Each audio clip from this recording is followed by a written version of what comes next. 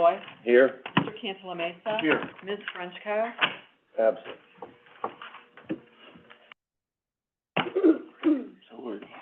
We waited, just for the record, it's 11 minutes after 9, we waited for her, she's not here. We're gonna start our meeting. God, is this supposed to be red? First up on the agenda is Common Police Court Adult Probation. And ladies, the floor is yours. Okay. The only, things that we, real quick, I'm sorry, what's your count? I gotta pull up your account. Yeah, we'll start out because it is recorded. Name, who you represent, and then if you need an account number for her to pull up, that would be most helpful. 001-012, 2020-10.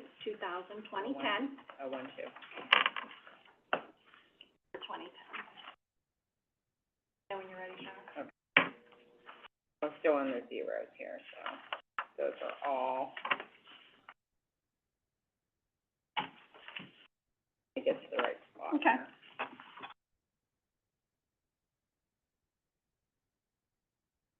How's this appear? Is that on No, just, stream or are we? just the video, that's. Okay, gotcha.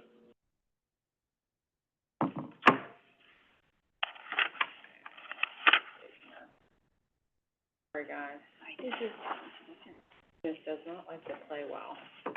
Okay, and it's 012 what? I might have gone too far. 001, 012, I think I have. 2020-10. 2020-10, okay. Oh, okay, all right. Yes, I did. Thank Here you. we go. Perfect. There we go. Okay, Jody Camuso from the Common Police Court, I'm the Assistant Court Administrator, and everything, is pretty much where it was last year. The only increases we have obviously are the employees due to step increases, and then we had the cost of living increases that we follow the contract, with the clerk's office. The only thing that, I'm asking to be increased that's really new this year is, we reimburse the IT department for our court view support services, and for the last 20-plus years, we have been taking it out of our 040 fund to be able to reimburse IT.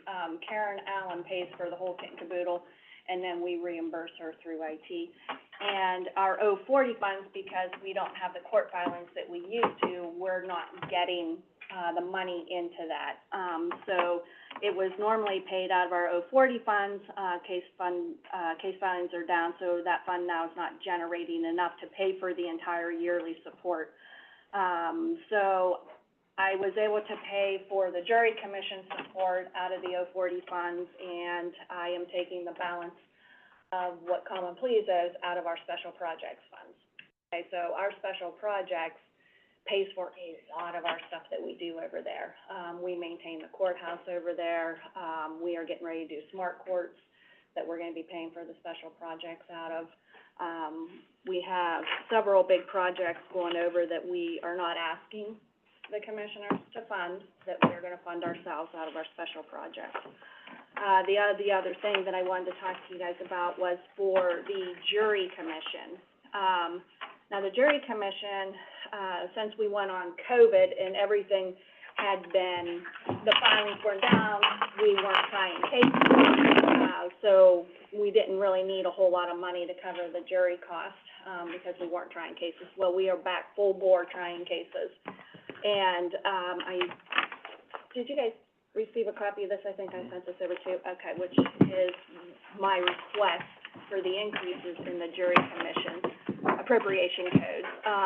So I'm asking for an additional $6,000 in the office supplies. We have 4 pending capital cases. We tried one already. We have 4 pending capital cases that are gonna go forward next year. And it is a lot of money to do capital cases. Postage was a big one.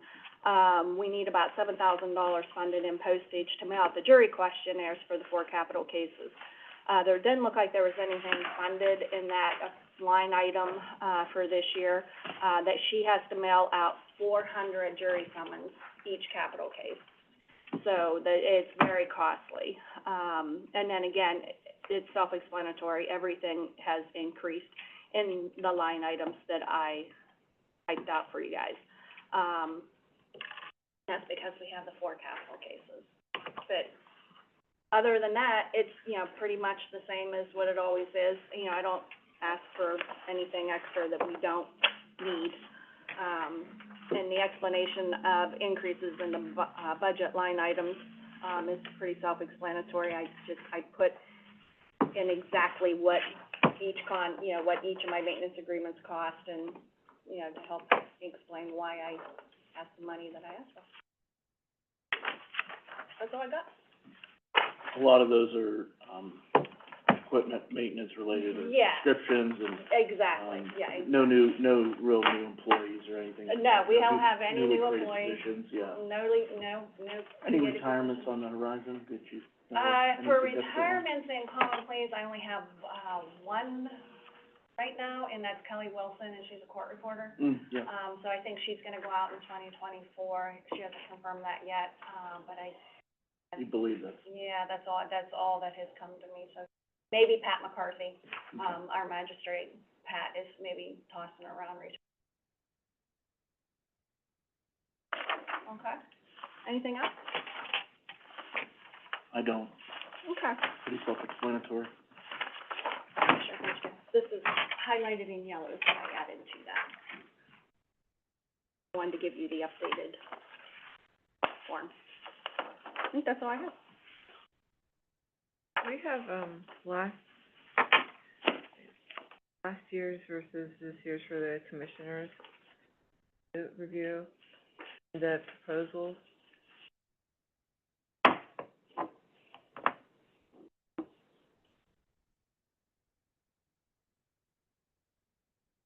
Is that what? Last year's compared to what they're asking for in 24. Sure. Here's the employees, the court reporters.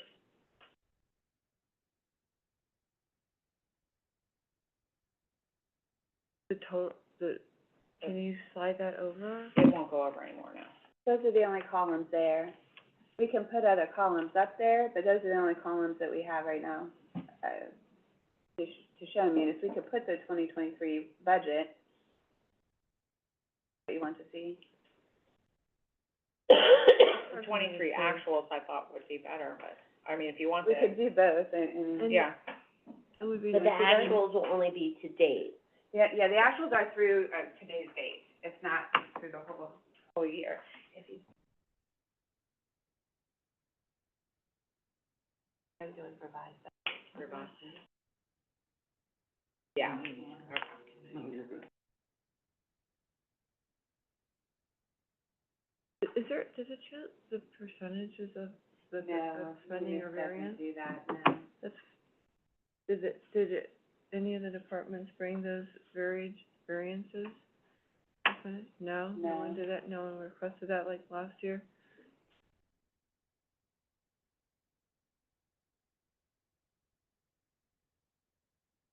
I'd like to see that in the departments, and when I spoke to our office, that's what I wanted to add, same as last year, but it evidently didn't get requested. Important to see. Okay, Tracy? Hi.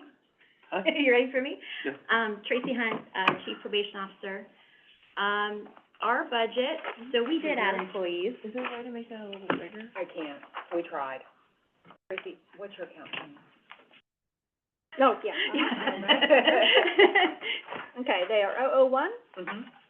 020. Okay, ways to go. Bear with me here. Okay. Eunice doesn't like this. Oh, I know it doesn't. It's a little fussy. I It- do 5 departments and it's, Yeah. yeah, If you wanted I to, understand. so you could just do advanced and put in Just do it. maybe if there, is there a Let's see if specific division or department that your department is? Yeah, so we're, adult probation's 2030. That's org number, you don't wanna use Oh. org number. Tag on it. The fund is in the middle, yeah. 020. 020? Yep, and then the department's 2030. No, if you fund 001, the Oh, I'm sorry, function is no. 020. Sorry. Function, sorry. But you may not need the function if you have the department, the function will all be the same for all of them, so you could just do the fund and the department. Got it. No, you What was still the need the fund? fund. Oh, the fund? Oh, You gotta put the fund in We're on too. oh, one today. Oh, you said I didn't have to do that. Yeah, she said No, you don't have to do the function, Function, yeah, okay. and then what's your division number? 2030. Can't learn Yeah. like learning a whole new language, isn't it? That's true. Especially when it And comes I'm- to doing the budgets, when you're okay. already in that I way. crutch her. Okay, here we go. Crutch, and she's sorry, she's a very patient teacher. We have 3 long-term employees retiring. Vince Peterson at the in December, and then 2 others in January. We have added employees, but we've also had grant fund increases. So we were funding employees at roughly around 175,000. We're now funding employees out of grant funding at over 500,000. So it's offset. Actually saving money by this TCAP grant, you know, it's actually saving on the county side with the TCAP it covers. I mean, we got, what, 11 new employees? Yeah. And we're right about where the same, you know. That was the recent grant that you came in and discussed with us, yeah, that was a big win for us, we appreciate it. Big win. Yeah. Thank you. Those 3 positions that are retiring, are you planning on filling those positions, or is that gonna be, Yes, okay, those are. yes. They'll be coming in at more entry level, so we're They are gonna save absolutely coming in and Sure. yes, yes, 100,000 or more on just on those 3, right? Mhm. yes. Yeah, it's a huge savings. And I think that, you know, the adult probation department, asked for some of their accounts to be funded, like the ammunition needs to be funded. Operation supplies we put in for vehicle maintenance. And that is just a literally this year request. We took on, there are specialty dockets now, in the court, and with that has come expenses that those courts don't have funding for yet. They are going to get grant funding for them. In the meantime, those expenses have fallen to the probation department to cover. So this is just, my request here is just an attempt to sort of balance that out just for this year until those courts get grant funding, and then I will not ask for it again. Yeah, for the past several years, adult probation has been really pretty much fully funded just on their grants. So we are asking for the commissioners to fund those particular line items that we put in, just to carry us until we can get that going. The specialized, the specialized dockets that, are new over there is the women's therapeutic docket, along with a reentry court docket that Judge Rice is gonna handle. Judge Cindy Rice has a therapeutic docket, and so it does cost some money to get those started up. So we are asking for the commissioners to kind of carry us until she can get the grant money in for those, and then we'll take over Those items that I the didn't grant ask for next before. year. I said the rest are funded by the probation supervision fee Mhm. fund. We're mostly self-funded. Right. The base expense of the county is employees, and like I said, we've increased grant funding to cover that. By roughly 300,000 or 400,000? The grant funds are gonna cover $500,000 this year. Wow. That's never been done, I don't think, in the past. No, I know. she's done a remarkable job Yes. since she's been in with the funding. Yes. And, you know, Going after hiring the grants, new yeah. employees and going after the grants, so, yeah. I think that's it. Yeah, she's done a great job. and- Thank you, nice job. Thank you. Yeah. Questions by anybody? We don't go, you know, and ask for anything that we really don't need. Right. You know, most of our stuff is, you know, support agreements and Subscriptions and subscriptions equipment and, maintenance. yeah, and that and, sort yeah, the equipment maintenance of- Which is is costly as well, very costly. and going up. Yes. That's it. Is it yours? I would like to have these, 'cause it's, And that's what I sent over on Munis. this is the first time I haven't had, We did this last year. we had these in paper. Right on, I don't know. All I did was do the screen last year. can I have a copy of these what we're going over with the, All right, we can. All the minutes report. Thank you all. with the, Thank with the you. variances Merry last Christmas. year. There are There should be no Thank variances, you. but at least the, Nice meeting you, welcome aboard. See ya. previous year's spending and the previous year's budget, the way hers, like, I'd like to be able to show the way hers came in. It says she submitted it, but we don't have it. Thank you.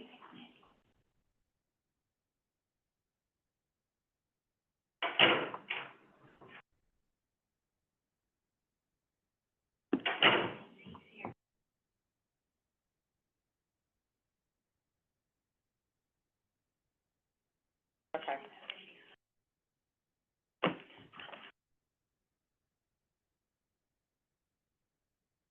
Yeah, yeah. Okay. No, we don't. Okay. Deed, yeah, Nice. okay. Okay.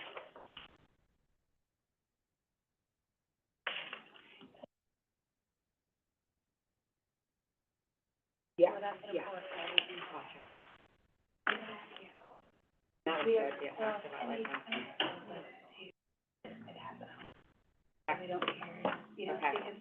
Going back. How you doing? Grab a seat anywhere. We do. You're solo today. I'm on this side, I'm solo today, I'm sorry, my judge is in Columbus, It's okay. and that, so, I'm, all by myself.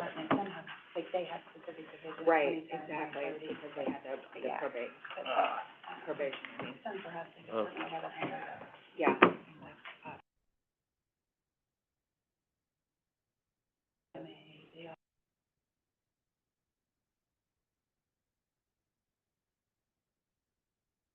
I just need his division and department. Can I have your division and your department? Or Division, Yeah. Trumbull County Family Court. Departments are domestic, that'd be 2110, juvenile 2120, and detention 2122. Nothing? I would delete that. Yep. And then everything falls under the 2100. She got that or He's not? hitting all of them. Okay. It's behind. Your name too, for the record, because we are being recorded. Scott Bombeck, I am the Family Court Administrator. I'm here representing all three divisions of the Family Court. Of course, have the budget in front of you, and we have done our due diligence in trying to put together the monies that are needed. The only thing that I'd like to draw some attention to, on the request of my judge, Judge Ludorn, is, it's on the capital improvement part. It would be the fiber optic situation that we have down at the family court, because we are gonna be required, by statute coming up, to go to e-filings, at least in our domestic division that's downstairs. And we did have, Vec, they submitted a quote, just,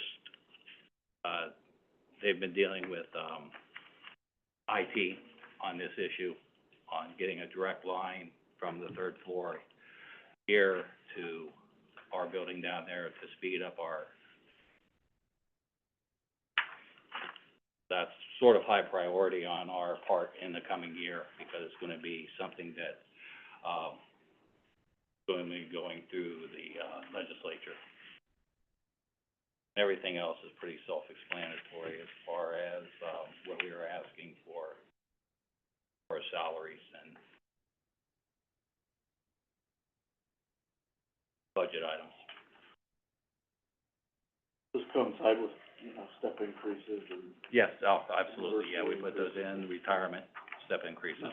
nothing more. Nothing more, nothing less, no. All the information you need to make a decision on the. How's the parking lot holding up?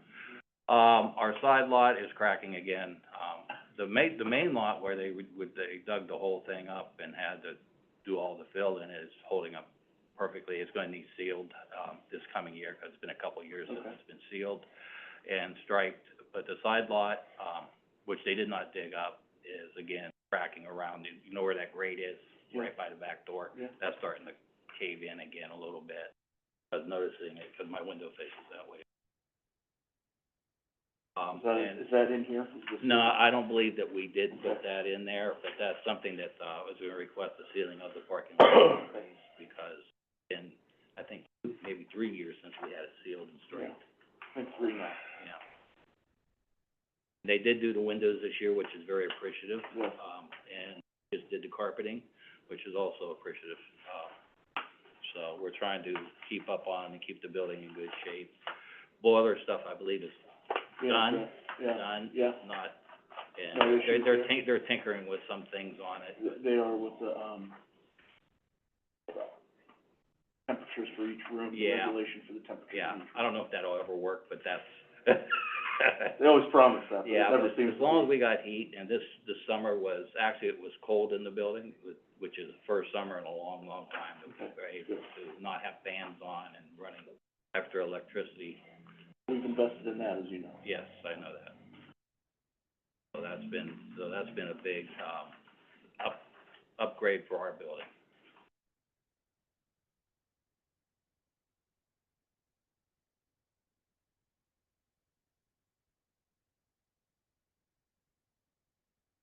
I'd like, can I see it first, is there any way to make the screen, it's not for you. Oh, Is there any way to make the screen, that bigger, that's on the right side? No, that's the, Or that's how that's set. Can we just the print view- those out then? The view of the Does that make it computer easier or itself, what? can you make There's the a lot view to do. bigger? Oh. Yeah. You have? There's a whole lot.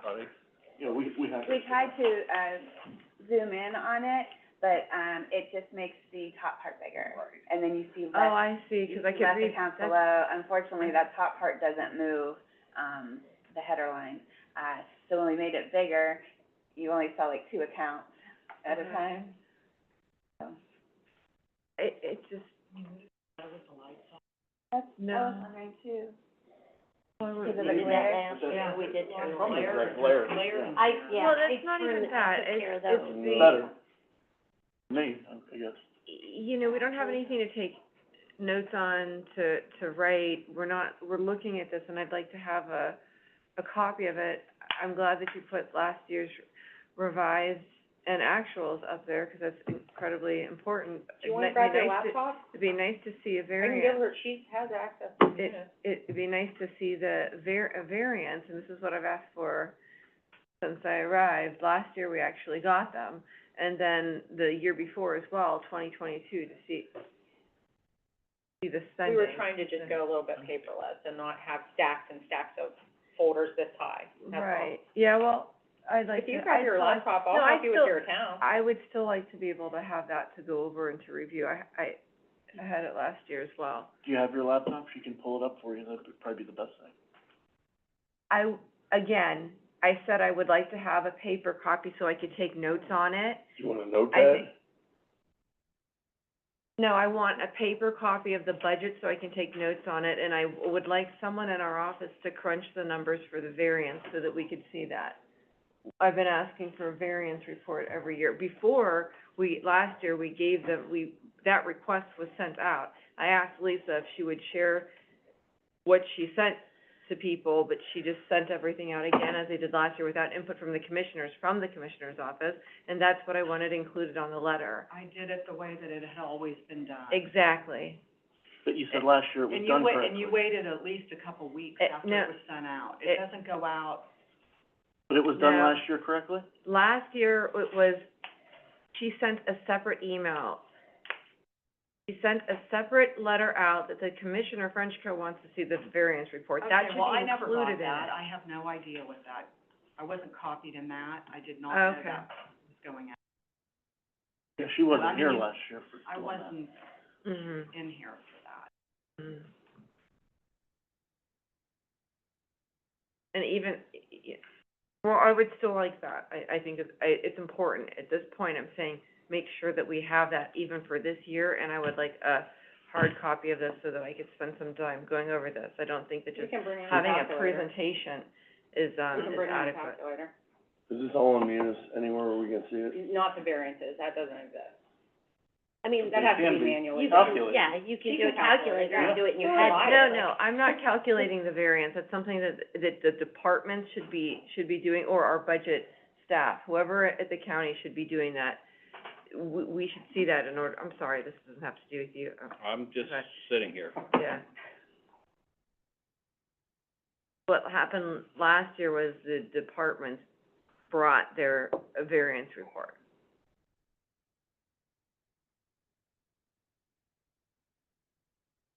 Or did you help with them to do that? Okay, I can't remember exactly, but we had. Budget, I didn't recall seeing that.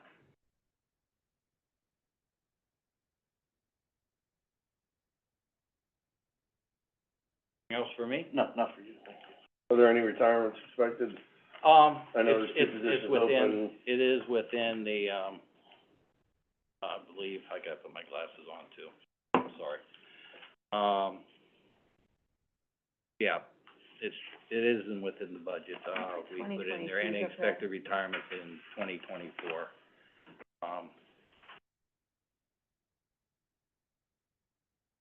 I believe that there might be, it's been a while since I've looked at this myself. Of course, we have the payroll broke down and longevity for this coming year.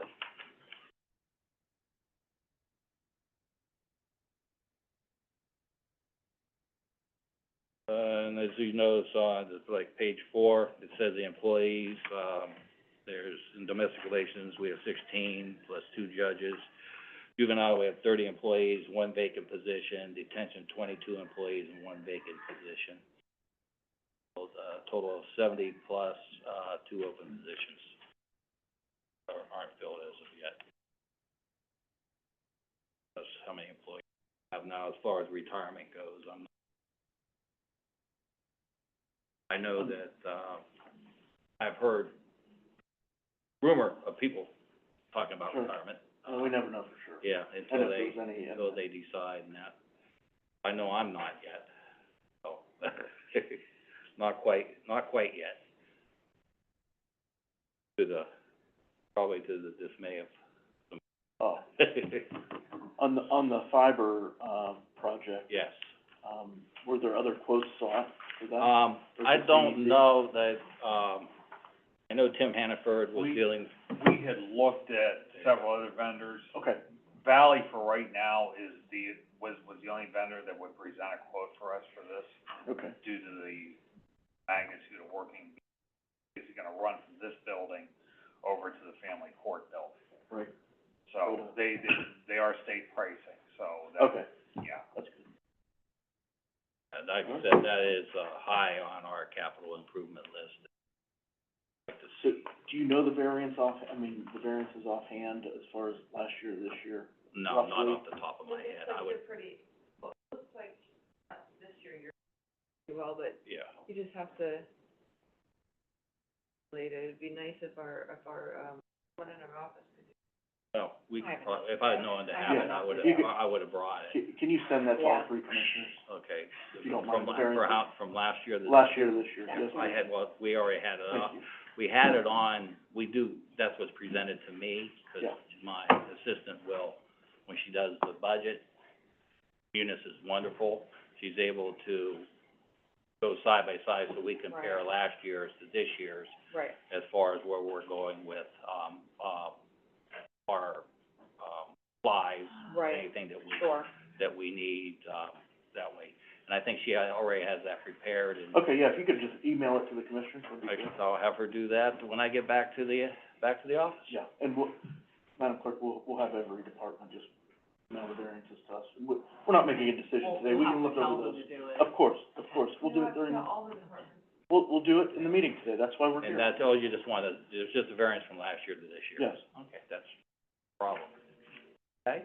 Thank you. And, Unless all the right. commissioners want anything else, I don't know. Does they? 3 of them. Yes.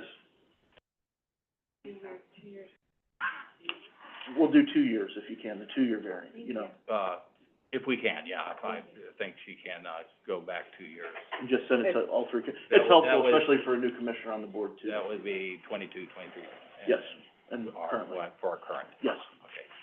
All right, I'll see Sound if we good? get that done. Yeah, sounds Thank good you. to me. I'm not the one that's, Carol, you might be getting a call from Carol, but I don't know.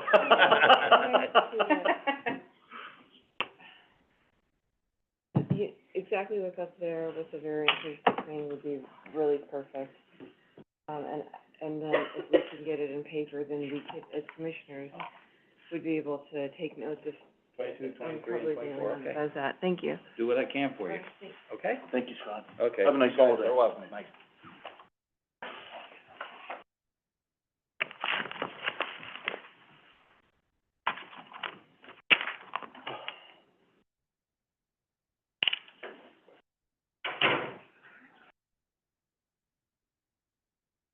Right. We're not making decisions today. We can send it over and we'll be fine. Hello. Hi, Karen.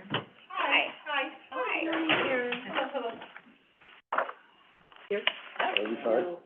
Oh, no.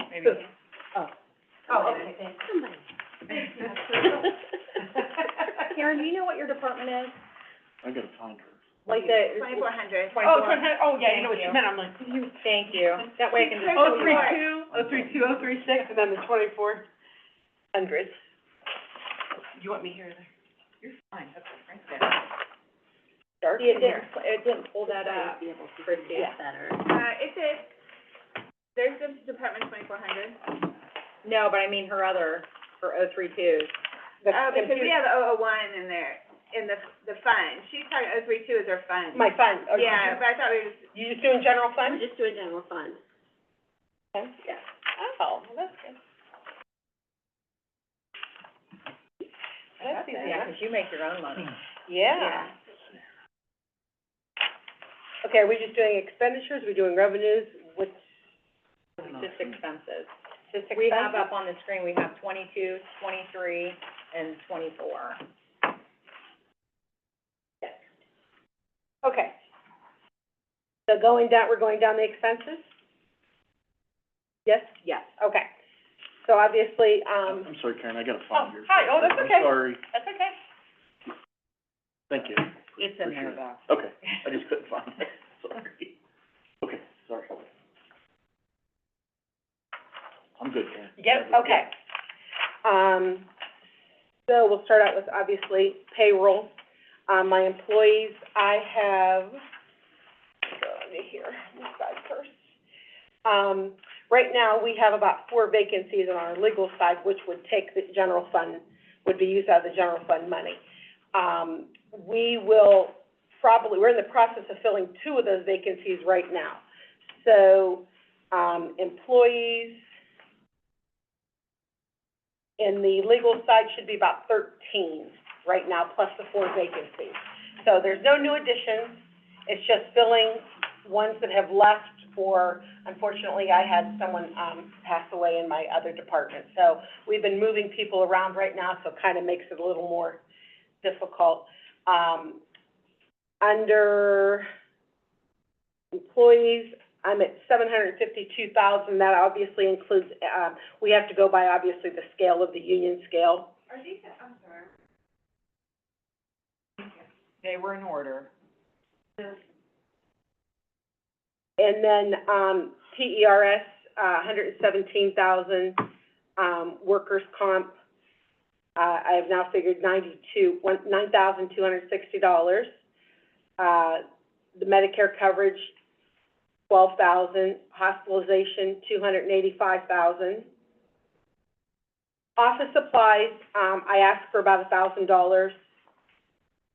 I generally don't get that, but I asked for about $1,000 out of the general fund part. Now, my big question for the day is my postage. So, right now, I believe my actual right now is probably $102,000, does that sound? Yes. Does that sound right? Okay, great.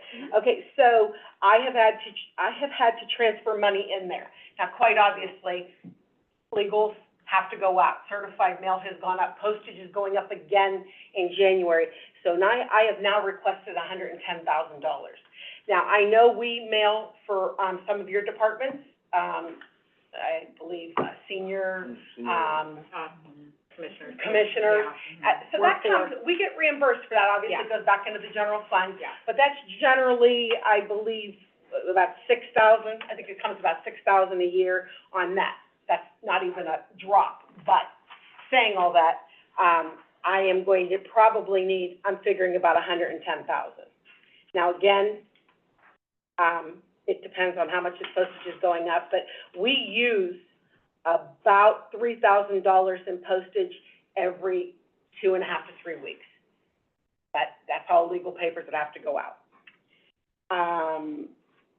So I would appreciate honoring that request there. Other than that, everything else is pretty standard. Our maintenance, we have copiers, just regular equipment, telephone, examiners, state examiners, I'm trying to look here, seminars, my dues for my clerks association, and I will say my non-capital, my clerk of courts equipment, you'll see it might be a little more, however, we just leased a new, postage meter. So that's costing about $1,600 a quarter for that. But it's gonna be a little more efficient for us, but that's why that was raised a little bit more money there. Other than that, that's it for me with expenses in my general fund. Not your fault. So, my title fund Yes. is, doing very well. I have, I projected $950,000 revenue for this year, and right now I believe I'm just a little over $1 million.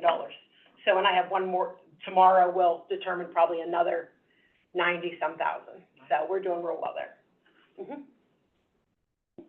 I just have a Yes. question for you.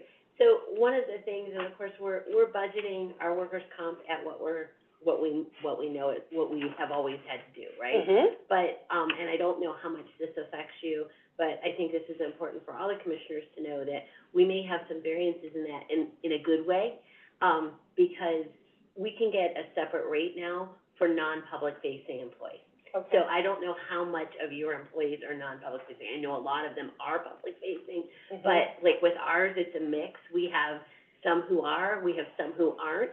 And like, you know, our accounts payable, our payroll people, our accounting, and a lot of our IT, you know, our IT, those are non-public facing, so we're hoping to get Sure. a bit of a break. We just don't know how much it is, so we're budgeting like we've always It's a done. great question, but I will tell you, probably within my whole department, legal title, probably 75% is public facing. Right, and it's fine, but Yeah. it still is a break, Yes. and it's something that Yes. we can take advantage of. Absolutely, yeah, that's good to know, that's good to know.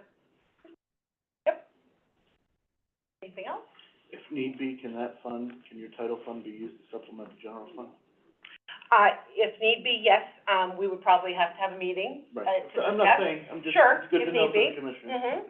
Yes, if need be, we can discuss that and have a meeting about it and talk about the fund. We're not there, I'm just, you know, Sure, I just sure, want no. commissioners to be aware. I respect that, Always worked well together. absolutely, yes.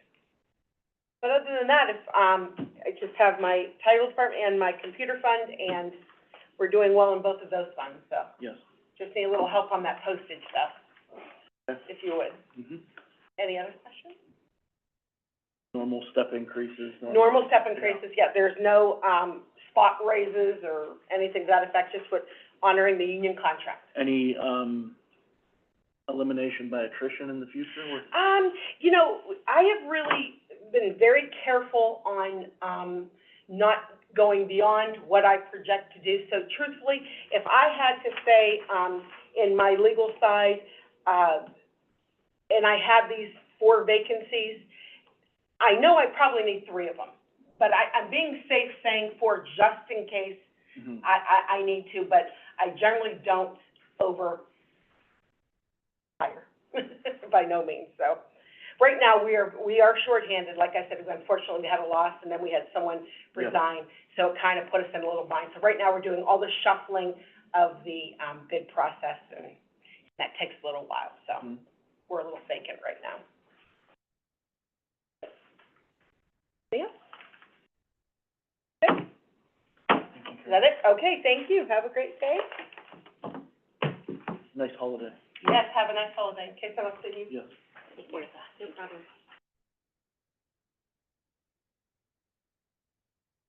Oh, Karen, do we wanna tell her about the variance? Commissioner, do you wanna tell her about the variances too? I think that everyone.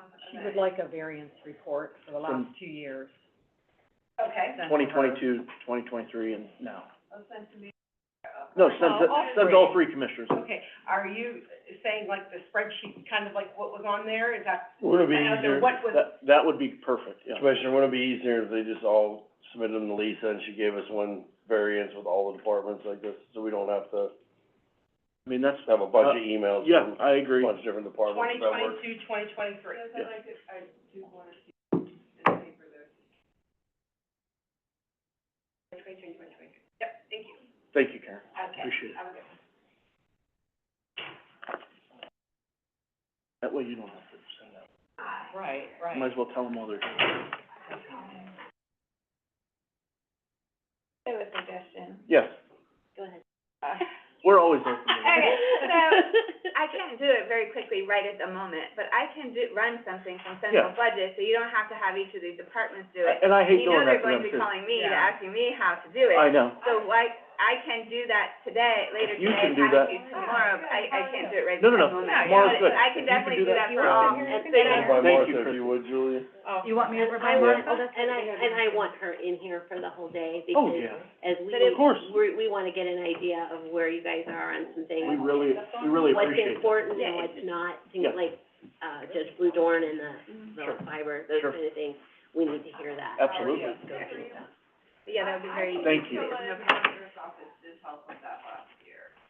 I don't, I Debbie don't may know. have, but Christie wasn't doing it. Yeah, So, I don't know, yeah, it's possible that Deb did it, I I don't think know. so. It's possible.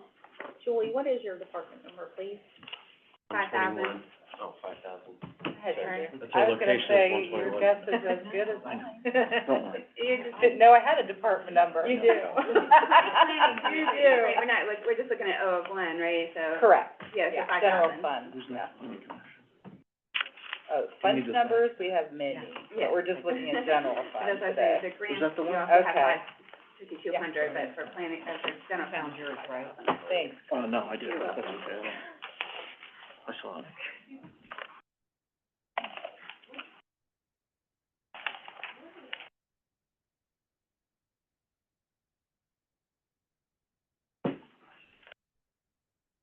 Give us a second here, or give me a second here, Julie, I'm sorry, I gotta find yours. It was the next one, well. I got, mine was also. Yeah, I like your Board, board of,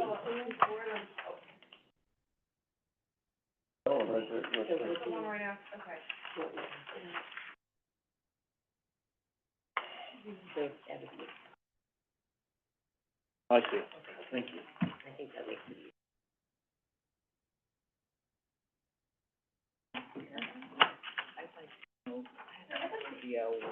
You read back over them. $441.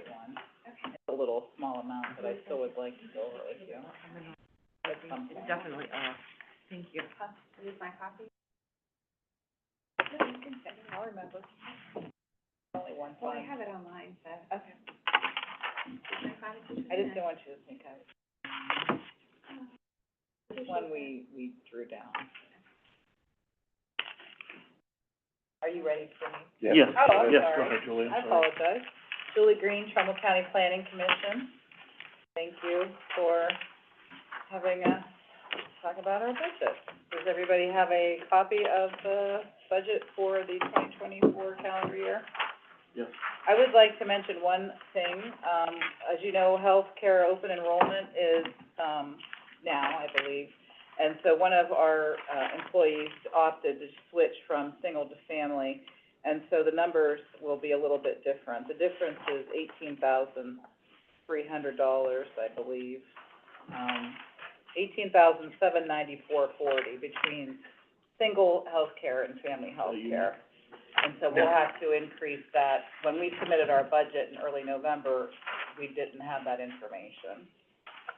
And so I just wanted to point that out, and I don't know if anybody would like a copy of, or an updated copy of things. I can send that, or, not really sure.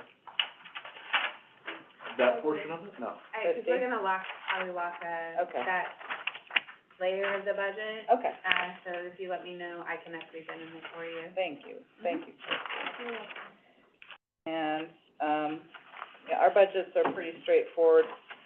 I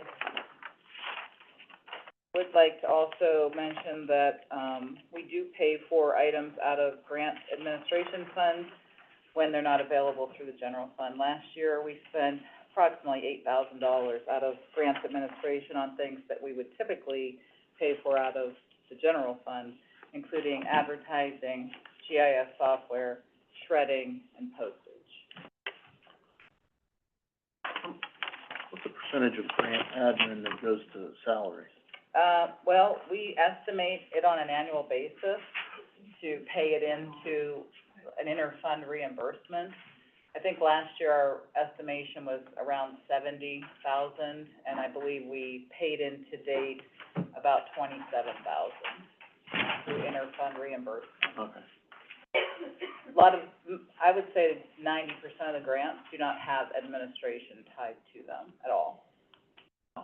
Yeah. There's I think there's a misnomer out there that everybody thinks, well, you get this grant and it'll pay for the admin, and No, it a doesn't. lot of them don't. No. And even the amount that they provide is not enough to cover Right. even one staff person. Julie, did we lose a lot of furniture or anything like that in the flood? Any of that stuff that needs to be rebought or refurnished? You know, no, not necessarily the furniture, because, we were there and we helped to make sure everything was fortified and cleaned up, because it is beautiful furniture. What about carpeting and The stuff like carpeting that? will definitely need to be replaced. We don't include that in our budget, because that's part of the, operations and maintenance department, and I understand that maybe, once the roof is completed, then the insurance will come in and fix all of the ceiling tiles that were damaged, and then we'll be able to do something about the carpeting. But we can't do that first, because there's a chance that the roof may Makes sense. leak again. So, that's the hope anyhow. We did have a status meeting on November 15th with Boak and Sons regarding the roof, and because of the type of system to be installed, they cannot do it in December. The weather is not conducive to that sort of, roofing system, and the warranty was not valid if they were to do it in this cold weather.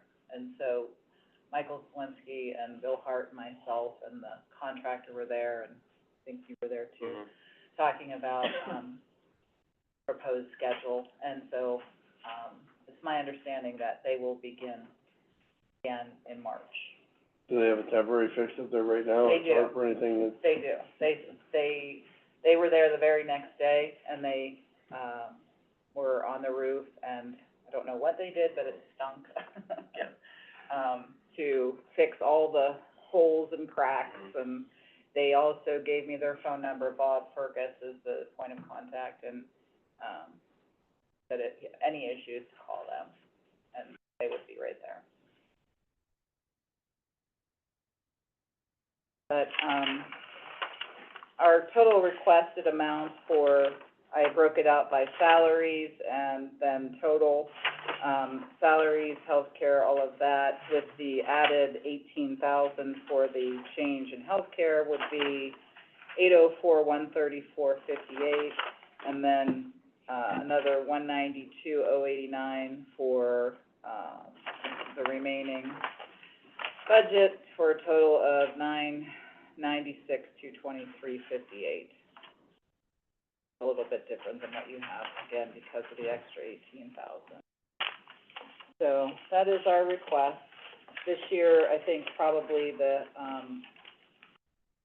salaries were a little bit increased because we had a huge payout for Mitzi, who worked for the county for 41 years. And when someone retires from the county, they're paid their, and since she never called off, she had it all. Great employee. What's the next big need for another employee there? Well, I do have a, planner budgeted into next year's, request, and so and with a planned personnel meeting scheduled for December to discuss that.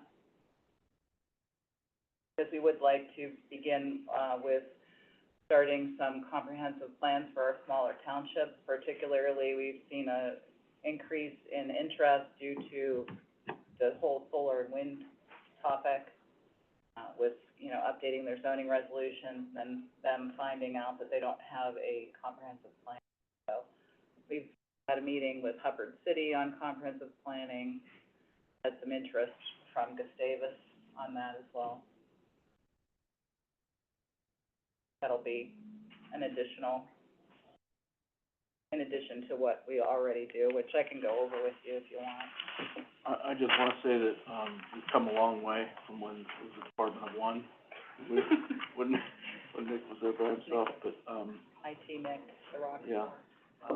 But, the value added to these positions, I mean, you look at these numbers, it doesn't tell the full story, because obviously the hundreds of millions of dollars that we've been able to bring in because of the planning commission, because of the projects we're able to do.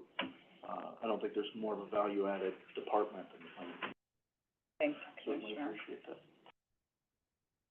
I do think that, and I've said this before, that we do need to talk more about our accomplishments, but we always always seriously have our heads down and are working. I think the word is grinder, that's what I was called, but, I take that as a compliment. It is, yes.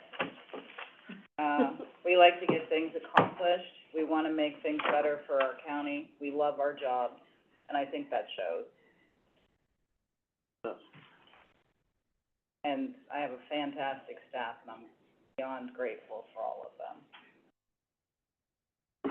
But thank you for your time. If you have any questions, or you wanna come to the office and visit us and talk more about what's going on, we're every day.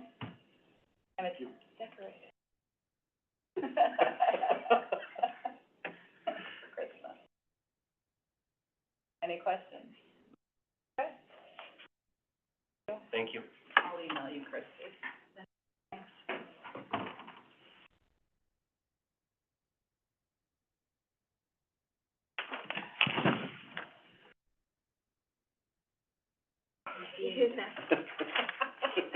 Veteran Services, I brought a list with me. The Herminator. You are awesome. 5,200. I almost guessed 5,300. Instead of the Terminator, Herminator. I like it.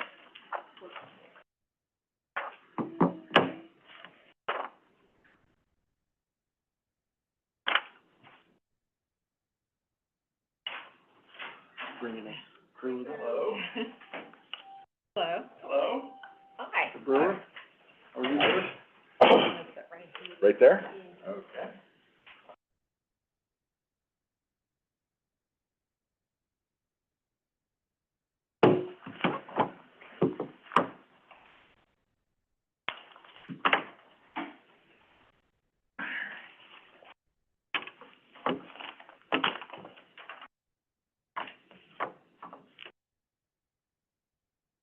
Ready whenever. Yep. Go ahead, All right. Herm Brewer, Director, Trumbull County Veteran Services. Carrie Delgado, Deputy Director, Trumbull County Veteran Services.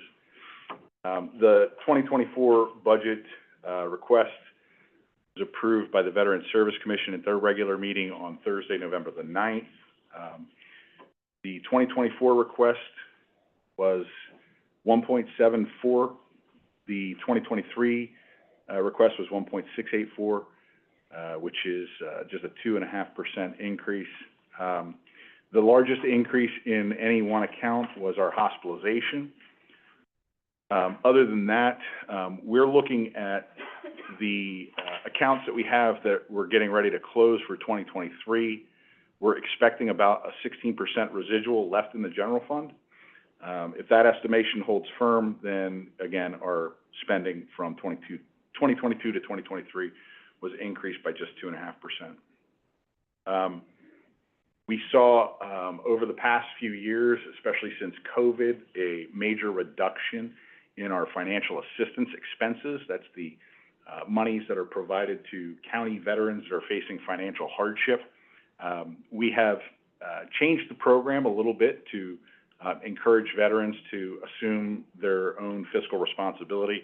But we work very closely with the not-for-profit, so we've seen, and this is trending across the state as far as, not-for-profits providing, many more resources than they did prior to COVID. So we're actually meeting, we have our board meeting this morning. We'll be talking with the board members about, alternative means to provide financial assistance so that we can make sure that we're maximizing our ability to provide resources to those veterans that do need it. One of the things the State Department of Veteran Services does very well, and I'll provide one of these to each board member and also to the auditor. So this report, which is provided by the state, shows the last 10 years of federal dollars versus local dollars. And it also shows you a ratio of the federal dollars that come into the county through the Department of Veterans Affairs, through the work of the office, versus the dollars that we spend. In 2022, that ratio was, for every dollar spent at the local level, 113 came back from the federal Department of Veterans Affairs. So this is something that we're extremely proud of. In the last 10 years, since Carrie and I have been in the leadership at the office, we have seen an 80% increase, which is above the national average, which is somewhere between 40 and 50% increases over that same time period. In August of 2022, the Department of Veterans Affairs and the legislators in Washington, D.C. approved, and the President signed into law, the PACT Act. And that PACT Act created a number of new benefits, disability-related benefits for veterans, and we saw a 70% increase in our office in those applications. Those applications can provide monthly payments to the veterans, which then, in turn, reduces their need to rely on our financial hardship programs. So that's kind of the budget request in a nutshell and some of the outcomes that we have seen from it. Two outstanding issues that we have, and this is an issue that we had been working over the past year and a half, and that is the alterations to the building. Bathrooms? The bathrooms, right. So if you recall, which actually tomorrow we're celebrating the 8th year that we have been in that office. So again, thanks to the county commissioners for that building. It's a wonderful facility to be able to provide those resources to the veterans that need it. But when we originally designed it, it had lavatories on the office side, and it had lavatories on the public side. In other words, if you haven't been to our building, you have a public space, and then you have a workspace on the back side of the building. So we eliminated the bathrooms in the workspace for financial reasons at that time.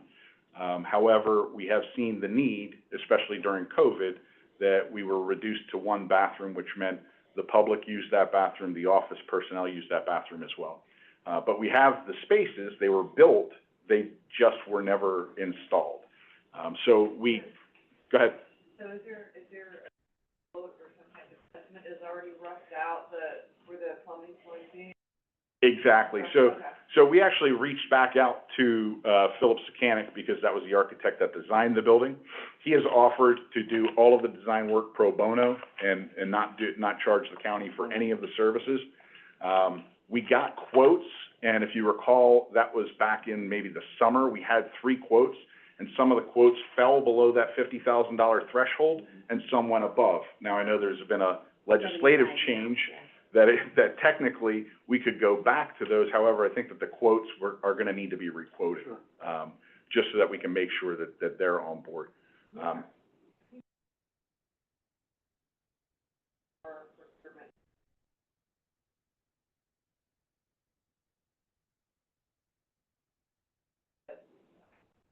That was so the design has already been done? Yep.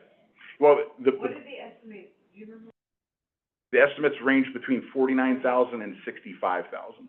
So the 3 quotes came from Mike Coates, DeSalvo, and Dawn. Seemed like Dawn's bid was probably the most accurate. It was an extremely thorough bid. But once we go back to requote, we'll see if they all line back up. Hopefully they do. And we can then move forward with that project. A few of the other things was, we actually, leaned heavily on the design of the Summit County Veteran Service Commission building.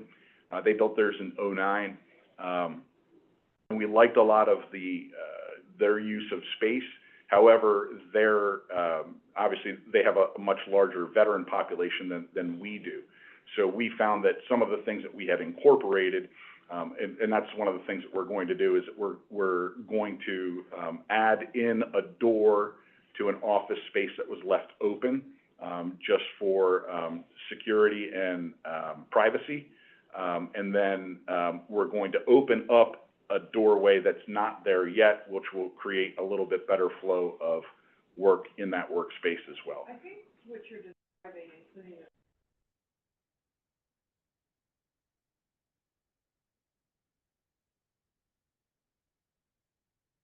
that's how we work the OE. It was originally needed in a certain way to be art.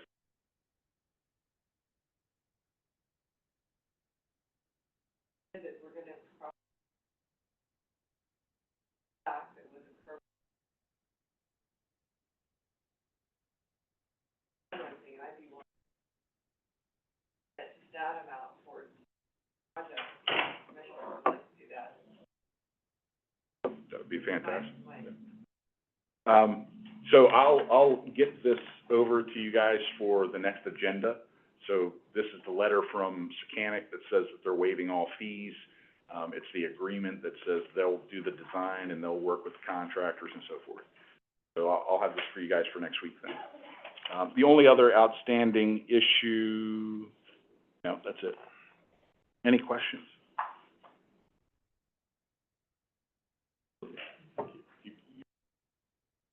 Good? All right. All right. Okay. Oh, great. Okay, yeah, thanks for the, Operation Green Light. That was fantastic. Really appreciate that. Thanks. Oh, that was really good. Yeah, I took it one, and I took one to my neighbor. Oh, cool. You guys have a happy holiday. Thank you.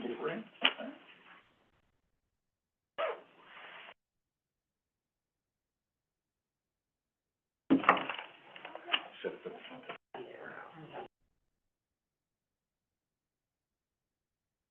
Oh, well, thanks. My ladies are coming like crazy.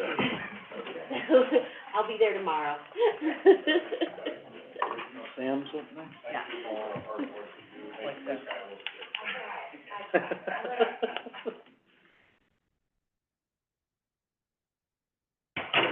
Oh, yeah, his, long sheet. Come on over, Sam, grab a seat. Sit by me.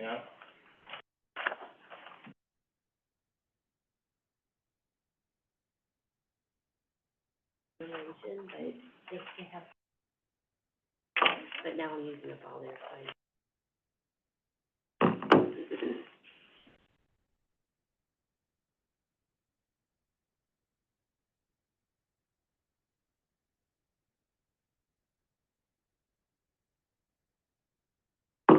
Thank you.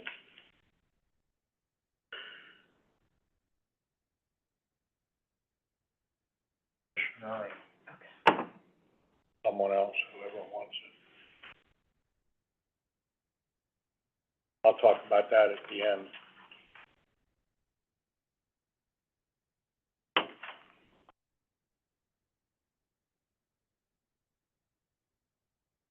You all ready for me? Yes, sir. All right. We've submitted our '24 budget into the Munis system as required. You should all have, knowledge of our budget. I consider it, not to sound rude or incorrect or anything, a very meager budget. We're requesting out of the general fund, $1,135,455. As you look down through our budget request, the reason I use the word meager or fair or just is that the only thing we're really requesting are salary costs. I mean, you take salary costs and, cause a business away from us, we spend $90,000 a year sending out tax bills. Take the $88,000, $90,000 we spend on tax bills out of our budget, and, I mean, 90% of our budget is, once again, employee costs, but on the same token, I'm very proud of those employee costs, because the county treasurer's office currently, has, lost my notes, has 11 employees, and you all hear it from me every budget hearing I come to. In 2001, when I came to the county treasurer's office had 21 employees. So, we're about operating under the same amount of money we were operating back then, 20 years later. And we didn't fire nobody, we didn't eliminate nobody, we just choose to modernize our office a little bit. One of the costs I complained about, though, we found that we were spending close to $170,000 sending out tax bills ourselves when we were printing them in-house. So we've literally actually cut that cost in half as well, spending about $88,000 a year. So, the slight difference in this year's general fund budget, we had an employee leave in 22, so, that came out of the general fund budget. We don't pull no punches in the treasurer's office, we put everything on the table. Our DTAC fund has supported 3 employees for many, many years. Financially, we were supporting 3 employees, with a budget designed to support 2 employees. So our DTAC fund has got to the point where we're depleting it. So we have moved one of the 3 employees, the lowest paid one, into the general fund budget. So the meager increase in the general fund budget is due to that, moving a new body into the general fund budget. Not requesting any new employees, any changes. Everyone in the room knows I'm leaving. Well, I shouldn't say I'm leaving, I'm retiring, but I will be here till 25. I can't speak for whoever follows me. I don't know. Hopefully whoever follows me chooses to run the office the way we've been running it. Population-wise, we are the 15th largest county in the state of Ohio. Our neighbor to the south of us, Mahoning County, is 13th, so they're 2 ahead of us. They have a staff of 14 people. So, I don't know if my predecessor will choose. I guess what I'm saying is I'm a working treasurer, folks, and, if the next person isn't a working treasurer, I don't know what'll happen, but I'm not here to worry about that, to brag about that or anything. I'm just telling you that this budget is my budget, it's my request, and, that's what we'll write for 25 as well. If that's going to fly, I don't know. Couple other items that we do submit, you all have what I just mainly talked about, our payroll breakdowns and everything. We also submit every year a capital expenditure budget as requested by the commissioners. We've been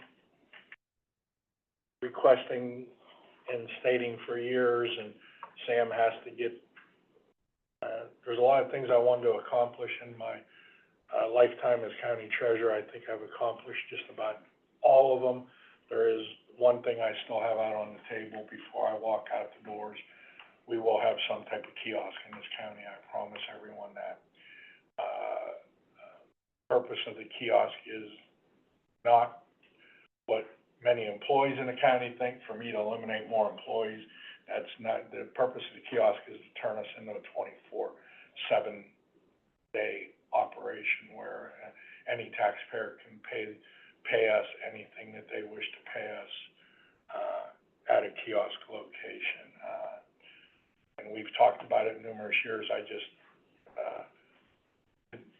unfortunately, what happens to me is seems like the longer I'm waiting, the better the apparatus is getting, the more technology the apparatus is receiving. And for some unexplainable reason, to me, the less cost is, they're becoming cheaper, to be quite truthful. Technology works Yeah, that way. yeah, all computers are becoming cheaper, so that's it in a nutshell. The main priority of the 24 capital, expenditure is the kiosk. And then,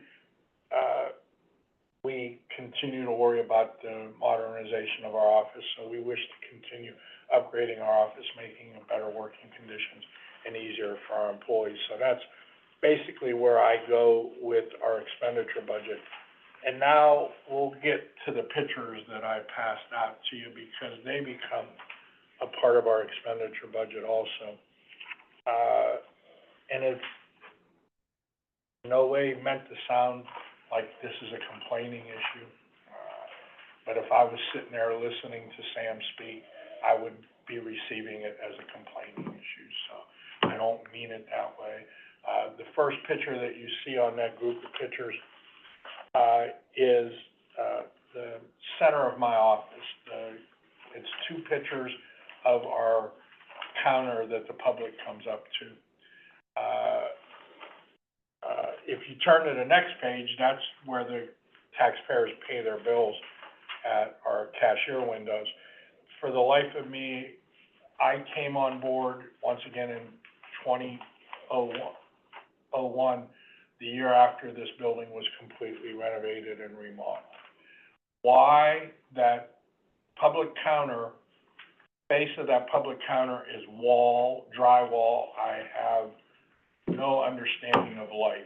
If it would have been done just like the cashier's counter, it wouldn't be something I'm presenting to you. I mean, our office needs, some attention, gentlemen and ladies. The walls need some attention, some paint. I graciously thank the commissioners for many, many years. I was complaining about the walls peeling in our hallways and everything, and that has been addressed. I do believe that the whole building is being addressed, and I thank you for that. I do think that we need to progressively move forward, not only just with my office, but with the whole building. I mean, we are looking at carpeting, and that's the third picture in my handout, that is 21 plus years of age. It is starting to show its age. We have rips in certain areas. Commissioners send down cleaning companies to clean it, and that works for a period of time, but I do think that maybe the commissioners need to think about we're at our homes, I don't think any of us have the same carpeting in our homes that we had 20 years ago. And, I never understood why the building has carpeting. That's another issue that I don't understand. That being said, I'm asking that we do receive some attention to the building. I see that the commissioners have taken steps. The basement area, it looks outstanding. If we can just keep coming up the floors, I think that would be wonderful. That would be my budget request. I'd be more than glad to try to answer any questions I could. I agree with you 100%. There's no reason at all to have, first thing they see when they walk in your office, There's a front of dent in that. the wall. Right, and when you get off the elevator at all three floors, second, third, and fourth, it's just stale. It's stale like an old dreary building that nobody would wanna come into, and we need to freshen that whole thing up. We need to, not only for the staff, but for the public that comes in, shame on us for not taking care of things better, but that's something that I pledge I would like to see happen also. Like you said, starting from the bottom up, that's the first thing they see when they get off the elevator. And it doesn't need to look like, I'm giving them my money, what are they doing with it? They can't even fix a stinking wall there. Thank you, Commissioner. That's why I've addressed it to you all, because you're stating stuff that we hear. And I do believe that it won't happen in my lifetime here, but I also do believe, and if you come have any chance to and you've all been in my office, and I thank you and appreciate that, but if you look at our cashier area, it is very poorly designed. There is no bank in the state of Ohio that you walk into that you look down on the person that you're handing money to.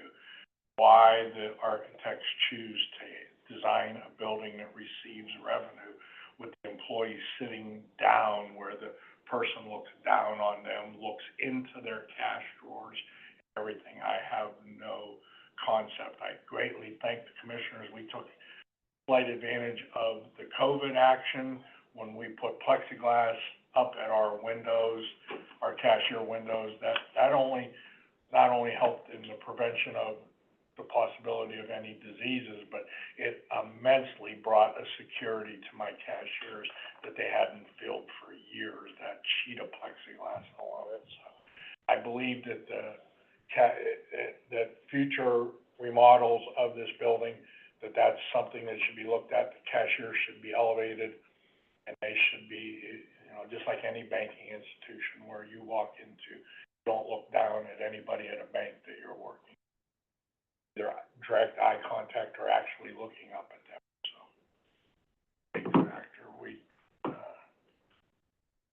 Another reason for the kiosk too, I wanna send cash people to a kiosk instead of having to have my cashiers have to take cash. I'd rather it go through a kiosk.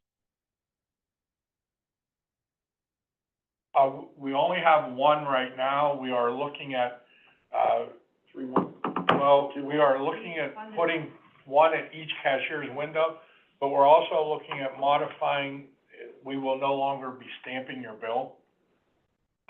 You'll get almost like a cash register receipt stating it'll list whatever parcel was paid, the amount that was paid, and a total. For a reason, folks. I'm looking to the future.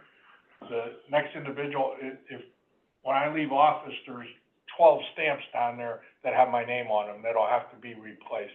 Very minor cost, or maybe $8 a piece, $10 a piece. But it's so antiquated to, and it's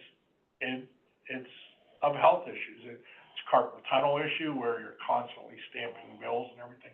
So now what'll happen is when you pay my cashiers live, the system we're developing, you hand them the bill goes into a machine, accepts the payment, and once again, an actual printed receipt comes out saying that you paid $88 on parcel 12-700, 600, and if you pay 8 parcels, it adds them all up and has a total and everything. So we're working on that design. It's not gonna be in place for first half collection. It should be in place for second half collection. I would rather have, there's no ability to stamp them with a coordinating No, property? the receipt that is handed to the girls, that's handed back to you, will be stamped by the machine along with a receipt that adds everything up that you were given. With the addresses as well? Just the parcel number will be on the receipt, the address is already on the blue and white bill that's handed back to you. So if you hand them 5 bills, the 5 bills go into a machine instead of them stamping by hand. They're stamped by the machine, and a receipt prints out saying these 5 bills totaled $864. Bill A was $38, Bill B, and everything. So you get this. For a person who has multiple properties, their ease of record keeping, you typically document separately, but you're saying that you're not gonna have anything stamped that says that they paid it. I'm sorry, I just stated that the bill that you hand her will go into the machine, be stamped paid, It will still be stamped, and okay. returned to you with the cash, with the slip totaling everything that you handed. Okay, I thought you said it wasn't. It's gonna be going to more than you get Okay. right now. It's not gonna be stamped by hand, So it'll it'll be still stamped by the be machine. stamped. We're eliminating the stamp by hand. Now, the reason we're doing that is, the next individual that comes on board doesn't have to buy new stamps. They just go into the program that stamps the bill and change it to say paid to Treasurer Joe Baloney on this date, instead of paid to Treasurer Sam Rodriguez. That's a good ballot. Yeah. Okay. Okay? Folks, for your time. God bless you. Have a great day. Bye.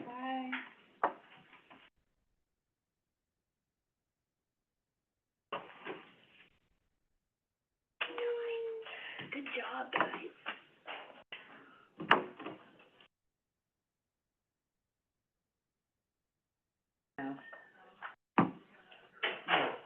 Oh, Who's next? Todd? yeah. Reporter? Yeah. And he said he'll be, Yeah, He's coming to, we're changing it around, okay. this was supposed to be a break, but Okay. we Todd, sneaking in. sneaked what in. is your department number? 1,500. Thank you. You're welcome. Todd, you're... So you didn't know I could do that? I like the department savant. And I appreciate every bit of it. I am for the Board of Elections, I don't know. All yours, Todd. Ready? Yeah. I'm ready. Well, good morning, everybody. Appreciate the opportunity. Once again, I don't have a whole lot on our budget. Once again, we, for 7 years in a row, we do not have to ask for any additional funds, other than what potential healthcare and salary due to contracts will increase. So I don't have a lot there unless you guys have any questions. We don't have any capital projects that we're looking to pursue for now or in the near future, but I do want to bring up a project that we were able to get done and thank the board for their approval, from 2 years ago with CARES Act money, that helped with a project that we've been working on, and we're in the final stages and actually have completed some of it with digitizing a bunch of our records for several departments in the county. I can tell you right now that the recorder's office is more transparent than it's ever been. We have more records available to the public than has ever been, and we're continuing to add those as we speak as we're in the final stages. For example, one of the projects that we were able to work with our record center, we were able to, over the last 18 months, digitize over 400,000 images of records in the commissioner's office, for example, from journal entries and journal indexes from 1837, which is when they started, all the way through 2008, are now available through OnBase for your staffs to search. They can do that from their desktops. I know that I think Lynn has worked with you recently, just to put OnBase on there for you and show you how to do that. And then I know from 2009, we want to get those records over there so we can continue to get everything available through OnBase for you. We were also able to utilize some of the CARES Act money for equipment so we can continue to do that in-house, which has been great for most of the offices we have. I know for the auditor's office, we were able to do, you now have available, it's in the process of being put on OnBase, your tax duplicates from 1811 through 1951. And there are multiple offices that we've been able to help. So the county is more transparent than it's ever been, not just from my office, from multiple offices. And again, I want to thank the board for helping us with that CARES Act money and being able to do that for the entire county. So I guess with that, and again, I want to mention that also it wouldn't have been done without my great team in the recorder's office and also in the record center. So that's all I have.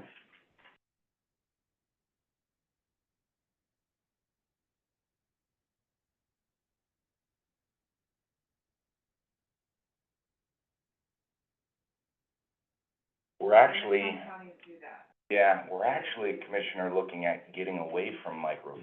Microfilm is becoming a older way to preserve documents. So we're actually, utilizing actually the IT department, looking at some companies to do cloud preservation and get away from microfilm. So we've actually been working with the IT department for the last 6 months, looking at potential, companies that can do that. And then once we got to that point, then I'm sure it would be presented, Right. you know, to you guys to take a look at. But we've been researching and getting some vendors coming in, looking at for that possibility, not just for my office, but for the entire county. Right, particularly, there are things within the courts that have to be preserved really almost for infinity. What's happening with that is now with electronic records, like the video cameras, those take up a lot of space on our servers. Right. Those live videos, for the police or certain things, that's taking up a lot of space, so, and microfilm you can't save that on microfilm, so we're looking at other ways and we're in the process of that. There's a lot out there that, of course, the one that we looked at that was quite expensive was Preservica. And, but it was pretty much the gold standard, I think, in what we wanna do.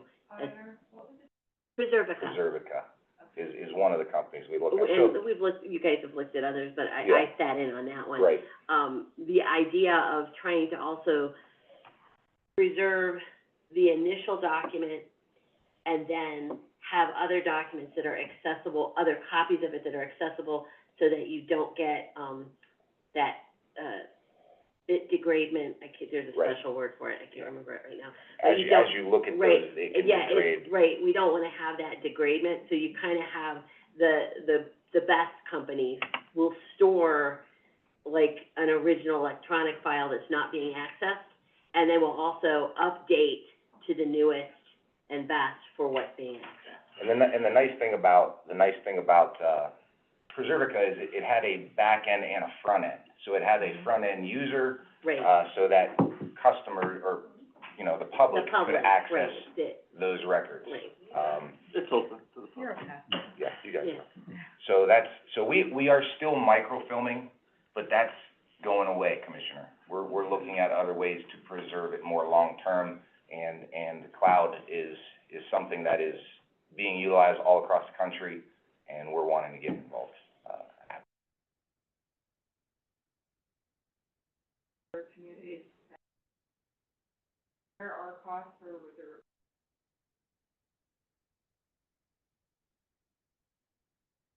so, when you do that, is, they retire, kind of how we heard it,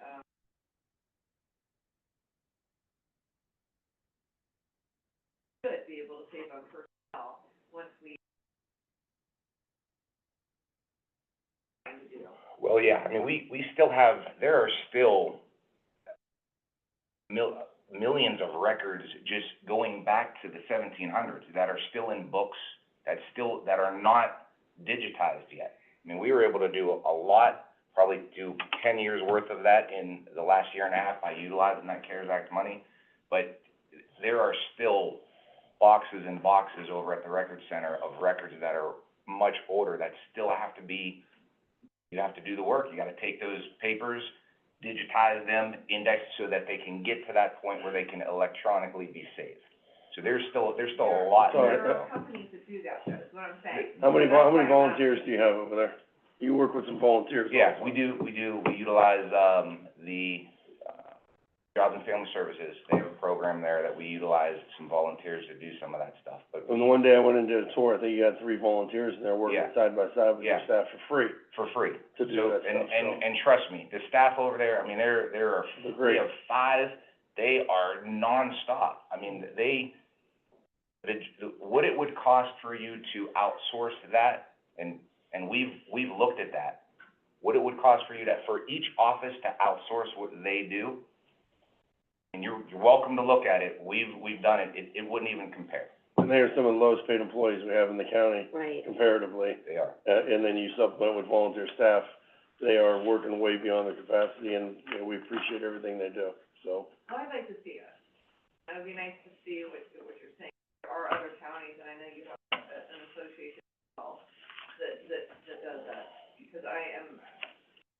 Yeah, we do that, I think the Record Center gives an annual report, Commissioner, and we do that annually, and I know we've mentioned that, what some of the comparables could be on that annual report that we give.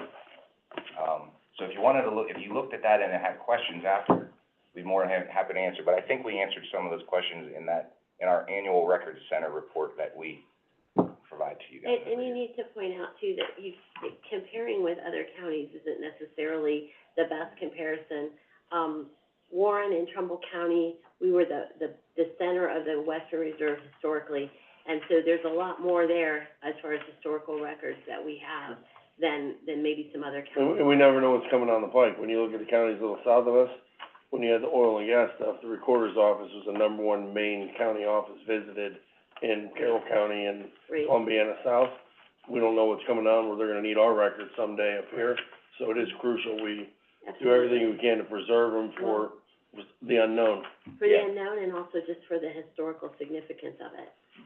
And I can tell you right now, I'm on the legislative committee with the Ohio Recorders Association.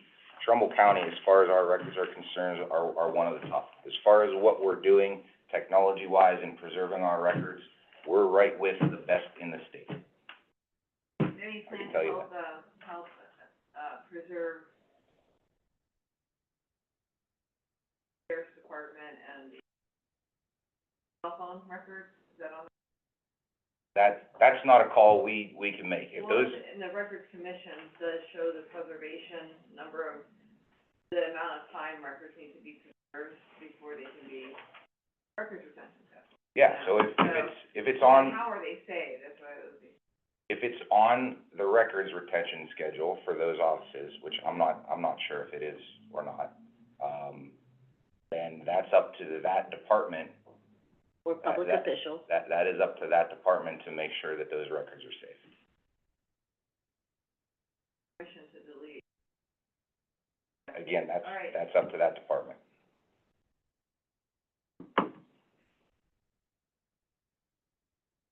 Great job. Thank you. All right, have a good day.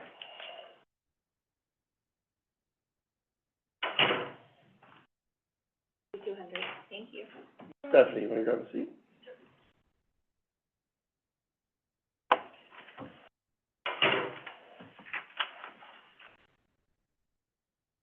You've been busy the last year, so. Actually, since 2020, we pretty much haven't stopped. You have all our records. I guess mostly I want you to, if you have questions for me, I just want you to know that we cannot compare last year to this year, or actually any year to 2024. It's gonna be an unprecedented presidential election. But we are very, money conscious at the Board of Elections. We try our very best. I mean, a lot of these are figured to the penny for contracts, things like that. So I guess mostly I just wanna say, you know, it's not apples to compare any other year to a presidential year, and you can't even compare 2020 because of the cancellation, rescheduling of the election, the all-mail election, the things we were mandated to do in that election, you know, not hiring poll workers, different things like that. So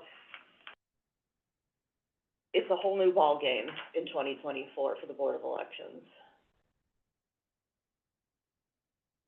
We're definitely happy to answer any questions you have about our projected budget that was approved by our board.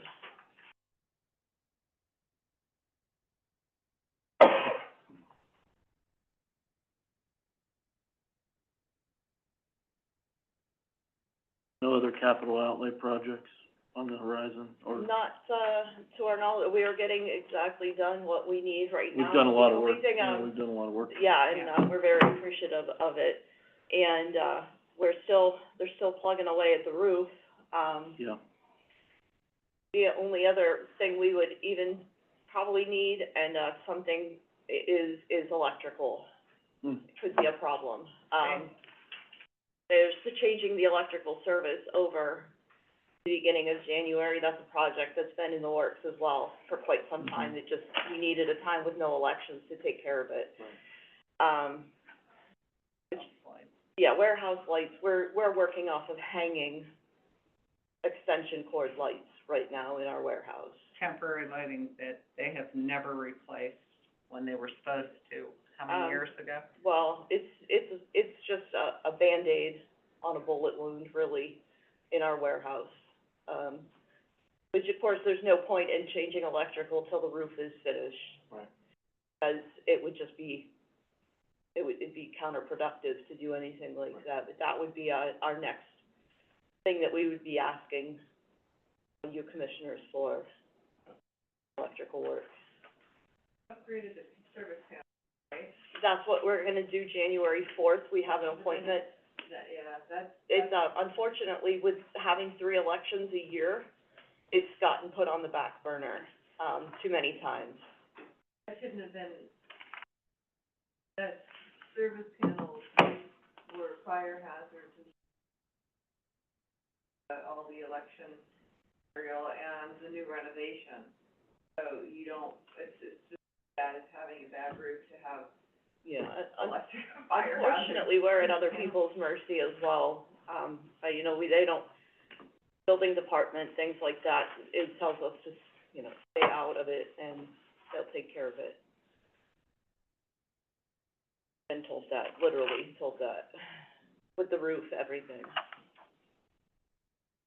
But we push, I mean, don't think we don't push, we Yeah, do. the electrical service upgrade, is that, where is, what's the status on that? Cause I thought that was being done last year when since I found out that there were service panels that were derated, that's when I said we need to replace them. January 4th. January 4th, we have a scheduled appointment with, is it Bechtel? Bechtel. And, to come in and shut the whole place down and do the transfer of service. They couldn't shut us down during election time. Is it going to be just a transfer, or are they gonna upgrade the amount of amps as well? They're upgrading. They're upgrading as well, okay. Because you wanna make sure that it can accommodate everything new that is, and, so you're gonna have to look at that before January. It's not productive to fix something, upgrade it now, without knowing what your intentions are, because it might have to be upgraded again. Does that make sense? Mm-hmm. They were supposed to give us a bid on putting permanent lighting in the warehouse, and, we haven't seen that yet. They know that was supposed to be part of The the renovation. upgrade. You're saying it's not part of it, it's not being part of it, or what? They were told. And Bechtel understood that, you know, the extension cord lighting can't remain there. So whatever they're doing on the server panel will accommodate. It's necessary It's before going. they can do any further upgrades to the Right. lighting or electrical in the building. Right, Right. right. Everything, just to protect the computers and. Right. So there's a quote that's coming in from them, but it's not included in the original. Correct. Separate. That has been pushed off. Upgrade separate from the lighting. Or the lighting, it's. Yeah. Hasn't even been addressed yet. Okay, the lighting and everything that you're going to need there to be able to be functional has to come in, a quote, before they get started on the service panel. This has been between Swansky and maintenance, basically, where, you know, we don't obviously, we count votes, we don't know about electricity, so we, you know, I mean, I'm not trying to be flip, I didn't mean that, I'm sorry, Commissioner, I didn't mean that in a smart way. I just meant, I don't understand how it works, so we're at other people's mercy. We're pushing all the other departments. You know, you Well, wanna make right, sure- but I mean, I can't say I need this before I have this, because I don't know how any of it works, because I'm not an electrician. I've seen too much here, since I've been here shortly, things being done a little backwards, or wonky. Oh, we should have done that first. I'm trying to prevent something like that from happening, to make sure that, Right. you know, all that. it works. But Bechtel, I do believe Bechtel's aware of the capacity, to know And what that there's is going to be- coming, Right. what they're gonna propose next to get the proper service in there for what we need later. so the question, are they splitting, here's another concern of mine, are they splitting, bids? You know, are they breaking it down to do the lights separately than the panels, when it could be all bid at the same time? That sounds like a Mike Smolinski question, more so than It's not a question. budget question. it's not even, our budget. It's our building, we've gotta know that. If it's being combined. Yeah. It's not being I'm sorry, I don't know but that that's answer. under maintenance. It's usually more cost effective, And if you know, whenever you have the all the work commissioners separate. have anything to do with that, making that happen, it'd really be appreciated. I've been trying to make it happen since we started. I found out that there were. Yeah. And the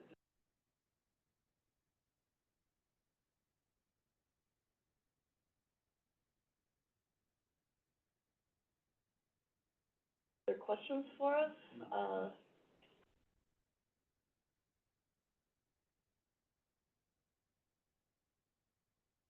Nothing? Okay. Well, we appreciate your time, and, where to find us if you ever have any questions.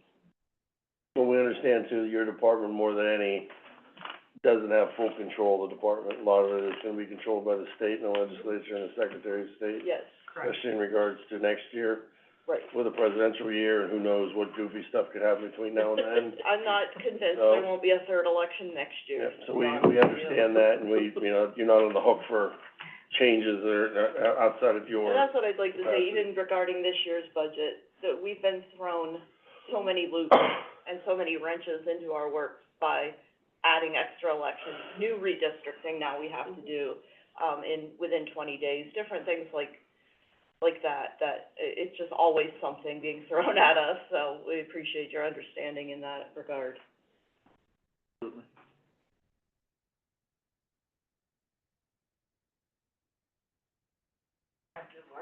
Not done yet, No more though. renting or leasing. Right, no, and it worked really fantastically, for voting. It was a Yeah. very busy election, way busier than a normal odd year election. And the flow was fantastic in our building. Yeah. Yeah, so we're very happy. Yeah. Thank you. Thank you. Have a good day. Yeah.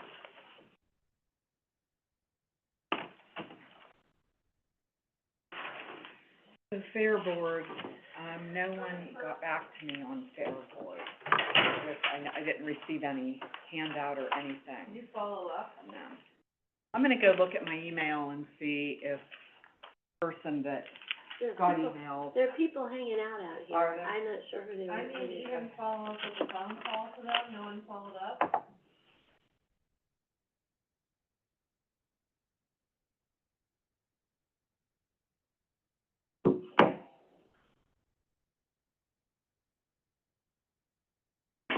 Please hold up.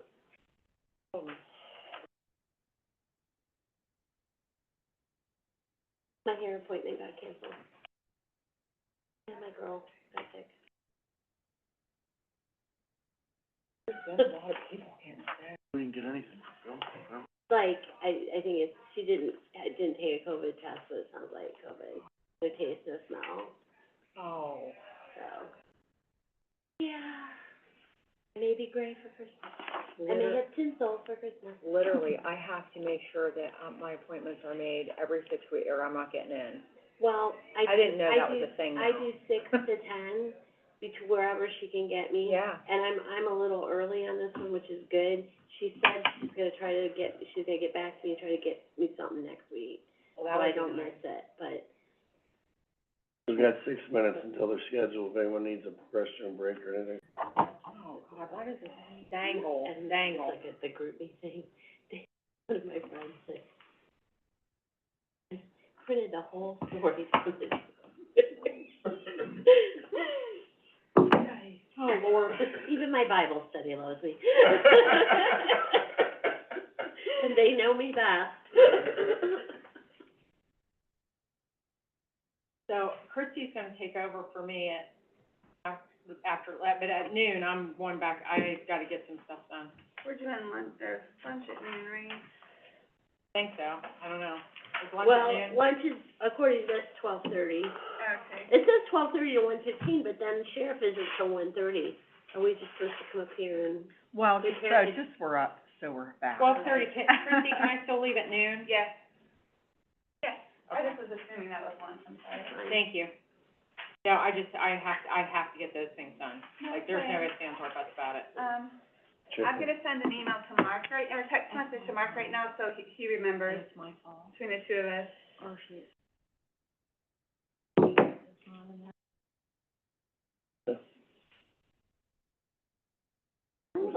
Are you? A little. I'll be all right. Later. I always go. We're on it right now, right? Yeah, plenty of them. I don't know why I feel colder here than I do. Maybe other when that cold. Oh, I know why. There's so much on my Yeah. plate. You We're know, not even on the. It's kind of frosty. It's frosty. It's frosty here. Little frosty, little drafty. Well, I realized We need when it, it but was we don't. 20 degrees outside, that my windows downstairs are not that great. and look at It's nice to have these beautiful big windows in my office, She's never until bothered to learn. until it's 20 degrees outside. And then we closed the door to talk yesterday, and it got hot. So, and of course, I don't have any very good temperature regulation to begin with. You wanna see if, extension people are outside? They're out there. There's people, there's Yes, more they're people out there. If they're ready, let's roll. Okay. You don't have just the plain clerk roll, you have the auditor clerk roll, so you can enter 2023 purchase orders if you want. Okay. So we don't have to worry. I didn't even We're have to good? add it, you Okay. already had it, so you Yay. weren't limited to that, so that's what I thought, I but, didn't think I was, though. I didn't think I had that. So I was like if you go to scared if enter I a didn't. 2023 in tomorrow, it doesn't let Mark or myself know. Okay. But what I see on there is you have the same role as LaShonda and Stephanie, Okay. and you'll be able to do that. Okay, okay. Yay. I'm just worried I'm not gonna get Hey, it. guys. Hi. Whoever's the lead, Hi, you Lee. go sit over there next to Martha, the rest of you can just blend in anywhere. Okay. Make yourselves They at home. don't have anything, I don't What's up, present Lee? anything on this. Did you figure out if we need any more UEIP? I have to, I have to go through and see if I have them all. Okay, that's good morning. I'm good. But I have at least a little bit How are of you? time to get Good them. morning. How are you? I'm good. I love this folder. I want one of these. This is, our clerk. Nice. Or pull one up, that's fine. I'd like you to wait a few minutes, she's on the phone, if you don't. Sure, I leave this with you. Oh, okay. You ever want one? I wasn't begging. Or you This is can so sit next to Sarah, no one's nice. sitting there. I love red and Hi, how good, how are you? Good. Not at all. I know, it's been quite a while.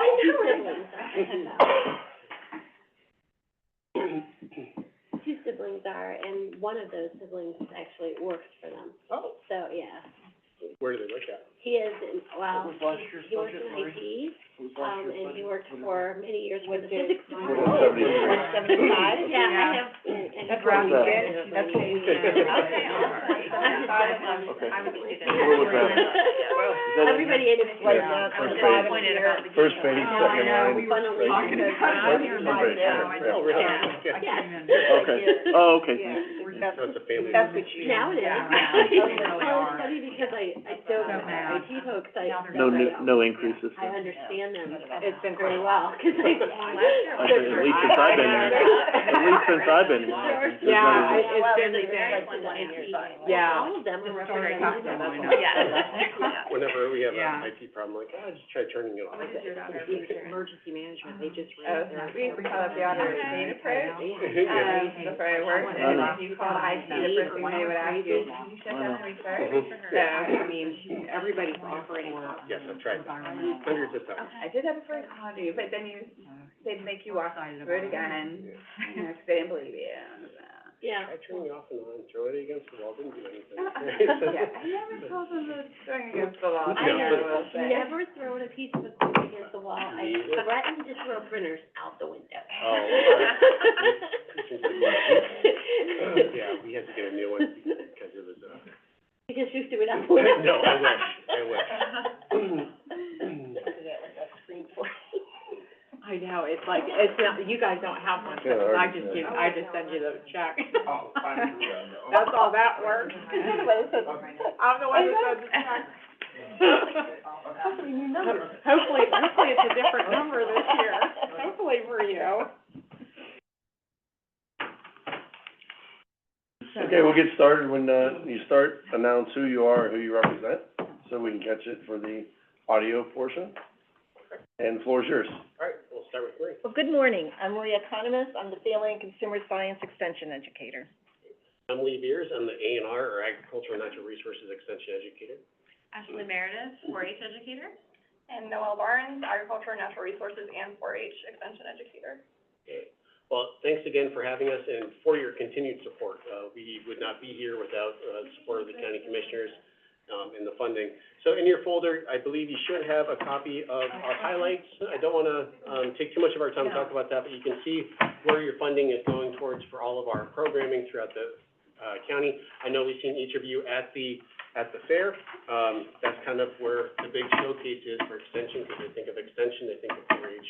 But we also have, large reaches with Family and Consumer Sciences, working with, farming community all over the county. So for our budget request, I do wanna start with a couple of things. We did have some staffing changes in 2023. Our office associate, Ingrid Twist-Hamilton, she moved on to a different position in OSU Extension. So we did have a vacancy in that position from April until September. So that's reflected in our budget for 2023 because we were not paying salary and benefits out of that, amount. And we were also able to, maneuver some money around, to, hire Noelle as an extension educator. Just as a reminder, our county cost share funds educators. That is money from the county commissioners. You can see first educator is $32,750. Every educator after that is $42,750. And salary and benefits above that is picked up by state and federal dollars. So the cost of the county for a county educator is significantly cheaper than if we had to hire an hourly staff. So it was cheaper for us in our limited budget to hire another educator than to have Noelle continue to be a program assistant. And it's better for a career path as well. So Noelle she's excellent fit for this position. She was a successful candidate that went through a competitive process, for that position. There's Lori Wakefield Miller, is there just, something missing there? It says funded by the commissioners, but it doesn't say cost share after hers. As an office associate, anybody who is hourly for OSU Extension is funded entirely, salary and benefits, by the Gotcha. county commissioner. So she's the only one that we fund entirely. Yes, yep, so, before that, Noelle was an hourly employee, everything, salary and benefits would come out of the, county funds. So that's why it was significantly cheaper for our budget to have another educator versus having an hourly staff, because that cost share is pretty stable over time, is where with hourly staff, the benefit rate changes. You'll see that it went up 1.3% this year. Annual merit increases go up. OSU recently had an equity and compression, so we saw a significant increase in the hourly staff, wages go up. So the cost share is more stable, it's easier to budget, and it's cheaper for an educator. So in other staffing, we did successfully hire Lori as our office associate starting September 11th at 32 hours a week. She works Monday through Thursday, occasionally on Friday or as necessary, as budget allows and based on the need. Any questions on salary?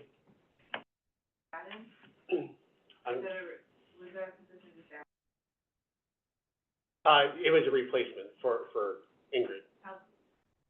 Yeah, Ingrid Twist-Hamilton was our office associate, and she left in April, and then Lori was a replacement, to fill that position.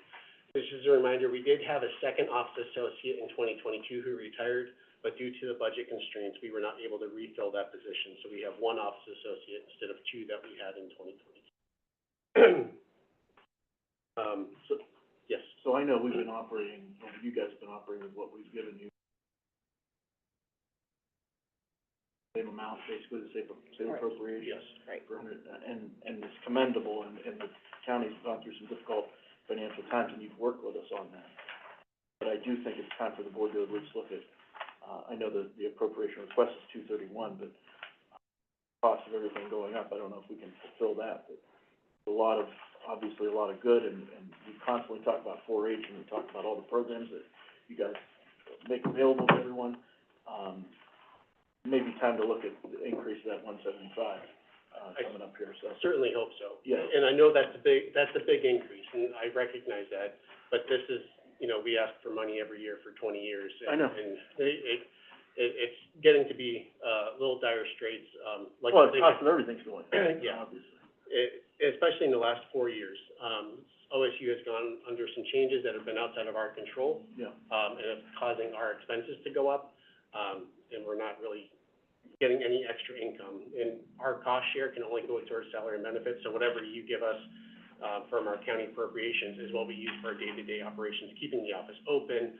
If we wanna mail something to, somebody in Trumbull County, we rely on the Trumbull County Commissioners. And any support, you know, these are not frivolous, in my opinion, frivolous expenses. This is just to do our business, to serve the clientele. Not looking to, you know, buy a company vehicle or Right. replace windows or do something fancy. This is just for day-to-day operations. See that. And that is the budget request.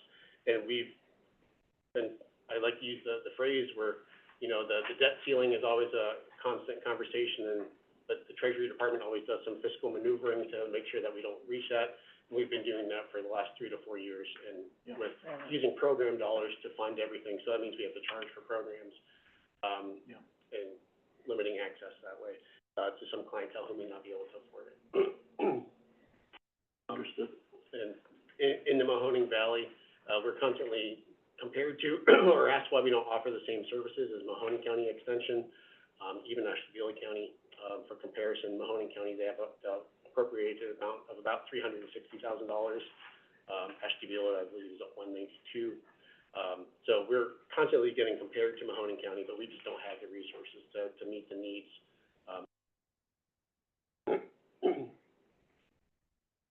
Well, again, the county's gone through, at least in my time here, especially in the beginning, loss of the local government fund and revenue not being what it is like currently. Yeah.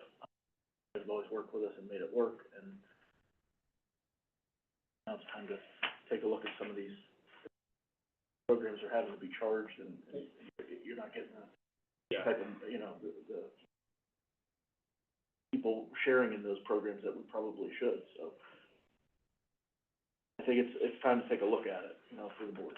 We would appreciate that greatly, because I can't even stress how many hours we spend talking about budget. Are we able to travel for training, or, Yeah. you all know our Trumbull County is big. To go from Newton Falls to Kinsman, and we are required to use IRS reimbursement rate, and that's 66.5. You know, travel, after the pandemic, we have been called out so many times with 25 school districts to do programming. Travel alone has been, it's gone up 13% in the last 2 years, just in the reimbursement rate, and, the request from our clientele for farm visits, for programs. We have obviously mandated programs that we have to fund, and those obviously come first, but look at the benefits of a program like this. So, We do appreciate, I can't say that strongly enough, your continued support, because I know other counties throughout the state have not had the continued support, that we do have here in Trumbull County. So I do want to extend an invitation to everybody, to come visit our office, learn more about our programs, if you want to go on some farm visits. I wasn't able to contact you about, doing some harvest visits. If you want to travel around, do some combine, chats with some farmers, I'd be happy to take you out and do that as well. I'm sure. might have to take you up on it. Oh, I can get you in a combine, that's not a problem. I don't wanna do any work. You get in the combine, if you want a kid to go to sleep, bring a kid. Oh, I'll bring him then. Just Perfect. that droning. Put him to work. They will fall right asleep, We appreciate it. Do you have any questions for us?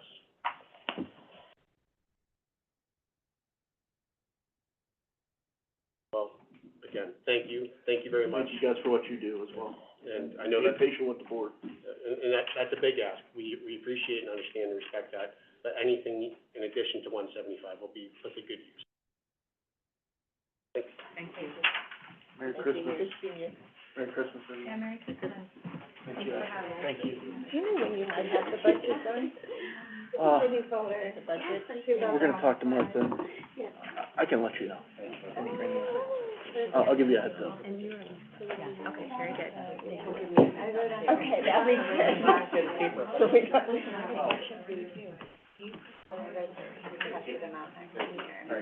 Thank you.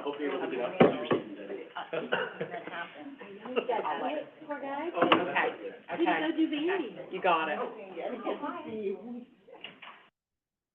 Bye, Marie. Thank you. Merry Christmas.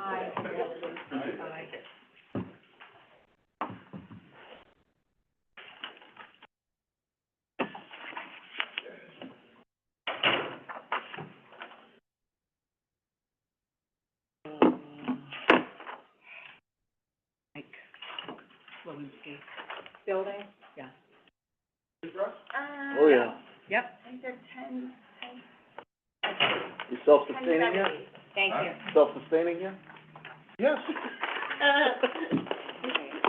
We're getting there, right? Second division? We certainly made strides. Yeah, Okay. because they Yeah, fall I under actually knew GI, that, but I didn't know how it's the same. Well, because of the way I was accounting, and I Oh, was yeah. talking to them about it, because of the way I was accounting for it, and you got it, you knew what you were doing. Yeah. But for me, on that allocated sheet, I was including things that were being paid out of the fund that I needed to finish that. And that's because it was such an early project. Yep, that's I why. got it. Yeah. After I Yeah. did my little investigation, when I was trying to figure out why it had a different account number, I was like, oh, that makes perfect sense. Looks thick, but I'll go through it quick, guaranteed. It'll be quick. Suppose you want one, I'm sorry. You don't have to give me that. You get the black and white. I just You have get it. the black and white. You always ready. Put it on mean. word color. You don't get one, so, only commissioners get it.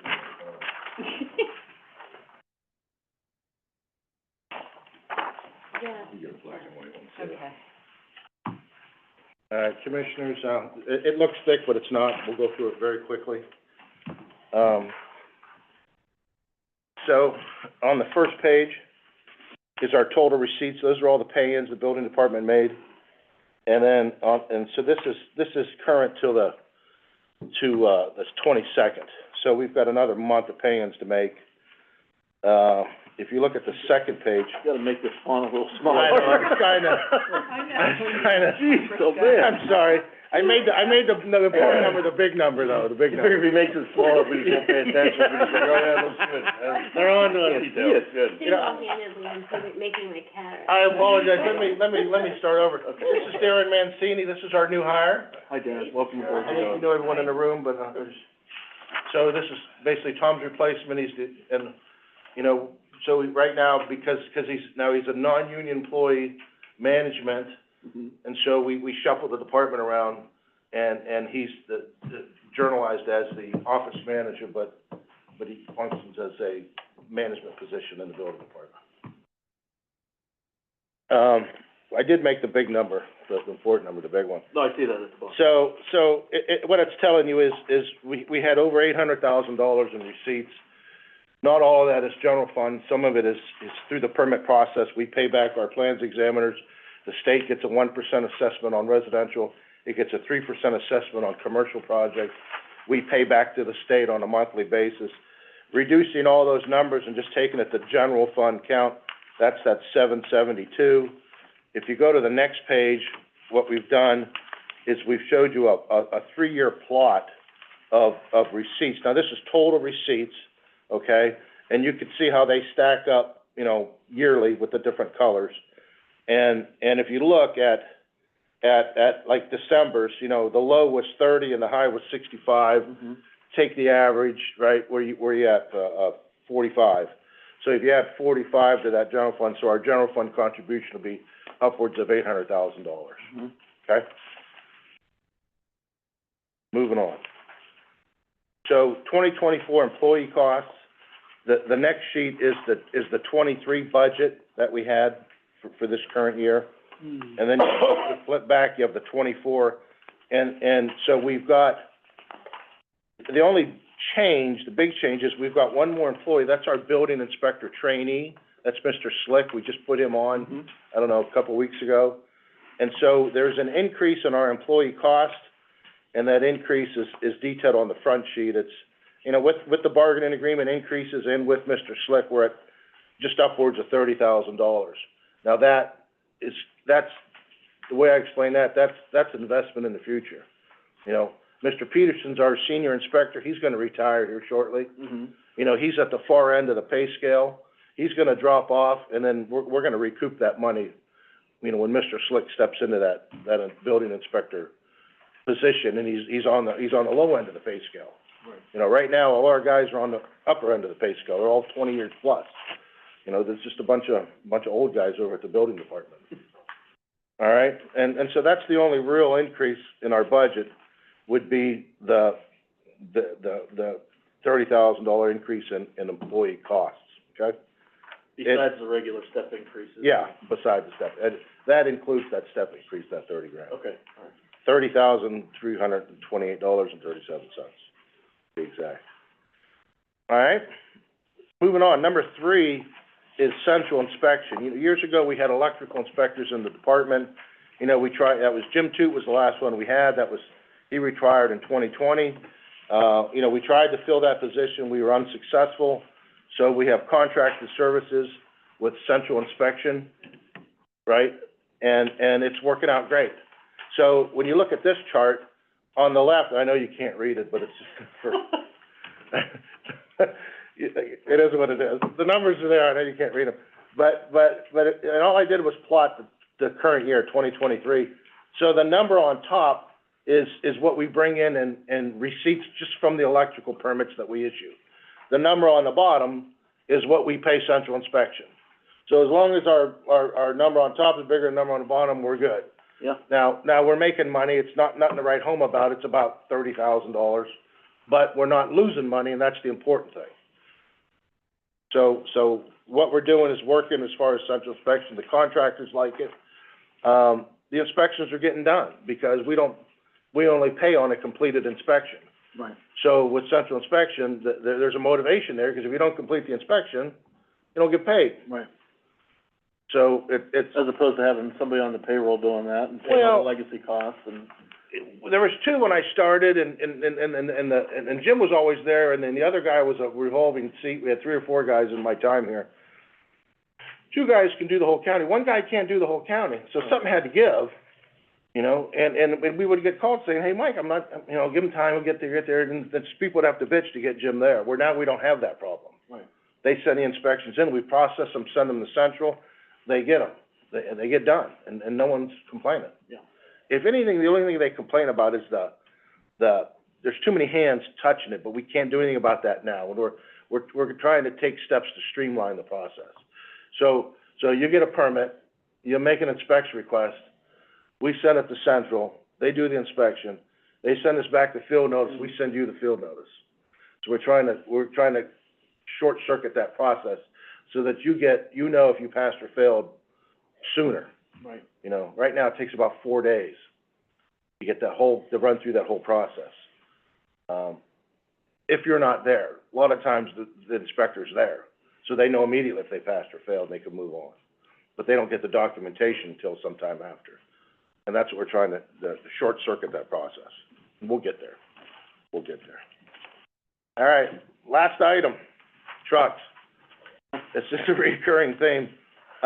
One of our trucks is down, they red tagged one of our trucks, it was a 2003 GMC, it finally met its demise, probably about 2 months ago, they red tagged it.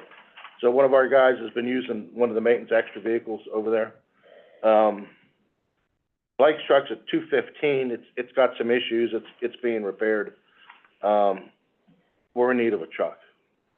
So, and all I did on this last sheet was to show you what cost of a new truck is. I mean, I can remember getting a truck for $3,000, brand new off the lot in 1973 with my dad, and those days are gone. I mean, our cost, this is Claiborne Ford, you know, a regular model. Now, it is a 4x4, 150. It's $40,000 off the lot. So, and we're not saying that's the truck, but we're saying that's the budget amount for a new truck, is what we're saying. So we would like to make a request, if we could, for a new truck at the beginning of the year.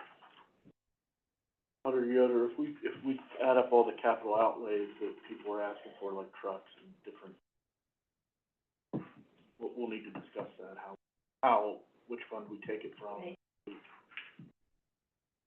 So we're noting all of those. Okay, yeah. Christie is, and I am as well. Although we don't get we don't get those sheets, but it would be helpful if we could have all of the sheets. I could email those. We used to have every department come Every in department with- does submit one, we have one, Yeah. we have one with none. Right. But that was some part don't, of what we were yeah. supposed to submit, so if we, did you get them? Yes, we mean, submitted them to Lisa, the five-year capital you didn't improvement get report. Yes, all of the, we do the five-year capital improvement report. It's a one-page. you did a 5-year one, which is excellent. We had, Well, each year has its, now, we got the one that, yeah, that's it. Yeah, that's it. I didn't get them, From us? Okay. no, not from you, but from, well, the ones that you got back, if you can make sure that we have those, we're paying. If we don't get them back, then obviously the Right. departments don't have any Right. capital improvements. You got ours back, but it's a 0. It's zero, yeah. Mike, do you actually need trucks? Do you haul or anything they around? sent it blank. No, we don't have to have a They truck. sent We it could do, back we thought about like an blank. escape or No. something like that. Right, that's what I'm saying. As long as it's got the ground clearance, We and have like an what all-wheel drive, yeah, we yeah. wanna do. Like the police cruisers, those are what Right. escapes, that would work fine. Jeep Compass, something like Yeah, that, so too, we but get doesn't off have the to be a road, truck. we gotta, we're on there before there's a driveway. Yeah, you definitely need vehicles. One of your employees showed me when he was driving one day, and I I said, think that's the one that got red tagged. and I said, you gotta be kidding me, you're driving this? He said, yeah. And I said, no. We had good You service. gotta do better than that. Those were GMCs and they gave us good service. I mean, they gave us. They lasted. Oh, they lasted forever, yeah. Those were O3s. Yeah. That's amazing. That was pretty good. Oh, yeah. Yeah, the guys don't want 4x4s, 'cause. Oh, they're going to, yeah, they're going to sites where. They're going to, undeveloped driveways. Sure. No, I get that part. I'm just saying it doesn't have to be a truck, though. No, it doesn't have to be a No, truck, no, no. If there are deals out there on some type of four-wheel drive Jeep They just got that, things or whatever, is what I'm Tags thinking. got that cheap for like 22. That's what I was, straight off the top of my head, that's The what I was Jeep saying. Cherokee. Yeah, it doesn't have to be a new vehicle, I'm just, Not the Grand Cherokee. you know, that No, was like a budget amount. And for new four- vehicles. four- I don't think we're making the, For something like that. you know, if we find something, you know, we get it. There's deals out there. Yeah, that's true. Yes. Yeah, there's a Compass that was just Yeah, like it, and it's big that's enough. that's true. We get an amount we can work with, we can always shop, might find something. Yeah. If I would project what's gonna happen next year, it's gonna be repeated this year. I mean, we've got projects rolling in the door as we speak. What is that big spike in September? I highlighted. Let me ask you a question, this question, because it came up. Yeah. It does affect that a little bit.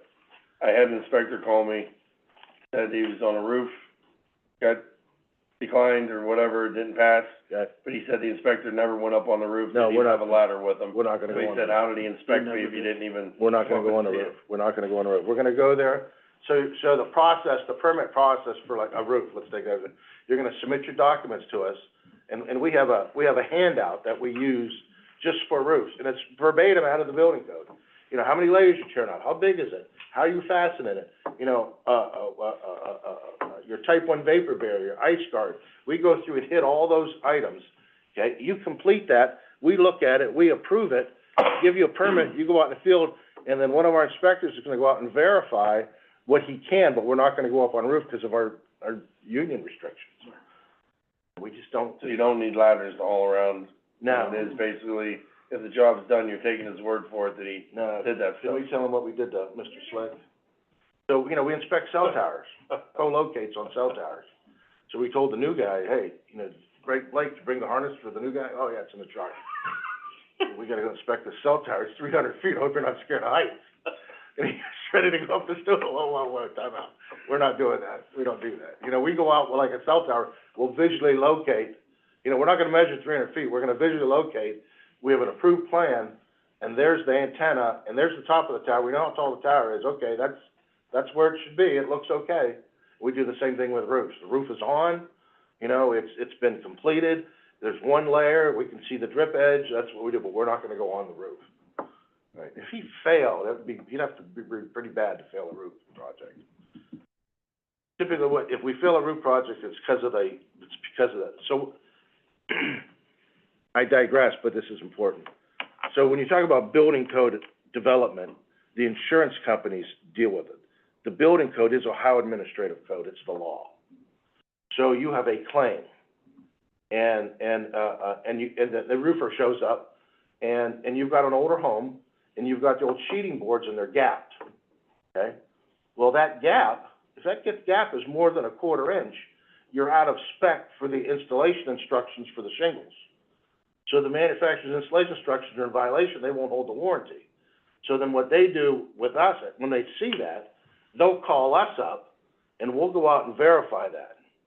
Now, Anthony will verify it either from underneath, or we'll take a photo of the roof that's been removed.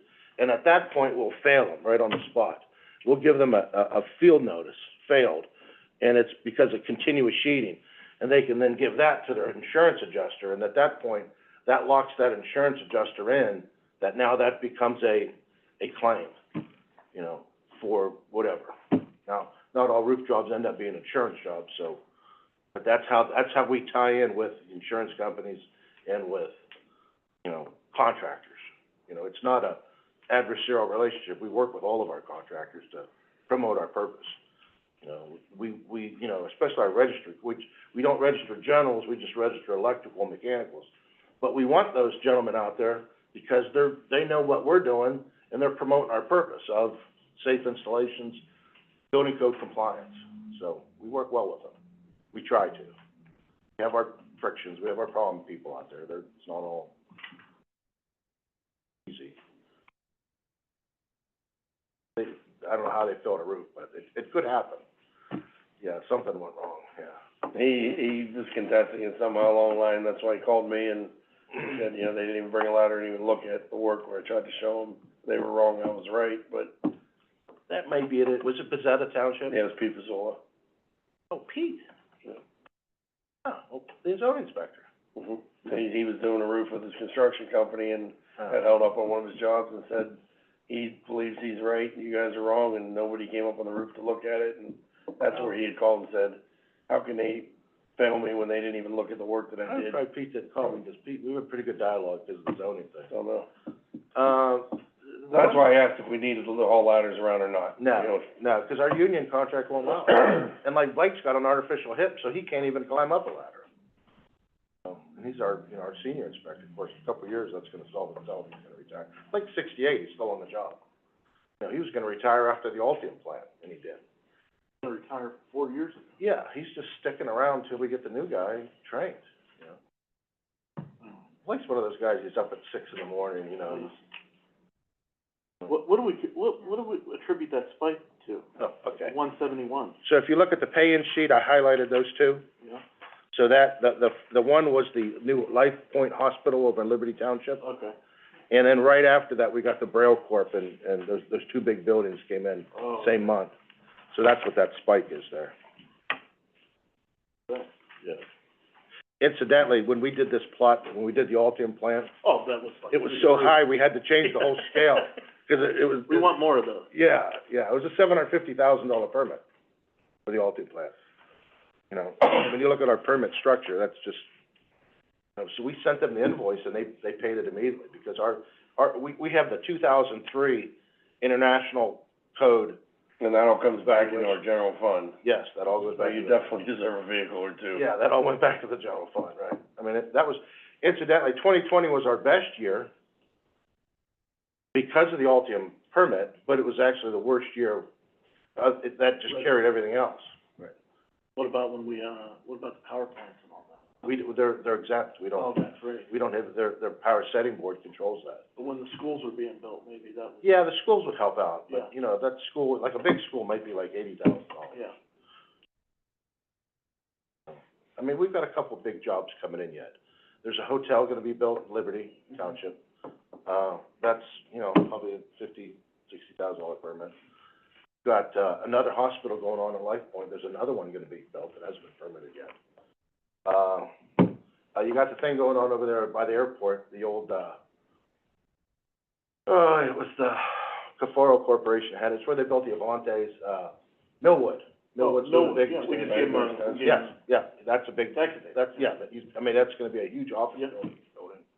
So, and there's, and like our residential activities, you know, it's busy. I mean, there's permits going out the door. Thank you for your time. Thank you. Thank you. Yes. Yes. That quote was from the state, Cleveland State Purchasing, And we're not saying that's the one we want, we're just saying that's our budget number. And if we can find one that's used, that meets our, then we will buy it.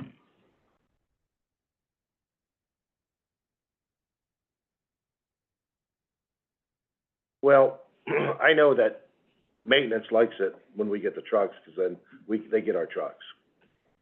Like Zach got one of our trucks at the fair board.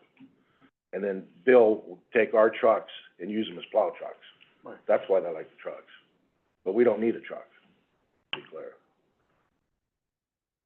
By the time they get them, they're beat up anyway. I mean, we hold on to them. I'm gonna say, if you're doing more driving crisscross the county than you are hauling, Every it's day. most economical. That's right. Yeah, I agree. Thank you.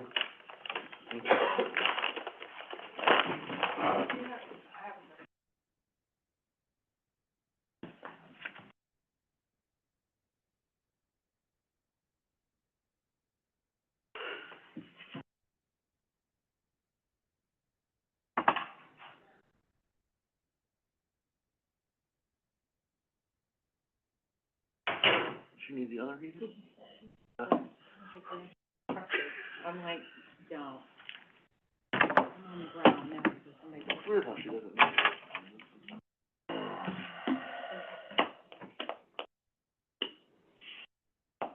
That's fake news. Yeah. All my fault. I'm glad you said it, Rick. I'm recording that, so. Just ask me to mute it. Alana. Is it, I just wanna loop that, if you can make me a loop of Ray just saying He's something. got it. I think Dennis is out there. Huh? Dennis is out there. The laugh right now. Wow, big man himself, huh? Yeah. He knows how to get to Didn't the he fifth come floor? 1,300. Oh, wait, there's budget here. I love you. She'll tell you about how many people look at that. This is department, not division, not Yeah, department. I gotcha. I already knew that. I'm serious, this will turn. I'm getting back on my game. I need a little bit. I need a little bit. That's all you need. And every Republican friend he's ever made. Yeah, yeah. And you're still okay with me just skating out at noon? yes, he's my parking lot buddy. Oh, yeah, oh, he's We right. always park right next to each other.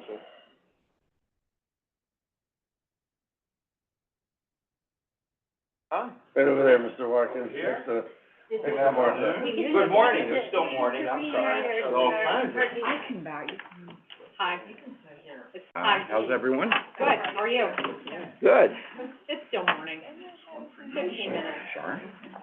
All right, Dennis, I need you to raise your right hand. Where Commissioner French goes. You back in here? Over there, heater. Not yet, not yet. I'm on the umbrella a little bigger. Be sure to get down there real quick. Oh, they both got one already? That's weekend. Yeah. How are you, sir? They were killing them down Hi, Ray, how are you? there. Still reporting the news? I got guys over there. Yeah, I know that, Residential. Run across, I wasn't gonna get it, but it was far enough back. Hi, Martha, I didn't. over there? How are you? Oh, that's okay. Got it, take this first. Hi, Christie. Who's this young lady? I'm Courtney, I'm Yeah, I can Human do that. Resources, Alex is the negotiator. You know what, I do, Yeah. I'm Dennis Watson. you know what, I'll give you my copy, I think most of mine are extras. Oh, yeah, I'll just give you. Thank you, fair there. Appreciate that. No problem. How are you? No, someone else ran for election, so I didn't run, and, yeah, it's actually been training them Tuesday. You on right now? Technically April first, but we'll see if I can get it earlier or not. April first, fiscal officers always take office on April first. Okay, I'm sorry. It's been a while. I gave, I'm taking up too much time. No, we don't even have Commissioner French go here yet. Yeah. Hold off. Your successor. Well, I think she's up. Like, you think Is she out in the hallway, or? your successor did? I don't know. I gave my copy. I'm not sure, we had our first training session Okay. today, so I have a copy of offered, stuff, I it's said. okay. I got an extra here. Yeah, me too, so we're good. We were a little worried because we were the other some, like, computers, and I was like, how do you do it? Dave works down in Fort. No signal. Yeah, I work part-time. The revised code she's making. Oh, okay. The revised code says you can have it whenever you want. Yes, he knows what that's meant. What are you doing there? They told you to sit there? How you doing, Shar? I'm okay, how about you? I know. I'm doing pretty well. No, but I was. Okay, yeah, you don't have those. Busy year. Right, exactly, you didn't take the general fund. I had a little accident. So, yeah, it was scary. I think I'm still 20. I told Your you foot? guys. Yeah. My ankle, I crushed it, I wrecked a mini bike. You know the mini bike on Dumb and Dumber? It was just like that. I didn't know that's what you did. No, that's a time to spread the rumor that it was a mechanical. It was a mechanical, yeah, it wasn't that. Oh, Lord, you got any cast? Daybreak's done. Right, on Main Street. Yeah. Okay, Dennis, all yours. Okay, thank you very much. I'm pleased, to be here to present, my budget to the board. I've done this for quite a few years, and I have some supplemental materials for all three commissioners and our county auditor that goes into why my office, is appropriately funded and our mandated duties are being carried out, and it's important that you know, what we're doing and why we need to be funded as part of the criminal justice system. Presently, I have, 37 employees, including myself, 36. The office 20 years ago had 40 total employees. It's been fairly constant, with having a reasonable number of prosecutors to function in the duties that we have, involving primarily, public safety with the juvenile, common police courts, the county courts, and the Court of Appeals, sometimes working with the federal courts, and of course with the Supreme Court of Ohio. In my supplementals, it gives updates. To say the least, we have seen a peak, not so much in the total numbers. Record numbers of criminal cases with indictments go back to 2017, pre-COVID. We had something like 1,170 indictments, 73, I believe. Presently, the statistics that we just took for month of November, we have 888 indictments. We have 42 unserved indictments. And I expect the total number at the end of the year will be around 1,000.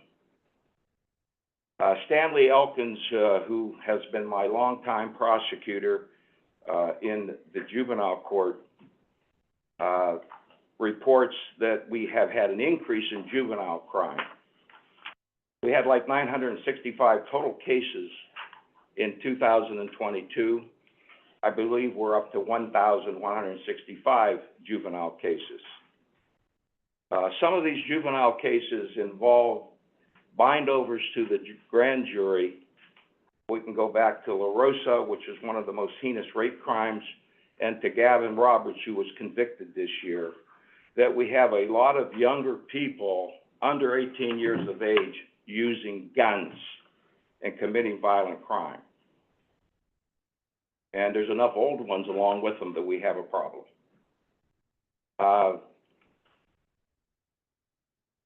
Stanley reports to me that he sees an increase of violent gun use by younger offenders, which is a problem. My task is to prosecute offenders and make it clear that our office also has a role in diverting people from violence and working with Judge Logan for over 25 years with drug court. We'd rather see people who are qualified go to drug court and be diverted from becoming repeat offenders. But that involves other agencies, other people, and that this body of commissioners fund. We need to work together, and each of us have different roles and perspectives at times. I would note that Trumbull County, I have been benefiting in my job from having the great staff, I think the best staff I've ever had. For example, I have 6 attorneys that prosecute cases, career prosecutors, have over 20 years' experience, each one of them. I got another 3 that have 10 years or more experience. So that timetable of experience, I don't care what office you have, it's important to have administrative help with any office holder that understands the nuts and bolts. And as change does occur, it can be more smoothly carried out with experienced people. Let me also give an example, if I may.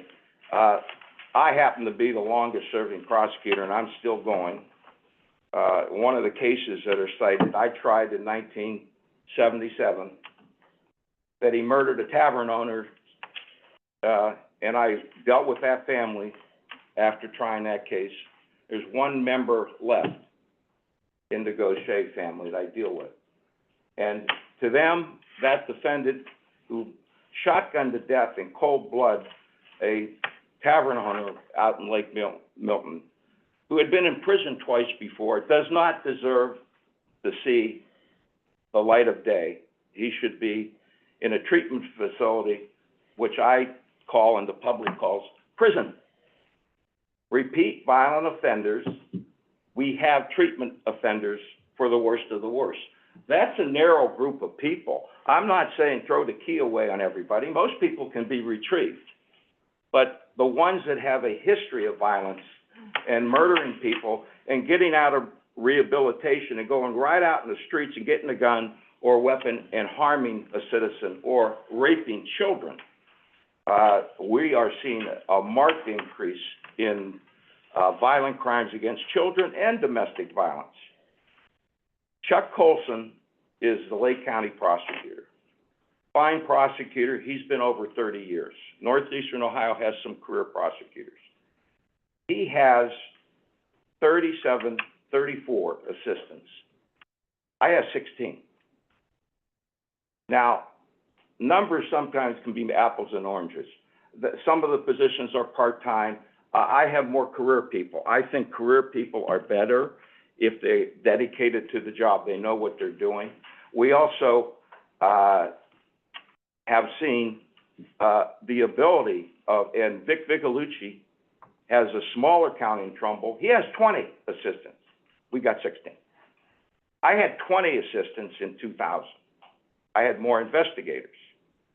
I'm not complaining. I tried to work with commissioners, and I've been successful in doing what my primary duty, and I think I'm blessed with Bill Danzo, and we're at record numbers of civil opinions with 4 people. We do the best we can, but here's what I'm really proud about the office. We got a $495,000 grant, no local match, and our 2 newest employees, one of them is Guy Vogren, one of the first public information officers who has a journalistic background. And unfortunately, the Fourth Estate, because I really believe in newspapers and reporting, we need to get information out when the newspapers aren't as plentiful as I believe they should be, but the information is important. So he, with Kevin Trapp, who is Mahoning County prosecutor, were hired to do work as part of the grant on repeat violent offenders. You will see in the material, you will see on our new website what we're doing, the results of what we're doing. We don't necessarily get our way. We lose some cases, not many. I'm getting to that. The quality of justice that comes from Trumbull County, I will put up against any office in the state. I'm no better than some, but I'm with them. I don't think I'm the greatest. I'm not here to say I'm the best. I'm saying we do a good job and let others judge how good it is. But I'm going to give you the information. Mike Burnett,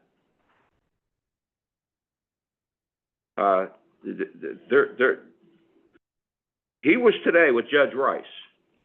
and that's Judge Ron Rice. We had a fellow that used a gun, and remember, a lot of these people illegally have guns that have felony records, and we're prosecuting them on a variety of offenses. And he hit a 9-year-old child in their home, stray bullet, right?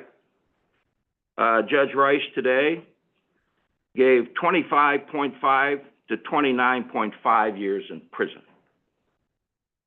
That is a hefty sentence.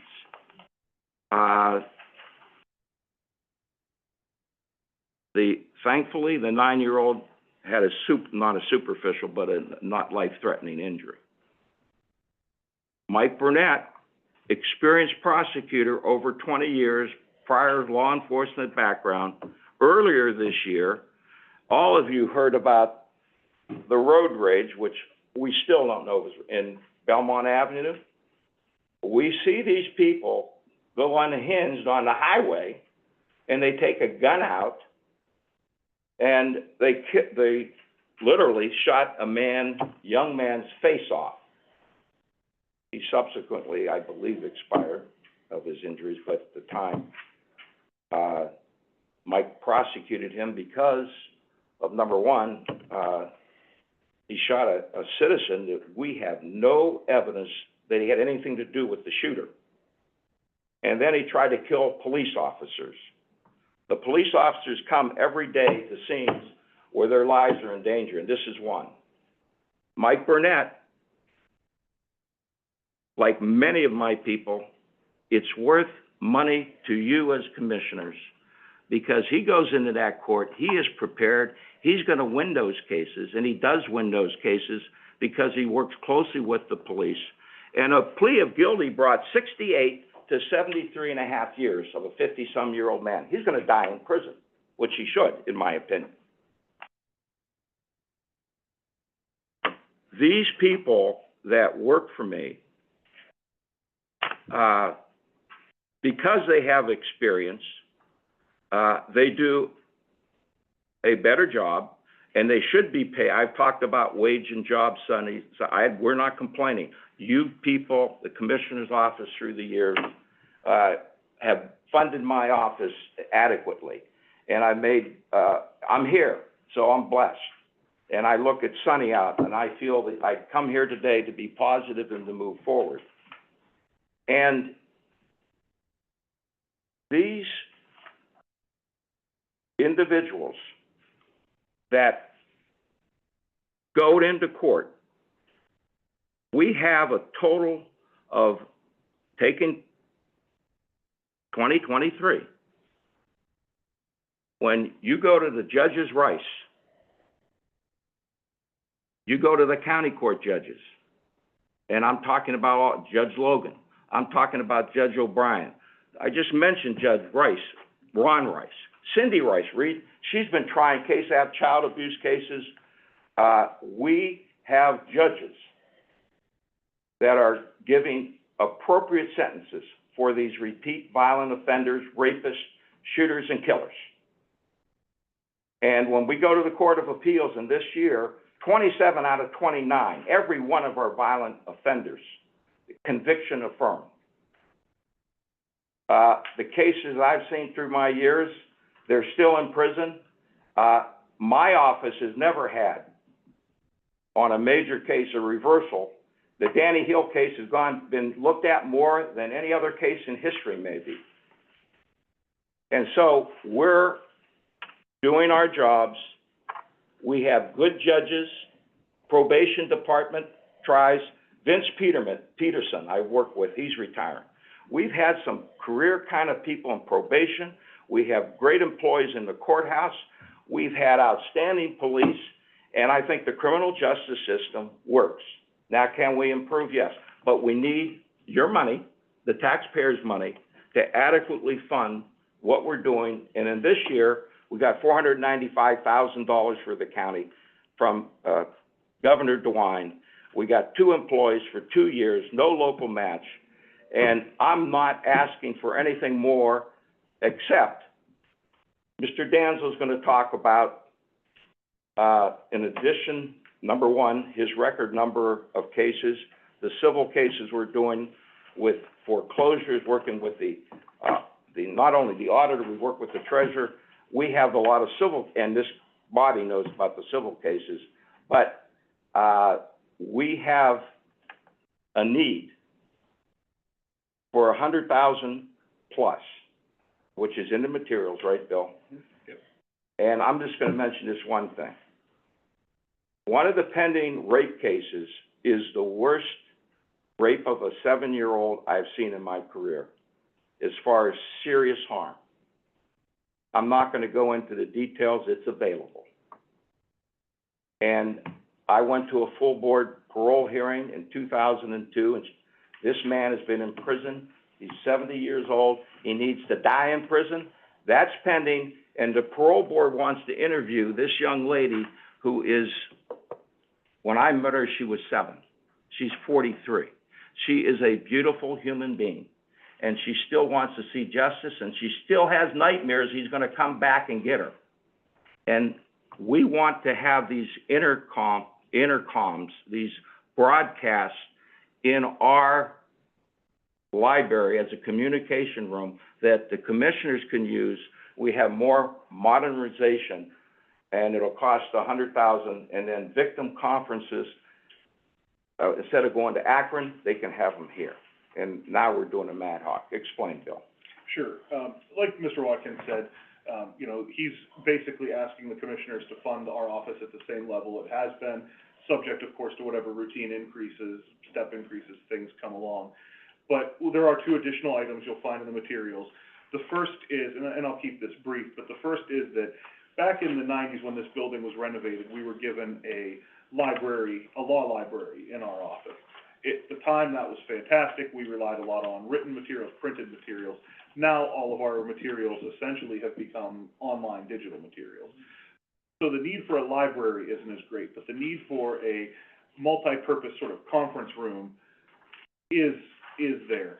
And like you guys did in the commissioner's office, like some other departments have done, planning commission, we believe it's time to modernize our conference room as well. And, we've got aging carpet, we've got some paint issues, we've got a lot of surplus bookshelves that would need to be moved out, but ultimately, the proposal you'll see in here is for, we believe, approximately $30,000, though the estimates are all rough because we don't really know exactly what to expect when it comes to flooring and all that yet. We propose that we recraft our library into this more modern conference room to fit the needs of a modern law office. One of the things, of course, is the parole board is going to be expecting victims to be able to participate remotely and electronically now. That is something that could be done privately in our office. When these people are reliving, let's face it, some fairly traumatic events in their lives, it would give them a place that hopefully feels safe to them to do so. It would also be available for, of course, depositions, use by county officials when there's lawsuits, things like that. It would put us in a position to be able to function in that manner. Just as an aside, it's in the materials too, but we have tried to already start instituting some cost savings to help with this. For example, all of the paper-bound books, we used to have to replace them at intervals when they became outdated. We used to have to buy supplements. We've discontinued most of those over the years because they're just, with electronic research, they're not needed anymore. So we're hoping that those savings, long-term, will help offset the, we hope one-time cost of modernizing our conference room and allowing us to have that sort of space. The other proposal that we have in our packet that I gave to you is for a dedicated case management software package. This is something that the large majority of counties around the state in their prosecutors' offices have. In fact, the package that we're proposing for Matrix Point software out of Westlake is in use by over 60 of the 88 counties right now.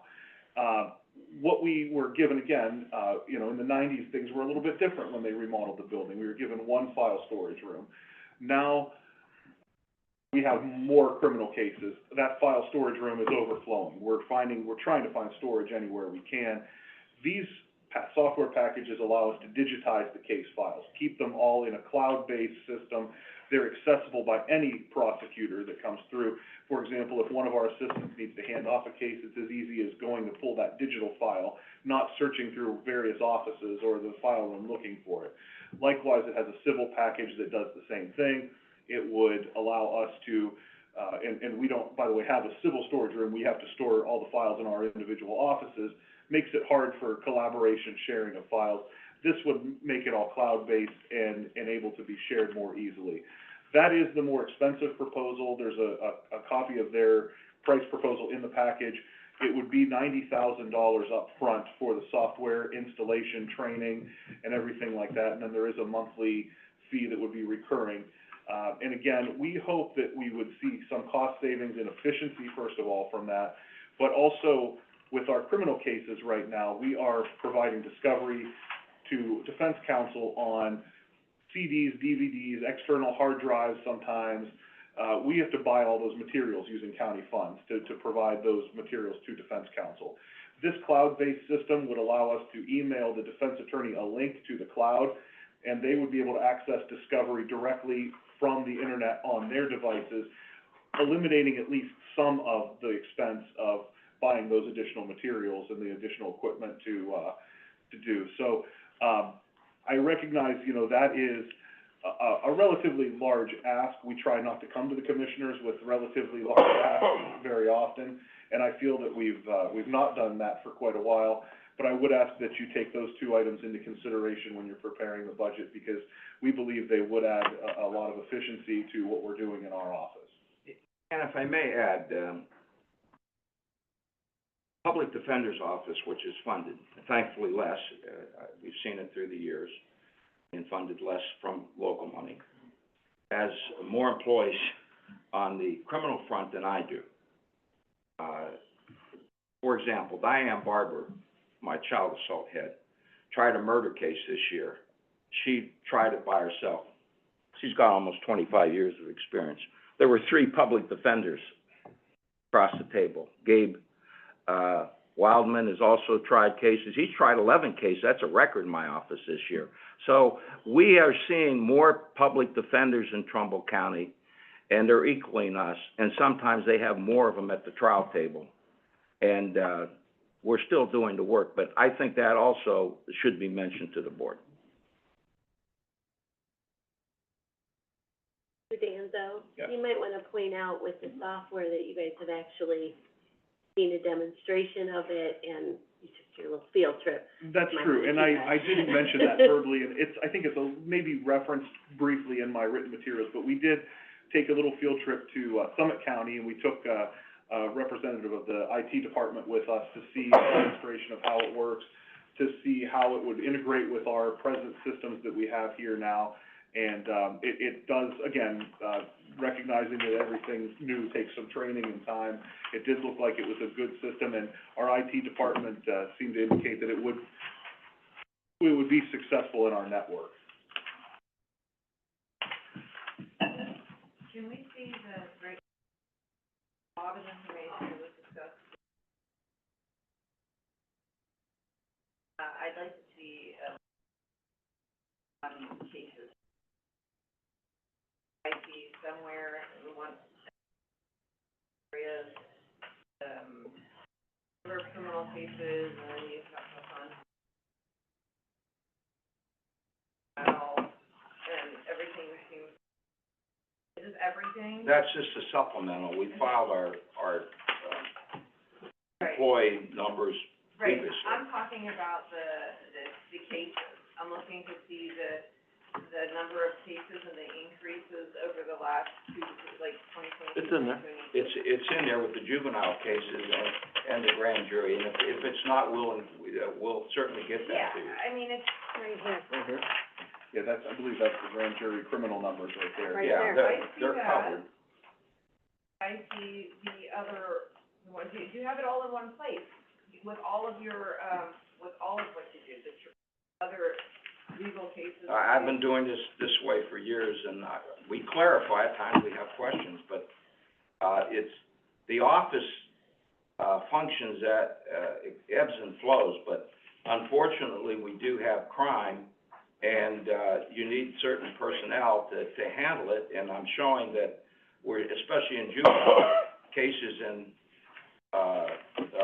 we're increasing the number significantly. What are the increases over the years? You mentioned earlier that you've seen an increase in gun violence by juveniles and an increase in violence. Do you have any statistics here for us, or? The violence, you need to look at each case, because there's all different types, knives, guns, the violence, and I've only given... to see if you actually have a report. We have individual case files, which are thousands of pages, dealing with each of the convictions. Not looking at that. You indicated that someone, Elkins, told you that there's more crime related to guns, or that you have that. I'm looking for not specific cases or files, but just a report. Statistics on what... No, he reported to me. He didn't write anything out. He's looking at the numbers of cases that reflect in the numbers that you got. We've seen an increase, and a couple of those are mentioned if you read the brochure of, 2 people that were bound over convicted of murder that were juveniles. I'm not looking at the narratives and the cases specifically. I'm trying to look at the numbers and the actual stats. That's all. How many aggravated robberies, how many murders, how many this and that. I believe that's what she's trying to say. Yeah, we don't, have that number there. Do you have this with numbers on it? And again, Yeah, this is experience. we do break down, at given times, we have different reports that, if you would make a written request. Offenders here. I'm looking for the stuff that there's a lot of stuff here, but it doesn't necessarily relate, and that's why I'm looking for this type of information. This is the way I've done it, and if you have an individual request, we'll further help you out. If you don't mind, I'll just point out that in the packet that you received, there is for the juvenile prosecutor, the 2022, summary for 965 cases, breaking down what's, delinquency, unruly, adult contributing, and traffic, and then there's the same report for 2023, breaking down the numbers, showing an increase of 965 to 1,151. Then the next page after those is a breakdown of the appellate case numbers from 2023, the civil division numbers all the way back to 2006. There's another page in here for grand jury showing the same numbers over the years.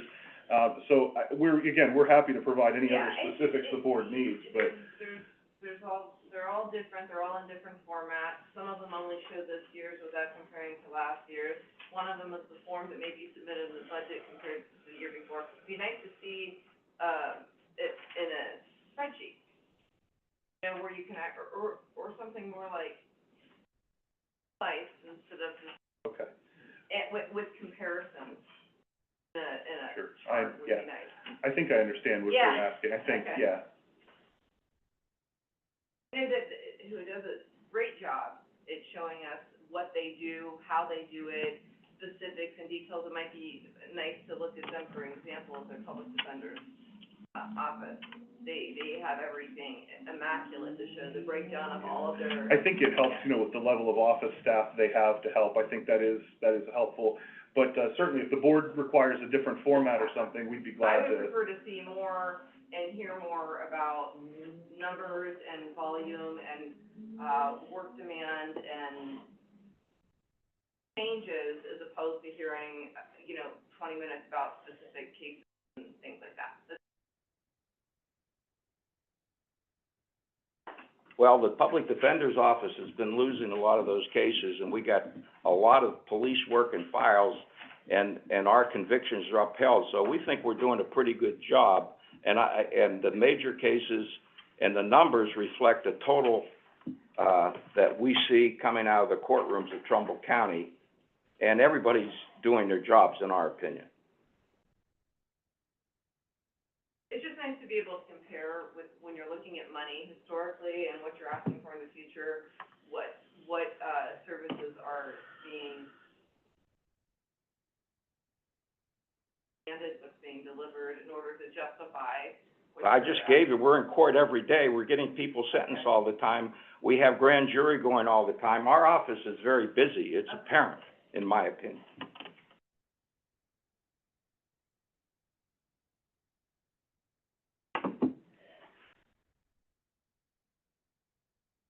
Is that it?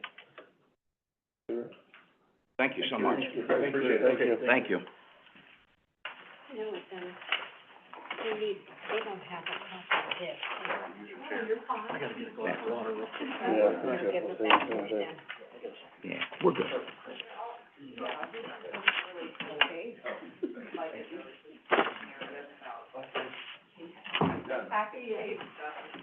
Have a good day, Martha. Nice meeting you.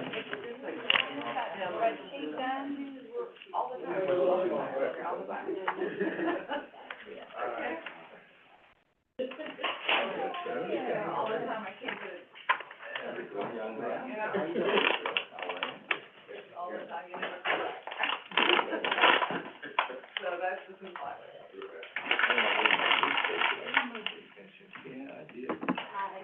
I'm good.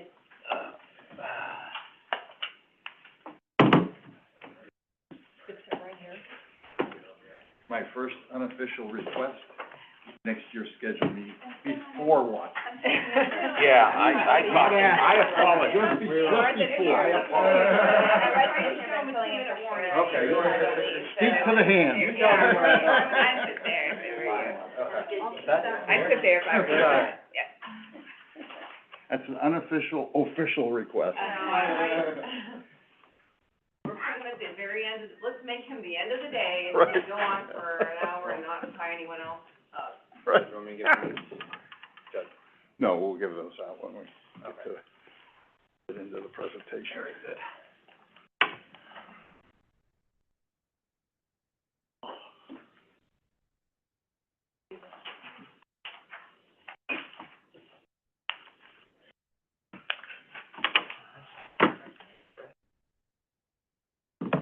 I guess the thing is. How are you, Marl? Good, how are you? Did you hear my unofficial request? Yeah. No, I didn't. Before Watkins, Yeah. not after Watkins. Oh, yeah, yeah. That's 2 years in a row. Yeah. We'll make it our instructions that when they come in, that they're to discuss the budget and the numbers and not. Control the process. Oh. Well, I don't wanna do that. The case, not all the cases. She's gonna tell the We don't need to have a narrative on cases. Ray, how are you? Very good, how are you?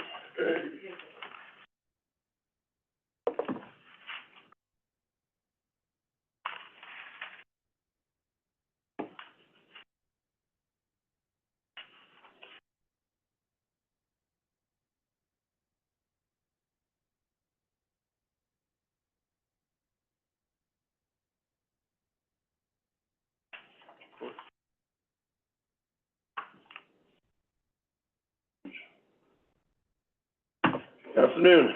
Good afternoon. Okay, the floor is yours. Well, thank you very much. First, I want to start by thanking the commissioners for funding us through the year of 2023. Thank you for your consideration and your acknowledgement of the work that we do. Also, I want to thank you, Martha. We had a good year working with Martha. We had a couple retirements at the probate court over the last 2 years, and those 2 retirements dealt primarily with the budget, and so we have Joe Sava now working primarily with the budget, and our chief magistrate, Chris Chavone, and we called Martha and her staff many times, and she promptly returned our calls. We had many discussions, and they were all positive, and we appreciate your attention to the probate court as well. All right, and with that, as you know, we have many statutory responsibilities at the probate court.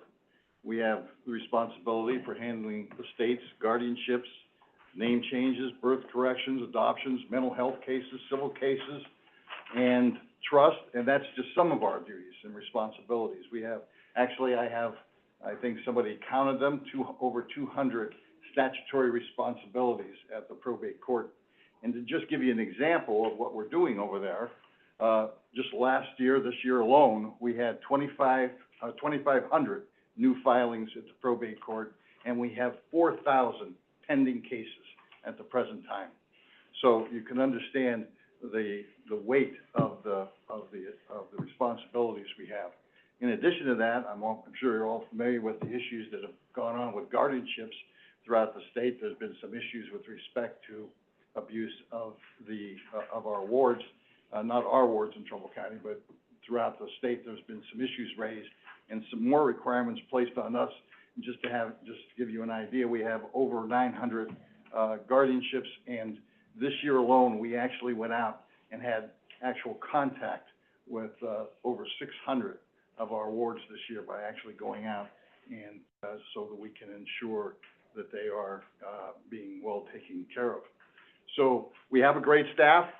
We have they are efficient, they are courteous to the public, and they deserve to be acknowledged for all the hard work and all the effort that they make with respect to keeping an efficient court. In addition to those statutory responsibilities, we have reached out to the most vulnerable in Trumbull County. We are very much involved with the veterans, the elderly, and children in Trumbull County who need our help. Many of you, some of you at least, are familiar with our Guardian Angels program, where we deal with the elderly. We have an event coming up very shortly where we are being Santas to seniors, and we will provide over 150 gifts to our wards who otherwise wouldn't receive anything at Christmas time. And we have, as you know, we just completed our seminar. We have the largest probate practice seminar in the state of Ohio that we put on, and our Adoption Day is not only recognized locally and statewide, we now have received national recognition. Trumbull County has received national recognition for the Adoption Day that we put on. And our latest adventure, not an adventure, I should say that, but our latest service to the public is our Good Deeds program, where we have visited several different areas already, Warren, Bristol, we are scheduled in Niles, and we are going out to Kinsman, and we are assisting seniors in planning to save costs and expense for their family members. We have a package for everybody. Joe, you want to give those packets to everybody? And in that packet, you will see some of the things, some of the weight and the burden that the probate court has throughout the year. You'll see we have over 34,000 contacts a year. We have over 8,000 visitors to the probate court, 24,000 phone calls to the probate court, the number of cases that we have, the new filings, et cetera. It's all in this packet, as well as some of the information that we provide to the public with respect to the Good Deeds program. And I saw in the elevator, as I was coming up in the elevator, that somebody has posted our Good Deeds program in the elevator as well. So you can see that we are extremely active, not only in our statutory responsibilities, but in reaching out to the community, trying to help our elderly, our veterans, and our children with respect to adoption. Comparisons from past years? We can get those for you, Commissioner. Joey? She's looking for some comparisons from years past as well. We'll get that to you quickly. Comparisons, what's that, the amount of Cases. contact or cases? Caseloads Sure. Contact, sure. Glad to, Things that would justify your need for your. okay, yeah, glad to provide it. Talking about our budget, 90% of our budget is salary, PERS, and Medicare. 90% of our budget request involves that. We hire in accordance with the Commissioner's Blaugrund study. We provide raises with respect to the Blaugrund study, and in accordance with what you folks, we try to stay within the guidelines that the county sets. 10% of the budget is postage, computer maintenance and services. That's, the computer issues continue to to the services and the maintenance expenses continue to rise, along with leases and copiers and things along those lines. You'll find one thing in our budget that may be unusual, and it was put in there for a reason. As you know, I'm sure you've experienced it, there's a lot of competition out there, with respect to employees these days. It's an employee's market. And we have competition not only from the outside, but we have competition from our own, other county offices. And, you know, when we have to replace somebody, it slows down our process and it slows down our services to our county residents. So we put it in there as a request, something for you guys to think about, for the commissioners to think about with respect to a retention fund or, employee retention fund that we can compete with these folks.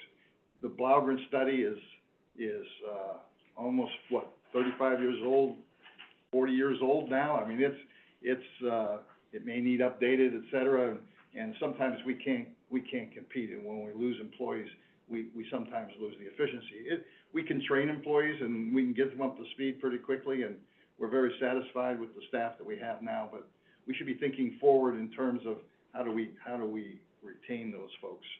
Also, you'll see some requests in there on capital improvements.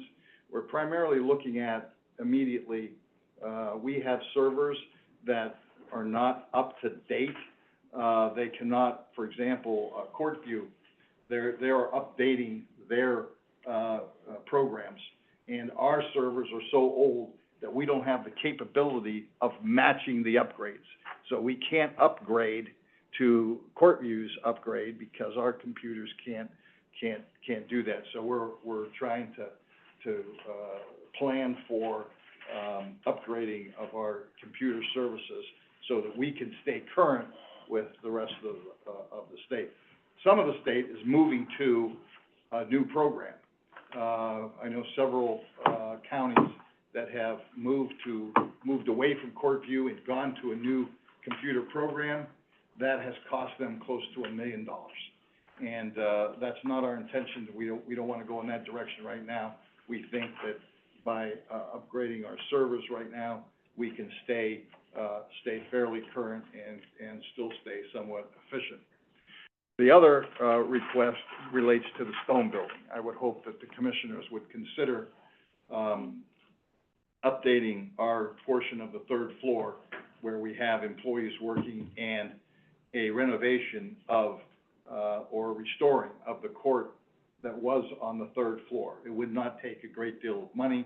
We have 3 magistrates who have hearings every day. We have a sitting judge who has hearings every day. We have a visiting judge who has hearings, and that sometimes creates a conflict which can be avoided by the use of restoring that court on the third floor and providing our employees with a more livable place to come every day to work.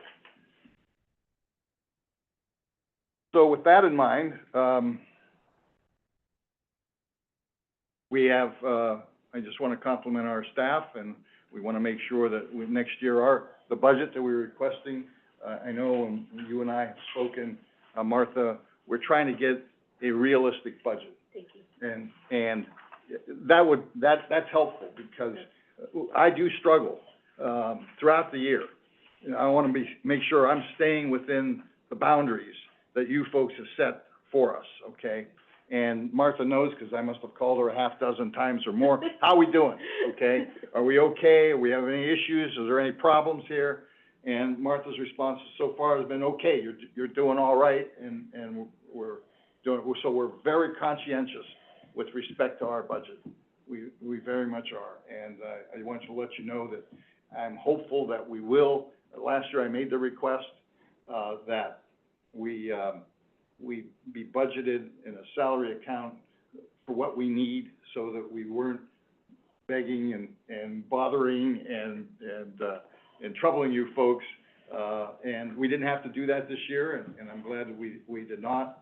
I'm just hopeful that we would stay to some realistic number that we can legitimately stay within that boundary without causing problems. We don't have any, ideas that we're going to add employees this year.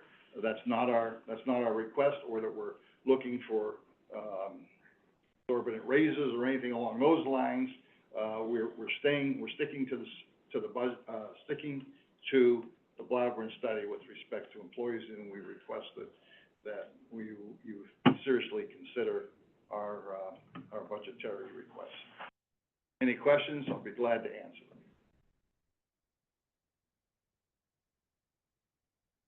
I'd like to see that. I know that it's not an automatic gimme judge in every court and every other, elected official. Benefits were negotiated. I have routinely seen, my board just say, not me, my board just say, oh, we just have to give the courts a launch, or they're gonna put it in court. And I'd really like to see an effort by the courts, including courts, to save.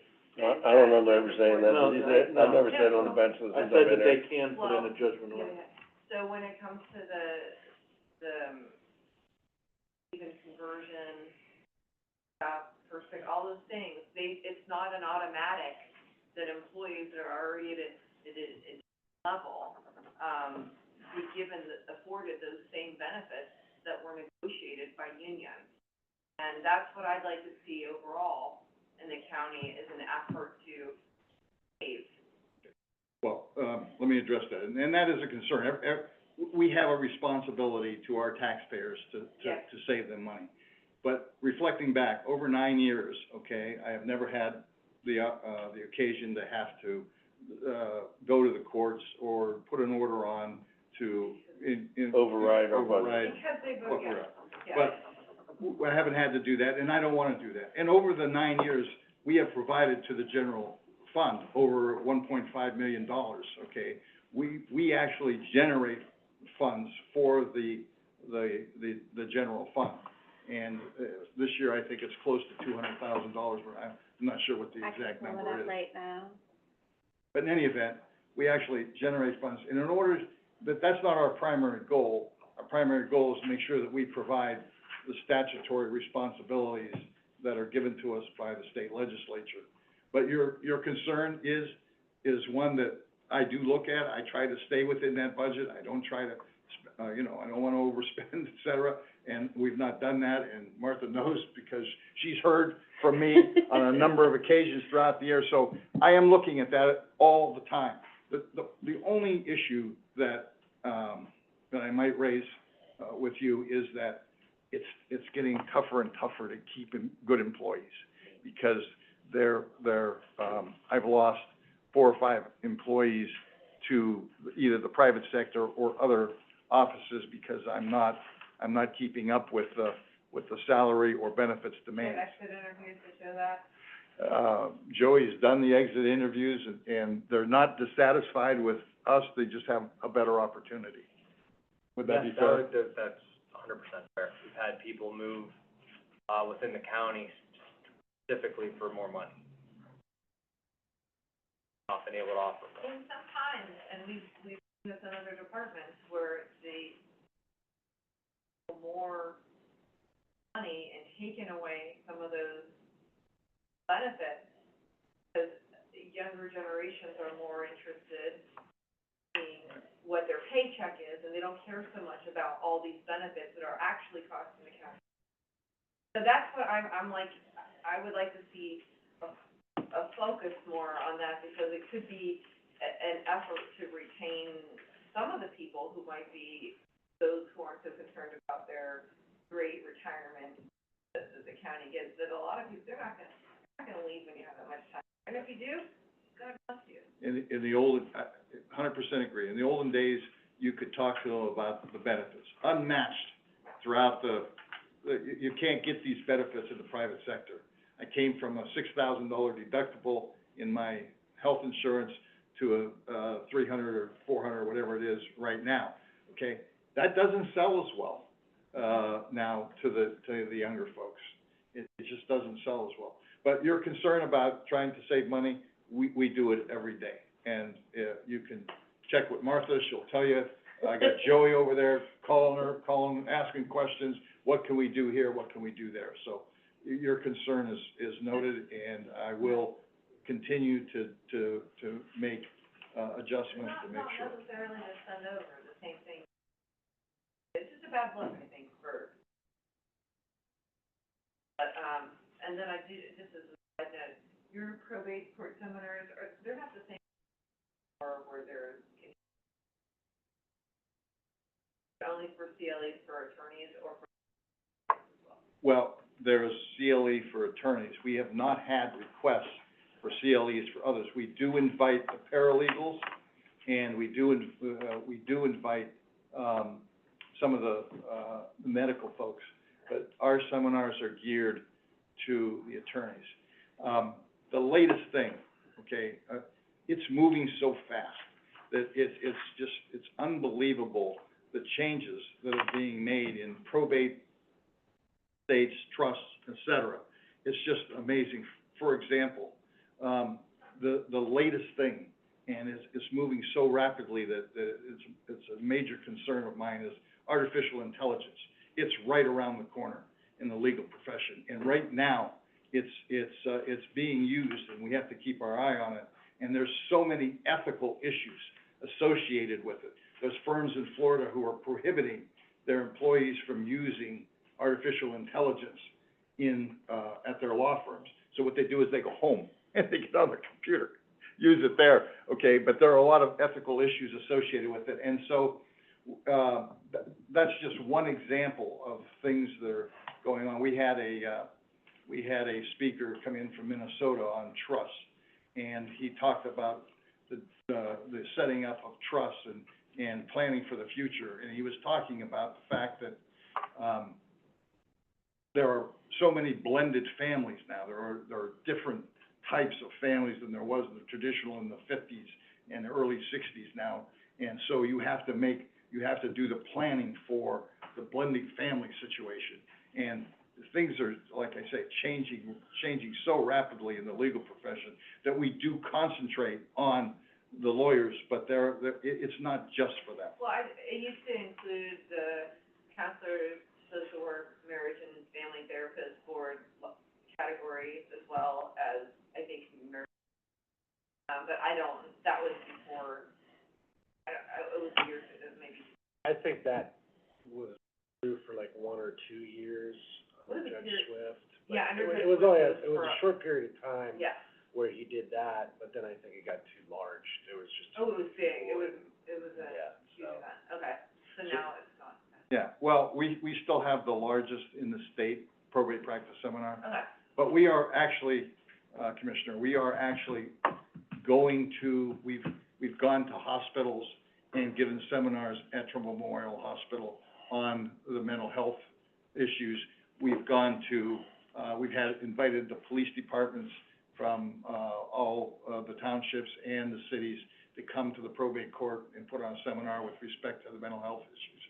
Because as you know, it is an incredible, dangerous area. It keeps the probate judge awake at night because we have serious issues. Every major, catastrophe as it relates to these things have a mental health component.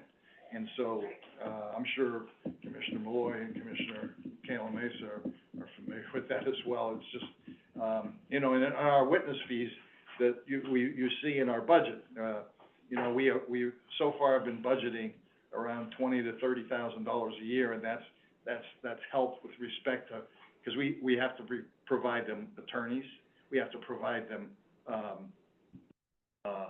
a independent health examiner if they request it, and that's all, on us. And so we've been very conservative in our requests because we do get some reimbursement for that, and but you never know. One year it may be, 40, 60, 80,000. I think the first year I came here, 9 years ago, our biggest concern was the demands on that account. It hasn't come to fruition, but it's still a major, major concern.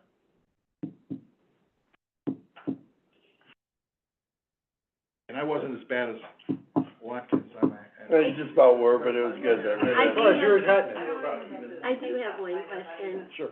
You talked about doing some renovations in the stone building. We do have some other work scheduled for the stone building outside as far as the roof and things like that. Did you have an outline of, what you wanted done, and, like, have you done any kind of budget for that itself?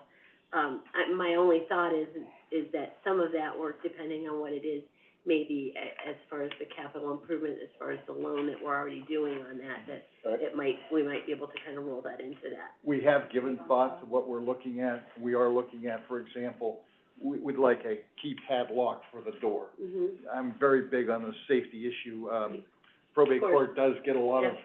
of, I don't wanna say threats, but, Makes sense. intimidation, type, issues, and we wanted a keypad on the door. Right now, we have a lock, but everybody in the county has a key to that lock, okay? So, we're looking at that. We're looking at some carpeting, and we're looking at, some sprucing up painting and things like that. But we will get you the list. That would be great, Okay. that would be helpful for us. We'll get you the list, and Commissioner Frenchco, we will get you the comparison. All the capital things. Absolutely. Yeah, we understand that. And, it's your building, and, so, we understand that. And, it's very helpful to us. We have, especially during the COVID years, we had more than the 3 employees we have there now, but, you never know. Okay. Okay? Okay, thanks a lot.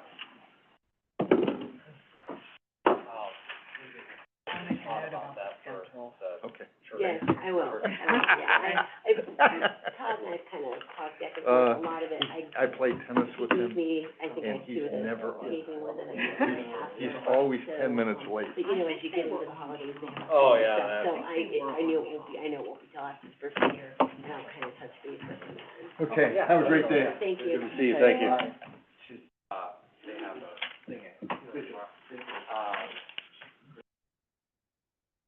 a thing, they have a thing I go to Grace Fellowship Church. And we have a senior lesson once a month, where we get 100 to 150 people, 55 plus. So, I've been talking to Todd already about trying to get that. My pastor has a copy of the 50.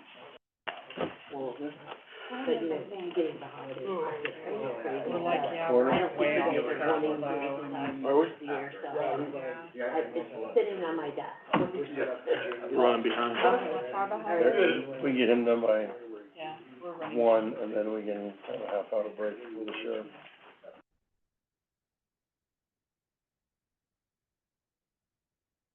Wow. Hello.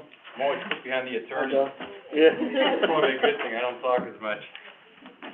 How are you, Doc? I'm doing good, how you guys doing? Good, good to see you. Nice to meet you. Well, the floor is all yours. Well, I had some things to discuss this year, which I don't usually have to talk about. Looking at my 2024 budget, depending on how we do things in the next year, I don't see too big of an increase. We have the basic employee, built-in wage increases. Other than that, I'm probably pretty good with the money from 2023. We did have some increase in transportation costs of moving bodies around, about a 20% increase. One of our cheapest transporters went out of business. We have 3 left, and they all increased their costs, so they put that on to us. But we've been able to balance that out with our new toxicology contract, which we were able to save about 22% on each year for the next 3 years. So it came out pretty flat as far as, increases go. How much staff do you have there? Do we have a printout or anything of? Yes, it's in your. I don't have We that have 4 one here in mind. investigators, a secretary, a forensic pathologist. So, Yeah, I don't have that one. Thank you. so the issues going forward are, and also, what's not reflected in my budget is our reimbursement for toxicology from the state. As I say each year, and the state's overdose statistics, and they reimburse us, participate with those, stats. So last year, we deposited checks of $29,000, and actually $32,000, and this year, we're at $27,000 with probably one more check coming. And we have paperwork we have to fill out in February, and that program is gonna continue. That all goes into the general fund, but it's not reflected back in our budget. So, Why is it not reflected? I don't know that. We don't get credit for it. We also performed an autopsy for the federal government. We were able to bill for $2,000. So this year, we've put money back into the general fund of $29,676. Going forward, if we do move into the health department building, I'm not sure what costs we're gonna have for that. I can tell you, we'd have to buy, equipment for the broadband, line. That's gonna run about $6,000 a year. That's not in this budget here. And I don't know what other increased costs. I don't know if, remodeling that building, some light remodeling goes into my budget or not. I don't know how that works. We wanna meet your needs that you need in there, obviously, And it would just be light stuff. It'd be some Right. interior walls, some painting and some carpet. and our maintenance department usually can handle all that. And you do want the building, all right? Yeah, we went through it. It's a considerable upgrade from where we're at, yes. Okay. Definitely. I don't think we need all of it, but, I mean, that's. At least the first floor and the basement, meeting area. Sure. Yeah, let's talk about the basement in about 10 minutes. But there will be some increased costs to go with that. Another thing I'd like to discuss is, our forensic pathologist, Dr. Sturbins, not had a wage increase since he started in February of 2019. He has this, I'm not sure how the contracts work, this odd contract where he didn't have any wage increases in the contract. Forensic pathologists are hard to come by. There's about 500 full-time forensic pathologists in the country, and we need about 1,000 to cover everybody's needs. In our size county, there's about 770 in the United States, and only 95 of those have a forensic pathologist. So we're kind of very fortunate to have him. And I think we need to be competitive with his wages in order to keep. Are we sending any work to Cleveland anymore, or is he handling all that? We're only sending work to Cleveland when he's on vacation, which How many is 4 years weeks ago? a year. So, you know, I asked myself, do we need a forensic pathologist? And so I kind of went through two parts of it. One was, does he add, value to the county? And I can tell you, working as a deputy coroner, when we were sending everybody to Cleveland, and when we send them on vacation, there's a tremendous difference. He has turnaround of 2 to 3 weeks on his cases. In Cleveland, it's 3, sometimes 5, 6 months where we're getting cases back. On top of that, he goes through the whole case. He looks at the police reports, the scene photos, talks to the investigators, talks to me about the cases. So from a quality standpoint, it's tremendously better to have our own, pathologist. Then I looked at cost. So my data is from last year, because it was the last full year. And all of our autopsy services put together for the county was $440,000. Then those same cases to Cleveland would have cost us $525,000. So the county saved $85,000 in 2022, and we had much better quality work. So I think it's kind of a no-brainer to have our own forensic pathologist, but again, we need to be competitive. So I talked to Alex from HR, and we kind of went over where we should be. And we decided to look back, give increases over the last few years and also going forward. So instead of going back 4 or 5 years, we thought it was reasonable to go back 2 years with wage increases. And we looked at the Ohio labor contracts for our region. In 2022, that would be a 2.58% increase. 2023 would be a 2.55% increase. And 2024 would be 2.56, for a total of 7.69%. Okay, we're not looking, he's a doctor, right? This is the problem that I'm having across the board in Trumbull. negotiated labor costs for people who are lower level, typically, lower salary level employees, lower hourly employees.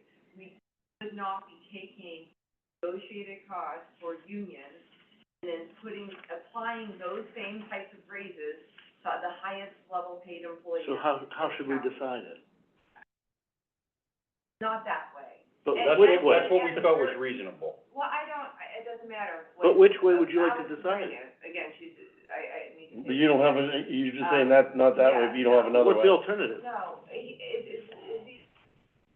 the point is, budget hearings should be not so focused on trying to get, but your job as an elected official is to try to show us how we can save.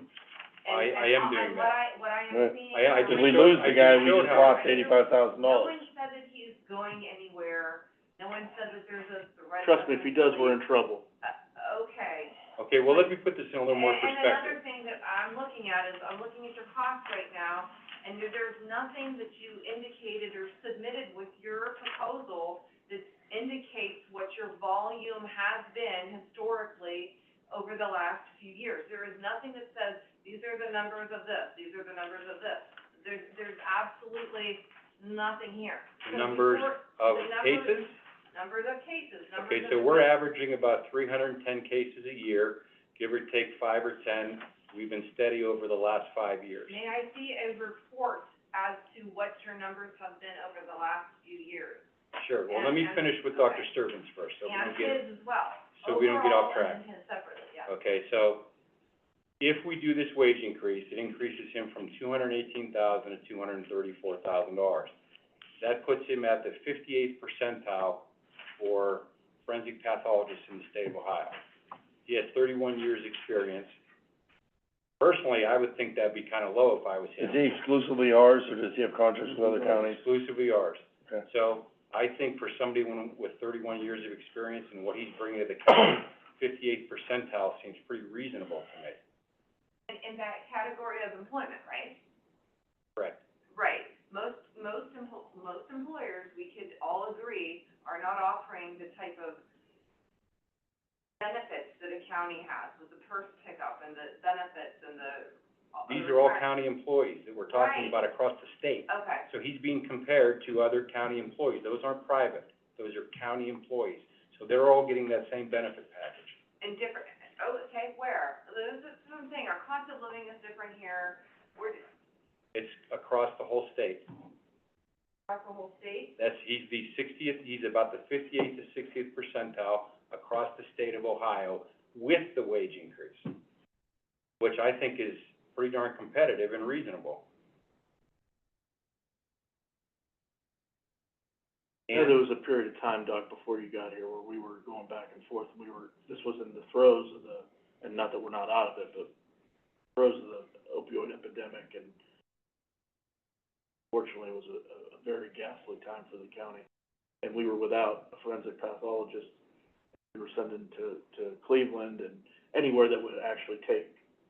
And they were refusing because they were inundated. I was a deputy coroner. You were there. Yeah, and That's right. we would have that same problem now. I know. Because, again, there's I was a shortage, educated on that. and these pathologists are in demand. Yes. So yes, he could go somewhere else Right. very easy, Right. which is Well, why I wanna lock him in here. So where are the other communities, because I could tell you that Trumbull County is much higher because of the legacy costs, that's before you, before, I think he was here. The first pickup and the,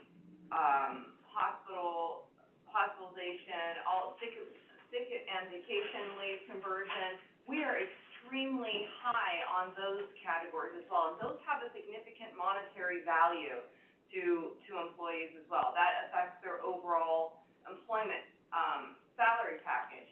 You're looking at the amount of annual salary, but you're not looking at all those costs that the Trumbull County gives to their employees because they take the negotiated benefits and they give them across the board all the way up the ladder to the highest paid employees. So that's where I'm saying that there's. I'm saying these are all county employees that we're comparing them to. So I would guess they're probably all in the ballpark. Can I tell you that for sure? No, but, it certainly sounds that Similar. 60th percentile is reasonable. I'm not talking about that now, I'm talking about all those other monetary, Okay, I would guess probably, and we're again, not it's a guessing. guess, We're not gonna, I'm it's not. a guess that the packages for all county employees is probably It's similar. not, you can't just go out and get their doctor, sir, like, not to be rude or anything, Okay. but. And you're a commissioner, Yeah, and right. you don't know the facts And either. I You're have guessing, looked, I too. have looked at, Okay. I have looked at the comparisons, you can look at. Where are those at? The audit, Where are those the at? state auditors. Do you have them in writing? Do we have copies, if you've looked at them? If you're gonna say it, where's the backing? Okay, May I interject? Yes. Unfortunately, because she's in negotiations, Alex wasn't able to be here, but she did feel that it was important that she, or someone else from Human Resources, sat in with Dr. D'Amico. We have no problem doing the research to get a total compensation package to supplement Dr. D'Amico's request. So that way you can make educated decisions. But I have to agree, I have to state too on the record with something like this, these 300 families of victims, they're not worried about the compensation package versus here versus there. They wanna know they got someone capable and qualified to find out what killed their son or daughter or husband. We were waiting or wife. 6 months, And we're 5 fortunate to have someone of this caliber. You can't compare apples to oranges or apples to apples in this situation. We were fortunate when we had Dr. Germanic for so many years with his experience. We're fortunate to have this gentleman also. And to worry about this little stuff about this is not a concern to me. In addition, Mahoning County is without a forensic pathologist. They would give their right arm to have what we have. And you could go. And they probably could give $250,000 to get them Very if we didn't make sure we were in the ballpark. if you'd be willing to give up 30,000 and first pickup and all these other. What's 30,000? Well, whatever, I mean. Whatever? Look at it. Look, not 30. Again, he still saved the county $85,000, including all of his benefits. I'm All that went into the calculation. looking So at his all whole package, plus whatever it took to run the morgue, Right. we were still If you're $85,000 sending these to Cleveland, positive. you're paying another $85,000. Correct, which is our, for poorer quality work. I don't really see the You value know of that. what, this is, don't assume, you don't say that because we're not spending it, then we're gonna just give it. That's not how this works. No, That'd be it's like if we talking- were to outsource or privatize All I'm doing is microfilm saying, and if then he, give someone if he else more left, money because there was. if he left, it would cost us $85,000 more based on 2022's numbers. That's all I can tell you. And he was I hired in understand that 2019 and hasn't had you're hasn't had an justifying increase since it. 2019. This is a problem overall across all departments and every What are you talking elected official's about? office in Trumbull County, where there is just I'd say an ignorance to the fact that all these soft costs actually have monetary value, have a monetary impact on taxpayers, and that they should not just be extended to other higher paid employees if they were negotiated by unions. This gimme stuff has to end at some point, and it's gonna take department heads and elected officials to say, hey, we're gonna not accept or request the same raises and the same benefits that the, unions are getting. And I'll just say, it's gonna take department heads and elected officials to get the best employees we can get to provide the best service for our constituents. And we only look back 2 years. We didn't look back 4 or 5, which, I mean, most people would get a raise And then every year. the other thing is, how are you guys working 6.5-hour days and getting paid for 8, or is it different over there? I'm sure We're Dr. on George call doesn't 24 touch hours a time day. clock. What I am saying is, if we're going to compare this, let's also compare to the rest of the state of Ohio and these positions to see if they're getting 1 hour paid lunches and half an hour paid breaks, because that's not a customary thing anywhere in Ohio. That is not a customary thing. So that, if you back out if you take the calculation of someone's salary and you back out their, you divide it, you can actually calculate their hourly rate if they were not working, getting a paid hour lunch and half-hour breaks. Could you make sure that conversion is done as well if you're comparing it to other communities? Both of you, whoever's looking at that. Because that's another thing that everyone ignores. Oh, look at the dollar amount, look at the dollar amount. We have to consider the fact that people are working 6.5-hour days in Trumbull County and not working 8. where most communities, they actually do an 8-hour day. Well, I would argue that even in the private sector, 15-minute breaks are generally paid at Right. 2 a day for an 8-hour. So the paid lunch for the hour Yeah, may that's be, unheard of, yeah. Then you can actually calculate the real cost, or the real dollar amount, or per hour, by dividing it. So how do we go forward with this then? You're fine with exactly what you did. I understand what you're saying, I understand the value of something like that and someone like that. And I'm sure it's humbling for you also, because you are the coroner, and you're asking for some of the worst under you basically to get a raise to have him make almost $100,000 more than you make even. It is something, though, you would not do that unless you saw the need, unless you saw the value he brings to the office.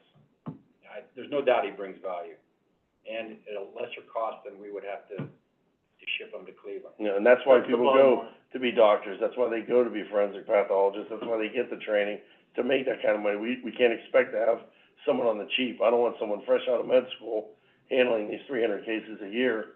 If we can have someone top notch with that many years of experience to do that, you have to pay for that service.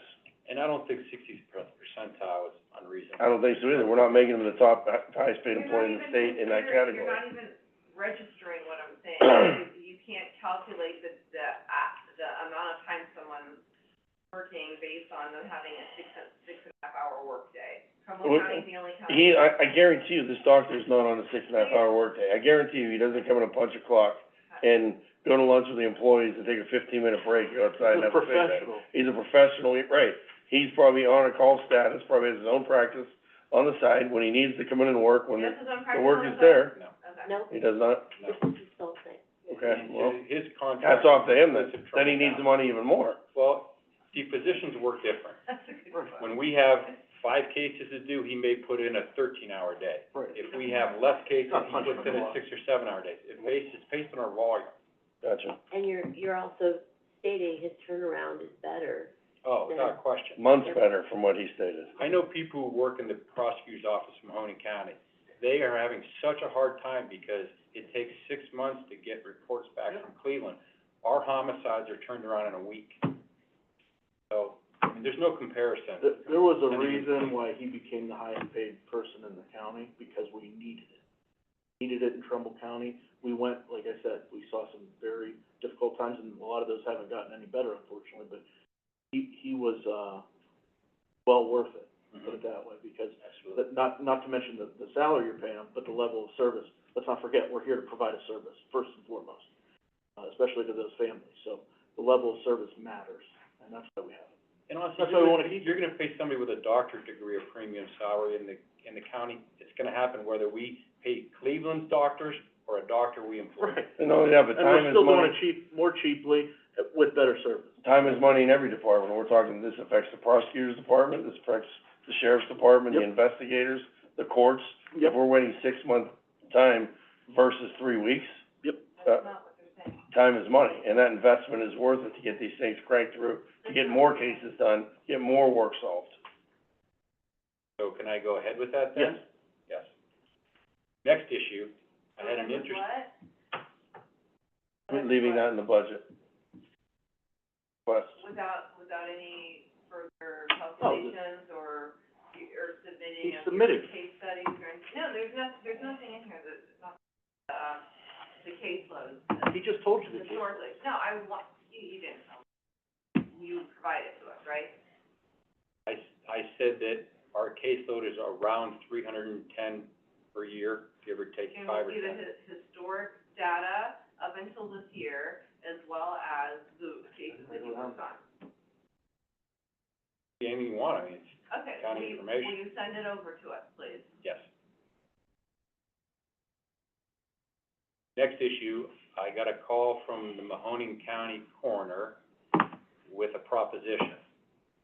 Apparently, the commissioners in Mahoning County have money to spend, I don't know what that means, and they're interested in putting up a new morgue with office building, and they wanna know if we would be interested in going in with them to put this facility up on the county line, share the costs of this new endeavor. Would they also be, is this sort of like, I like the idea of regionalizing that, but would it also be that, are they looking to share services with our forensic, pathologist, or no? Or is that maybe down the line? They didn't mention that, but since they don't have a forensic pathologist, I would guess there'd be. Yeah, why would they something want there. to if they didn't have intentions? And, Sturbin's won't go for it. Okay. Because, well, if you look at it, he did 206 autopsies last year, and the recommendation for a forensic pathologist is between over 250, you lose your accreditation. So he can't do a whole lot more than he's doing. So he wouldn't be willing to provide forensic services for that. The question is do we want to invest all that? Pros are, we get a brand new facility. The downside is it really increases our costs. Not only do they have to buy the property, put up the building, and do everything, I think that's the ulterior motive that they're looking at, though. Maybe trying to share service with the forensic pathologist, which, by your numbers, it probably can't happen anyway. can't do much. And to be honest with you, a lot of their work is multiple gunshot homicides, which autopsy takes 4 or 5 hours to do, and No, it's just, no, for me. I agree with you. So I looked at our costs in our morgue, and last year was $33,000 all in for just the facility fee, which is pretty cheap. The downside of that is Trumbull's having a lot of financial problems, and the morgue is a little bit of a mess. There's a water leak that they can't or won't fix because it's too costly and it's damaged our scale. So this is not on ours because it's part of your budget that doesn't include. No, I'm asking you, you're talking about numbers, I'm looking to follow along, are they not here? They're not on there, no. Where is it? I have to get it to you. Our cooler in the morgue is a problem also. The refrigeration unit is very old, and it's kind of on its last leg. I don't know if Trumbull is going to be up to fixing that or putting a new one in or not. So potentially down the line here, could have some costs in the morgue that I don't anticipate because I don't know what's gonna happen. Do we lease from Stewart Group or from the hospital, or what is our deal there? We pay per case. What happens if they go belly up and the facility goes, we're done? We're They're getting already problems. having problems, I know people who work there. That's what I'm getting at. But that's my point. My point is it's very cheap, but it's also tenuous. Do we have a backup plan up besides Mahoning County, should that happen? We don't. We don't have a We backup don't even have plan a cooler. with St. Joe's or anything like that we can, St. Joe's has a 2-person cooler and no morgue.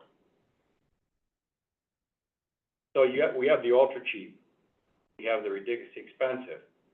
The middle option, and I don't know what it would cost, obviously we'd have to look into it, is use a portion of the health building, put a 10-person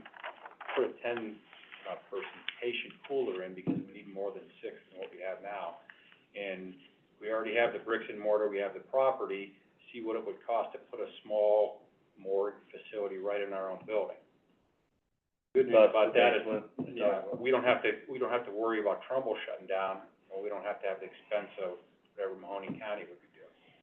I don't know what that I would think that's cost. something that we can look at, but I don't wanna necessarily just jump on that one. We still have the is service. there through still a Trumbull, viable option you know. with the old Northside Hospital?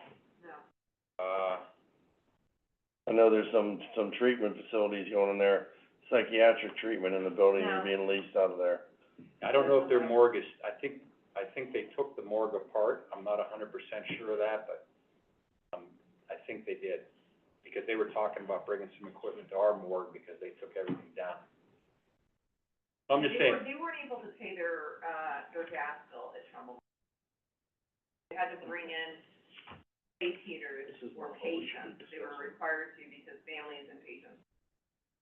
wait, I guess, is it okay if I tell Mahoning County then we're not interested? Not at this time. Yeah. Yeah, not this time, there's no reason for it. Okay. And right now, we got Willy Wonka's golden What- ticket what's with your- you and this doctor, we don't wanna just give it up.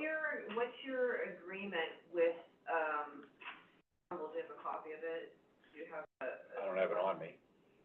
a, Well, we have this agreement that's about 8 years old, And last year, they came to me and said they wanted to redo the agreement because they wanted to dramatically increase our prices. I said, okay, just let me know when you wanna talk about it. Well, because of all the commotion over there, they never got back to me. It's been a year and a half, and we certainly haven't pushed the issue because we're taking it cheap. I don't know when that'll ever come up again, which it may, and I don't know how long. I don't have a copy of that lease or anything, and I just want to make sure that you're aware that you don't have the ability to contract, if anything has changed. I'm 100% sure, agree with that. All I'm saying is, they threatened to raise our rates. It hasn't been done yet. If there would be any contract change, certainly I would come. So is it, do the terms end at some point? Because I don't remember seeing it rated on our agenda. No, it's before me, and it's kind of an open thing. They haven't re-upped, for lack of a better word. We're kind of working on But they are billing. Well, if they're billing and we're paying, there's gotta be some drill. Well, we're being billed and we're paying on the old contract rate, which nobody's wanted to bring up too much because they could really increase our costs, so we're okay being this cheap, was my opinion.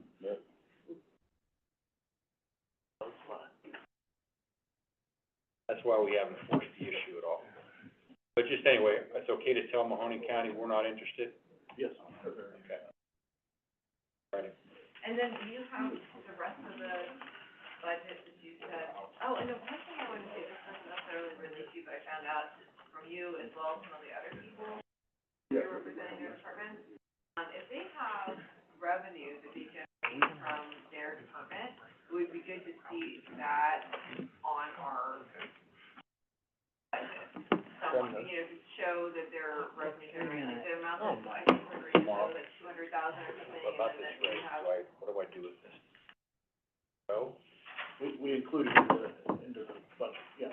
When we create the budget. The final budget, We're gonna will, let you know. but we know But we're gonna give it strong that the consideration. board doesn't want. Yeah, I made a note of it. We've locked the budget so that you can't go in and change that right now, but we'll add what, But you it was, guys are recommending, was it to in the it budget that was for the original budget. no, because Okay. I wanted to discuss this before. That's fine. No, don't wanna it's in submit there that at 218, so we'll need to add that So to them 218 and for us. 234 is his recommendation. And you, Right. how much,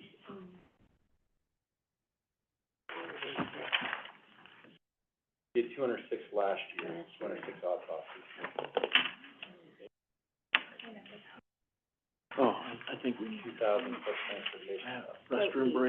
Yeah. Exactly, and I need to We're- shovel some food in. Me too. I tried to share it out, I'll find back in this No meeting. brainer. Send over the report, and so that she can see it too, so that we can all see like the numbers. Log out, or all right, log this, because we Oh, don't okay. wanna leave it on. Thank you. So we gotta go down. Thanks, Doc. Thank you, Doc. And do get you your still thing. want us back here at 1:30? Yeah, I mean, we Okay, keep I it will going, go but shovel some food in my mouth. Yeah. 1:30, we're a couple minutes late, that's all I right. love that.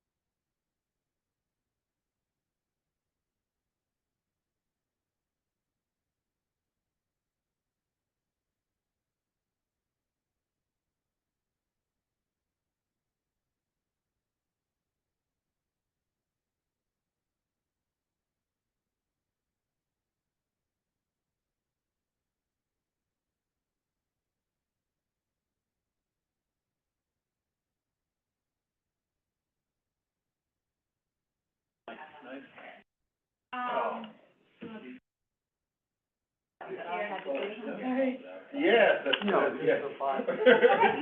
Yeah, It's not supposed to still. The magic button.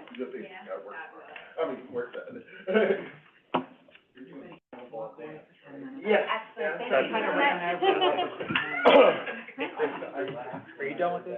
Or do you want me to leave? I can leave. No, I'm done, I just this time logged out, I just logged it, I didn't log out. Okay. Now I can wear dresses with another condition.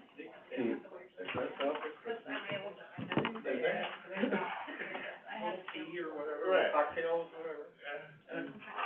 Or, no, you're good to go, yeah, I think. Very good. Half hour, then leave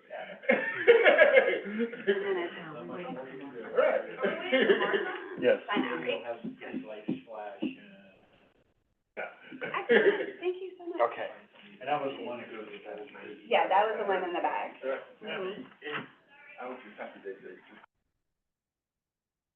Thank you so much. Right. Actually, no. I think this was the one that came from the bag that I had originally gave to Sarah, and then Scott brought that one up. Yeah, Okay. this is what we brought up, this, Yeah. when you're done, just grab that and we'll get it. Sounds perfect. Will you maybe drop it off with Robert? I think you want me to drop it off with Robert? I think he's the one who gave it to me. End up being like, just take that off. Those 14, but then. Oh. I mean, we're still. I do. That's what we're looking at all of it. Okay, guys, let's get started here. We'll start our afternoon session. We're starting with the Sheriff's Department. Gentlemen, we are being recorded, so when you talk, please announce who you are and who you represent. And we'll, turn it over to you, Major Palmer.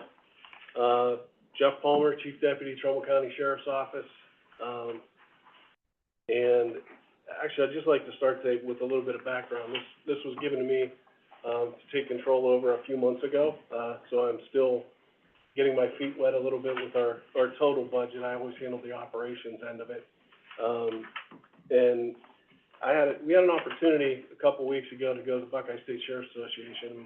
My mission there was basically to talk to other sheriff's offices and get a little bit of background on where their budget stood within, A, amount-wise, and B, the percentage of the general fund that it would generally hit.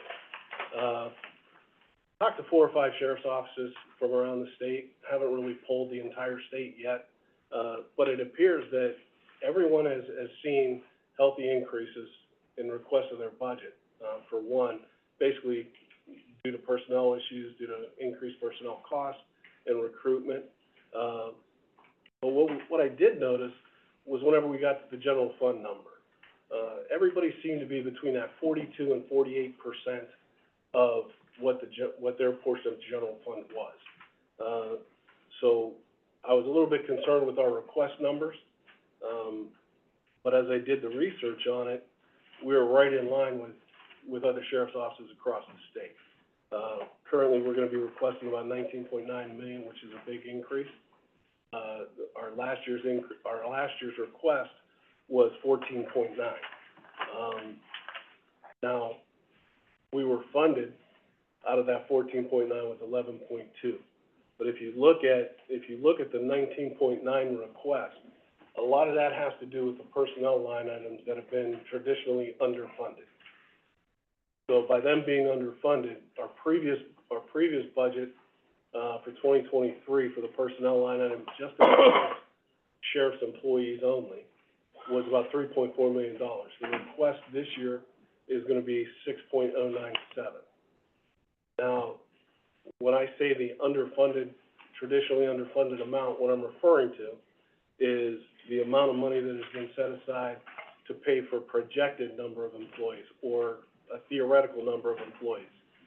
That 6.097 is the actual number. It's a realistic number on what the sheriff's office payroll personnel in the sheriff line item is.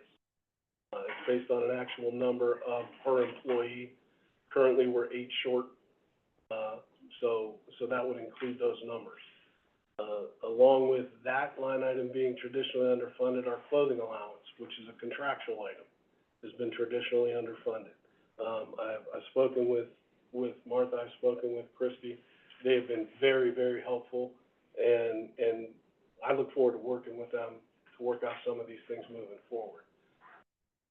Budget request this year, there, you'll notice in our uniform allowance, sheriff's office, $20,000 increase. It's contractual obligation that we made, and it should be funded. Jail mirrors the sheriff's office. So it, basically, there was a $1.2 million increase in our request, obviously a reflection of contracts, increased contract costs, and the number of employees that we need to efficiently operate. The trickle-down effect with both of those numbers, with the $6 million and the $5 million, PERS is obviously impacted. So there's gonna be an increase in the PERS line item, based on the percentage that's required to set aside. Workers' comp, hospitalization, Medicare. All of those numbers will automatically be increased just based on the percentages that you need to set aside to pay for those employees. The uniform allowance, again, is another line item that would have taken a big increase. It's a contractual obligation. Even though the clothing allowance in the current contracts have not been up, it hasn't increased at all, based on traditionally underfunding. And now we're looking at realistic numbers, and that's where we're at.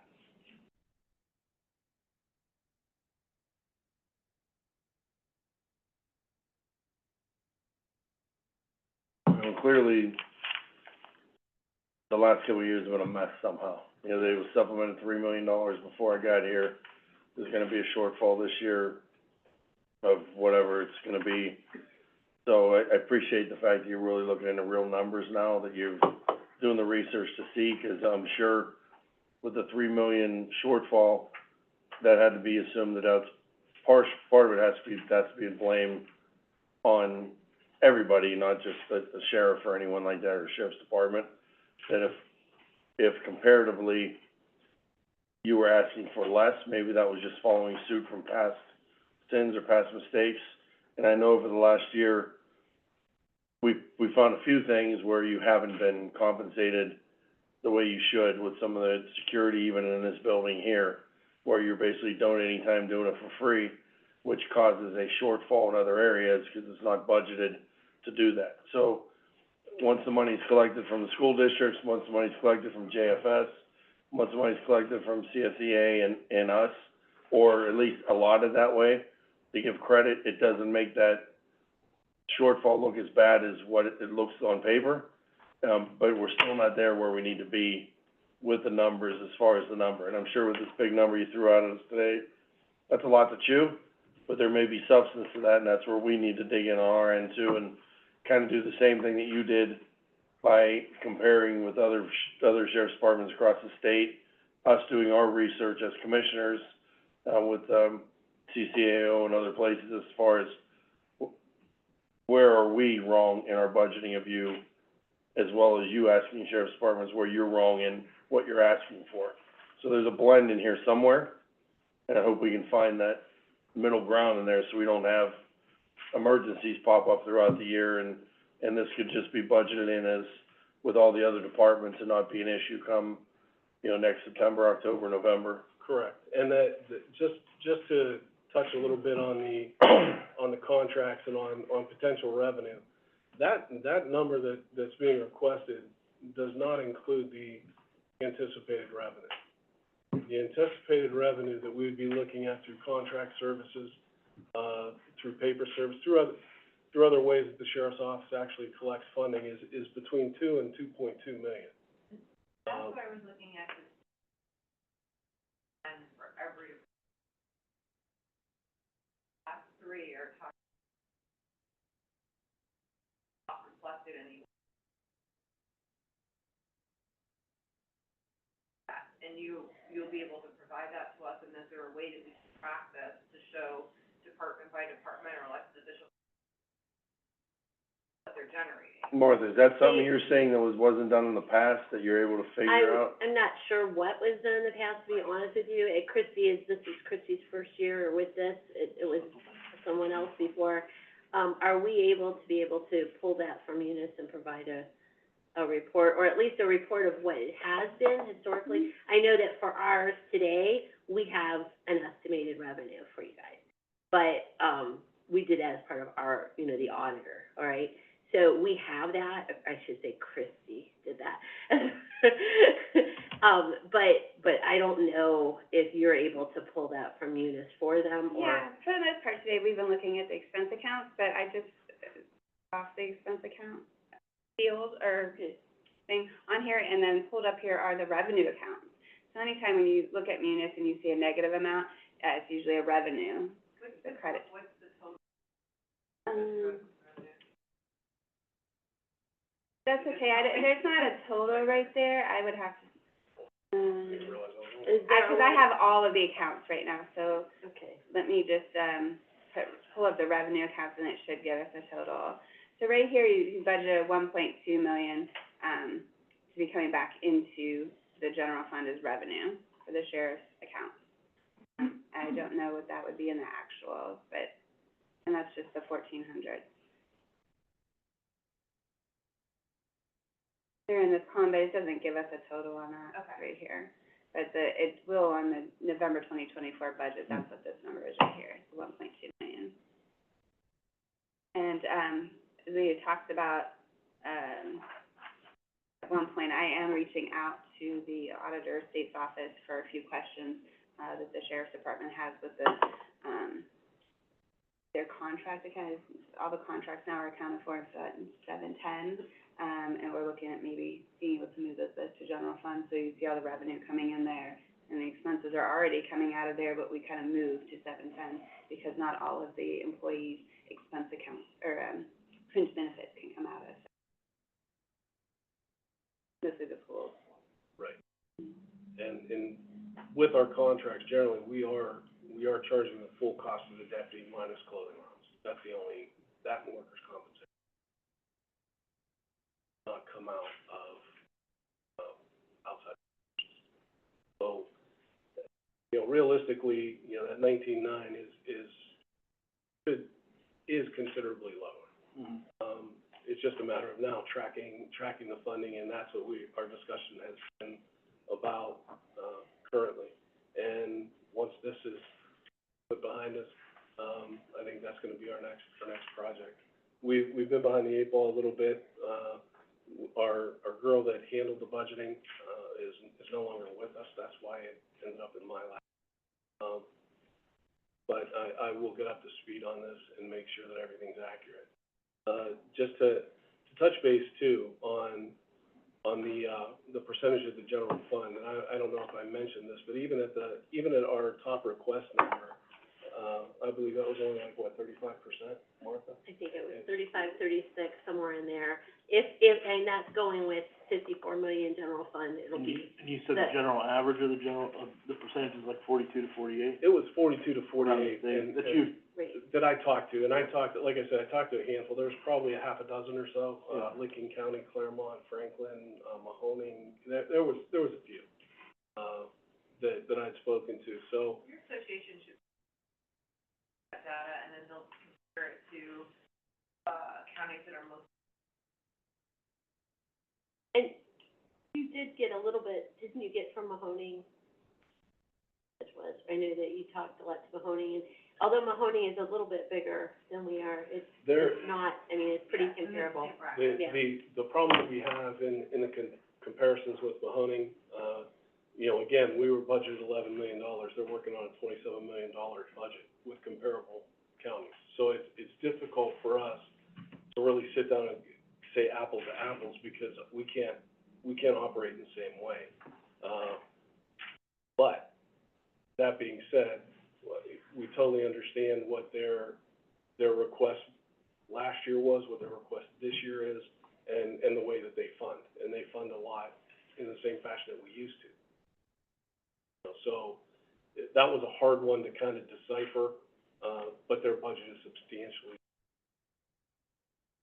Right, we're looking at employee salaries, about $6 million is what you said? That's a realistic number, yeah. So there's $13 million we have that don't include employee salaries of services that we're providing No, somewhere? that's the sheriff's office only, not the sheriff and the jail. That's the sheriff, There's- I'm yeah. sorry, the jail's down here. The jail Gotcha. expense is about Their department 14. I believe it was 5.1, Division. I wanna say. 5.1 or 5.2. Here you go, here's the payroll for the jail employees, which is department, or division 1415. Mhm. So that was over $5 million, so So combined. $11 million in Yeah, salaries. you're about 11.2. You know, the number of employees that I think are currently on our books is like 161. We should be at 175, with the shortage in clerical staff. There's 2 positions there. Then obviously with the 8, and then there's 4 in the jail that should need replaced. Again, the jail budget would include employees like the janitorial staff, the kitchen staff, Major Mason, obviously would be included in that. The captain in charge of internals, Captain Lester, would be included in that. So the administrative employees and some of the salaried employees with union contracts outside of corrections are included in the jail. In the, sheriff's budget, that includes all the clerical staff, the administrative staff, and some of the janitorial. So, you know, there's kind of a separation there, but, that would encompass everyone in the office. I think we made, good strides too, as far as reducing the PRS pickup and sick and vacation conversion and all those different. Yeah, departments. You contractually, guys sort of led the way on that, and then some of our county departments took approach. Obviously, elected officials do their own thing, but, that's gonna help in the long run. That's a good, preventative thing to look towards the future. There's a financial forecast. Obviously, the jail is a 24-hour operation. It's a very costly one. How are our numbers there as far as full or close to full at times, or? the local judges have worked with us tremendously on decreasing some of our numbers. We've been exploring some other options with some probation departments as well, but the judges have been phenomenal with us and helped. Our female population is mainly the problem. We made a few internal changes that I think have corrected that, and they should be fine moving forward. But we traditionally have had a problem because our female housing units are so small compared to the male housing units. So the male housing unit could have openings, but we could be stuffed to the gills with females. So that creates a little bit of a conundrum for us. I think we've got that worked out. Numbers wise, we're 289 we're supposed to be? Our, maximum is 286, 314 when you add medical beds in. So with that, and we've been running right now, total population in the low 200s, actually is becoming a financial benefit for the jail. Food services, medical, obviously, housing, transport. Sure. It's a trickle-down effect. Do I expect that to continue? No, I don't. But as long as we maintain a good relationship with the local courts and common police court, we'll be.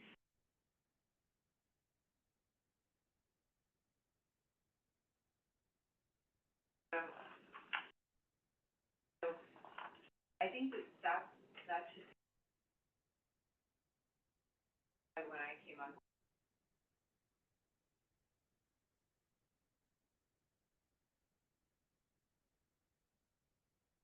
board, requiring zero-based budgeting for, actually saves money. Everyone has to justify every dollar spent, instead of just bringing in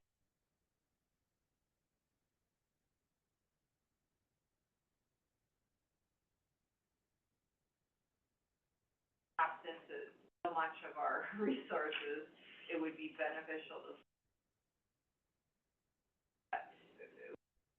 source, and then we look at the alternative provide the services that you're trying to deliver, but at the same time, looking at alternative ways to spend less. Absolutely need it. Now, yes, then what are the alternative, methods that we can provide services? And that was something that I tried to bring up, March of last year. But, I was bringing up that they actually, doctors of a practice always there, or a PA, and that causes a significant better service delivery. And having someone who's more with emergencies and things in the jail, and I would really like, I understand that there are going on for years, increase RFP that has to have experience working administration to save money and not make it so close up that we're making sure that. Commissioner, everything you said is speculative and can be disagreed, and I disagree with everything you just said. None of it was fact. It was all your opinion, so I just want that for the record. No, But you're stating your opinion. No, it's in the contract. There's a requirement that the only person has been in. No, I'm talking about the 5 or 6 paragraphs you said before that were all speculative and accusatory. Let's talk about why we do that. Soundbite stuff. Yeah, it's, Major Dan Mason, Trumbull County Sheriff's Office, and when we write our RFPs, basically, we don't reinvent the wheel. We reach out to other counties, we reach out to the Ohio Department of Corrections, we reach out to the National Corrections Institute and and some medical facilities where we pull information. That's pretty much a standard requirement that anyone who is the appointed physician for a, correctional facility has correctional experience. And usually. Why wouldn't we want the most qualified people, though? I don't understand that. That's what, we're trying to get the most qualified people. My question is, why do we wanna continue to give something back to someone who's, that's Failure is your opinion. I don't view that he failed, do you, Maura? No. So the failure is your one opinion, minority opinion of the board again. We are, I don't know if you guys are aware that Trumbull County ranks of Ohio as it relates, medical. Where's that in writing? Do you have that? Is that a speculative thing that It'll be one of your published friends gave you? It will be published Again. by only behind Dayton and Cincinnati, Dayton and another county were the two. Thorn will be released by, by Cincinnati All right, shortly, so you'll. feeling facts up. What about the jail valuation? But, yeah, we scored 100% medical in the Department of Corrections audit for the year.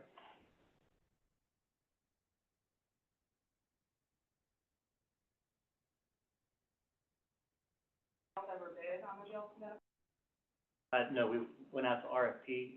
Technically, it's, exempt from bid, but we did go out to bid 2 years ago. We've had, I believe, 4 or 5 organizations picked up RFPs, and current physician was the only one that put a bid in. Not only that, we've also gone out and explored other options, in talking with the hospitals to provide physicians. Triple the cost. And triple the cost, yeah. Well, actually, it's more like quadruple. But there's no, it's a correctional facility. It takes. But just for the record, I've gone up with multiple times. One bidder. No. Well, No, that's not correct. You have them in here. That's why I'm asking. Yeah, so this, there, and with the budget hearing with the commission. Yeah, we went out to bid one time since being here, but we did explore other options. Right. and the other options. Both hospitals were interested, but would have been cost beneficial, and there was also some resistance. Both local hospitals are, part of larger medical groups, and the local hospitals are interested, but the larger medical groups are not any further. For point two, I know that you said you don't really have to. According to our journal actions that we took in every contract, needs annually. Commissioner, And professional services, we don't bid them out Okay. all the time. You voted on things that we haven't bid out. I'm saying that there was journal action taken in 2021 to where. But professional services is exempt. Not in the journal action that we did. Well, then stop voting on the things that are professional services that you vote for that don't go out to bid.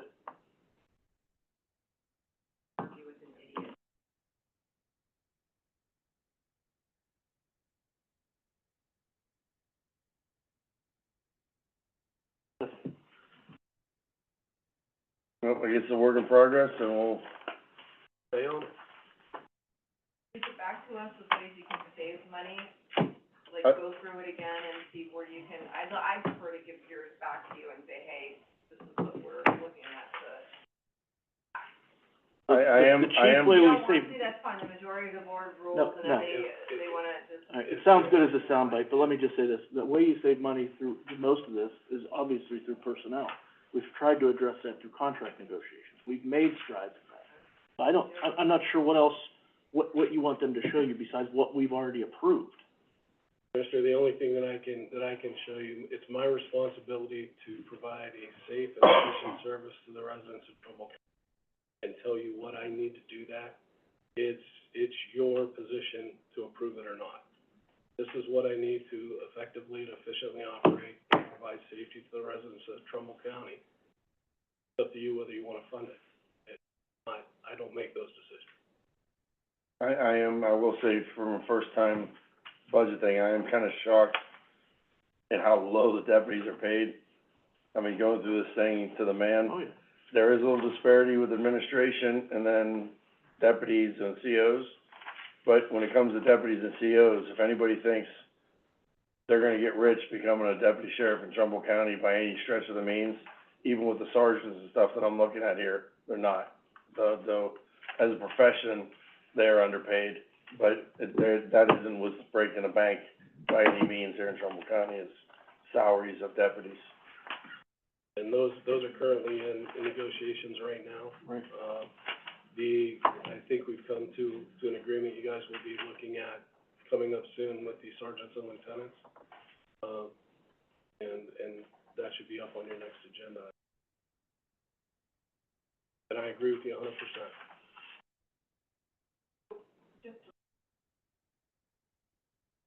We haven't seen a relation of what's gonna happen in the contract. Keep in mind, we've only negotiated one. For other units that we're negotiating. So when we're looking at last year's budget, this year, we're looking at a little bit of the implementation. But I have to remind you that we just are now in the process of implementing. We have no background to go off of, right? This is going. And then also too, just so you're aware, $11.2 million in salaries, to your point, only equivalent to $1,000. So I just wanna stress that to you. Our sheriff, our deputies, our COs, averaging $68,000 a year, so like that right there. That's whole package. When I'm looking at the compensation as far as in salary, just salary itself, it's closer to the high fifties. Is what they're actually, Right, we took So. 11.2, which is, I get that. I mean, that's the world we're living, that's the field we're in, and I mean, EMTs are the same way, paramedics, police officers, but.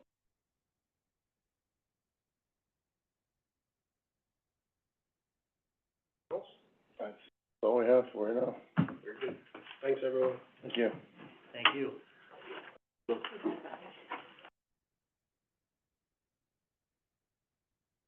See Mr. Hart out there, please send him in.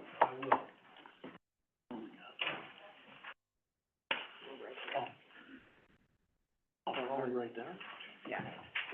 They're along. Well, I saw him out there in the hallway, but I don't know if he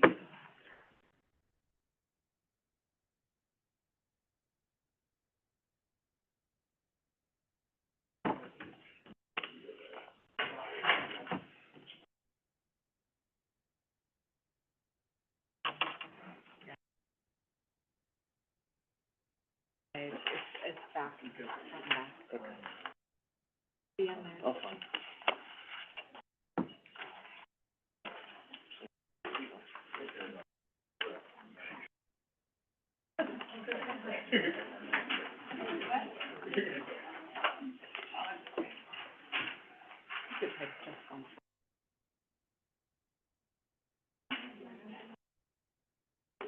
You got maintenance making as much as deputy, some of them. Really? Yeah.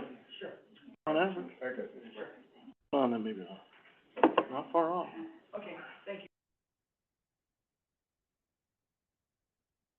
Sorry, Commissioners, I'm trying to get an address for the Marks Tower.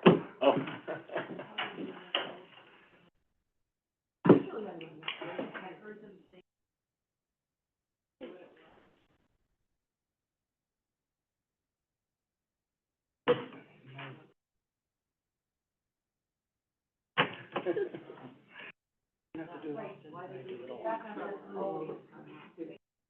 I did write some things down when I was. It was just, I think that you're assuming negative intent, but I'm telling you that we just got it, it was just open. Nothing to hide here. Let me look, figure out what it is, or where it belongs, or where it goes to. Good afternoon, Commissioners. Afternoon. Bill Hart, Trumbull County Maintenance. Thank you. My budget's pretty much the same, little increases, decreases. Payroll's slightly a little higher because of course, union contract raises. I did, when I did my budget this year, I did scratch some things, lowered a lot of things where I needed more increase in things, so I don't have to worry about trying to shuffle or relocate or transfer monies. As far as, everything I have that I do in maintenance is pretty much fix and repair and do what I gotta do to make the buildings happy, so. I was listening to some of the budgets, and I listened to some of the wish lists of some of the other department heads and elected officials, especially the coroner, I caught his. And, just let you commissioners know that there was a generator also at the Board of Health that would help basement there. You're gonna have to handle something like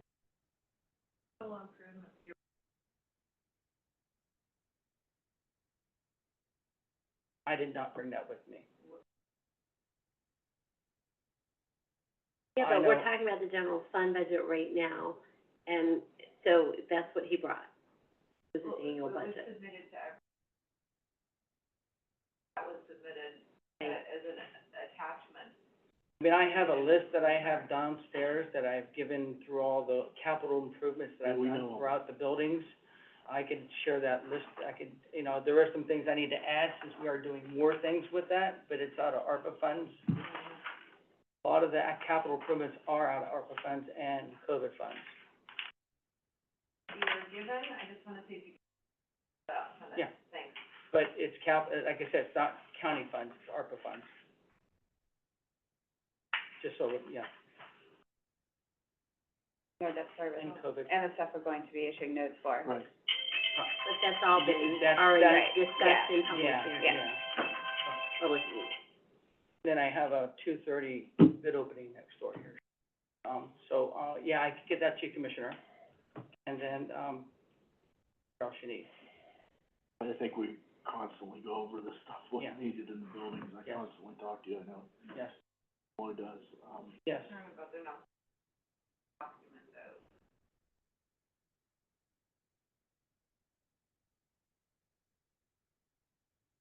Well, And I don't the know needs- how long you're going to be here too.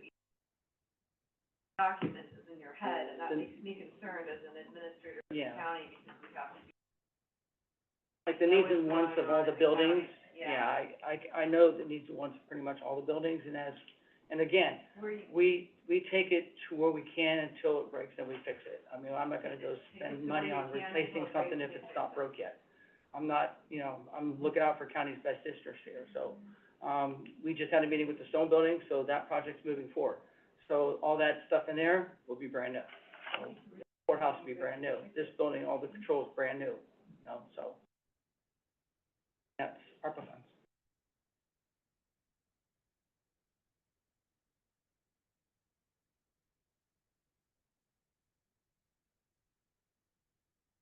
nothing new, this is continually discussed. Continuous, mine's continuous. Retirements on here? No. Anticipated? Could be. But I still have two employees that aren't here. They're on my budget, but they're not hired. I have a maintenance person, I have a custodian that I did not fill jobs for yet. And of course, a third groundskeeper, which I incorporated in my budget for that, so. All Really included. need that many, do we? But. Contract doesn't say, I was in your meeting, for 8 at one point. custodian-wise, you mean? Yeah, custodian and maintenance. We had, back in the days when there was less buildings, but now we have 22. So maintenance, we only have 5 actual maintenance workers, and we have, Can you show me in a document that was, over the years? Number of employees, yeah. it was before my time, Yeah. you know, so I couldn't tell you how many they incorporated, You were working here, right? Here, but I right? was a maintenance worker. Didn't know anything about the office. Yeah, I could try to find, but, you know, and I think you all have the list of all my employees. I could tell you how many are, 5 out of all these people are custodians. 5? Yeah, the maintenance guys. And Five are maintenance. And then there's vehicle maintenance in here too as well, there are 4 people in there, so that's, you know, 9 or 10 that are in my budget. I think, I just remember 14 to however many were here now. What does that mean? We have 37, I have 37 working employees, and I budget for 39. Actually, that number should be 36 working, because I am short a groundskeeper, and I forgot that one. So there's a groundskeeper, a maintenance, and a custodian that's not filled. And that filling is based on the needs and wants of me. If I post it, I gotta fill it. If I don't post it, I don't have to fill it. Cool. So, I didn't post any of it yet.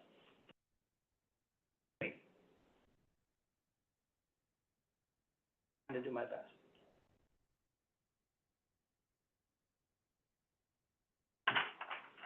Will we be, have a document showing,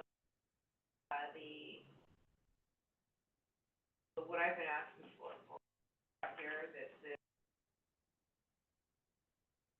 Can't, wait, let me finish what I'm saying, which is a document with all the buildings and all the systems, and the last time things have been replaced, based on electric and, all the elements, have that could help whoever replaces you, or the board, or everyone to be able to identify. the time that would take. Do all that, and there was stuff that was replaced before me, so I could not tell you when that was even happening. So, to go back and say, I don't know when this was put in, other than I know what stuff we put in all these buildings under the ARPA or the COVID funds. So, I mean, other than that, like I said, I'm not gonna replace a hot water tank if it ain't leaking.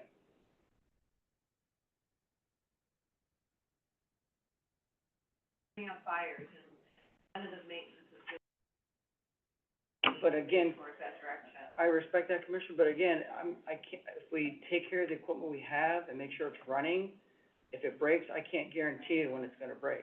Again, I'm saying that it is needed for us to have that, and there's no good time to say, okay, I'm gonna sit down. It sounds overwhelming, but at the same time, while things are being done, while improvements are being made, while renovations are taking place, now is the time to document those things while we're here. And they are documented. Not the We voted on invoices and the work. Yes, you vote on them, and there's receipts for everything that was Not done. the invoice, the payment, the journal action, but an actual spreadsheet that will tell the commissioners and tell the county and everyone that comes after you and around you when things have been replaced. So if you go through that contract for the renovations that happened over the Board of Elections, this, and this was installed new or updated on this date.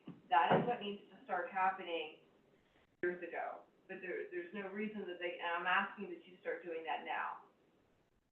Makes sense for planning. There is no planning absent that. There's just putting out fires. So are you proposing him allocate his time differently for it, or a new position for someone to do that in the budget? I mean, is that a possibility? To hire someone that just does that, that just To keeps hire track of things? somebody, It's that's an all-day, administrative- everyday, I mean, think about it. I don't know how many valves control, 100 and some valves controls were here. Tell you if one was put in yesterday or 2 weeks ago, if that's, or in general, they were all put in this time. You have, building by building, you can have a file set up. I'm sure someone in IT can help you set something up where you have building by building, and then structural system by structural system. And then as things are happening, or as you've seen them over the last year or two, start putting them in, and then leave it unknown if you don't know. But there is no reason not to log the work that is being done.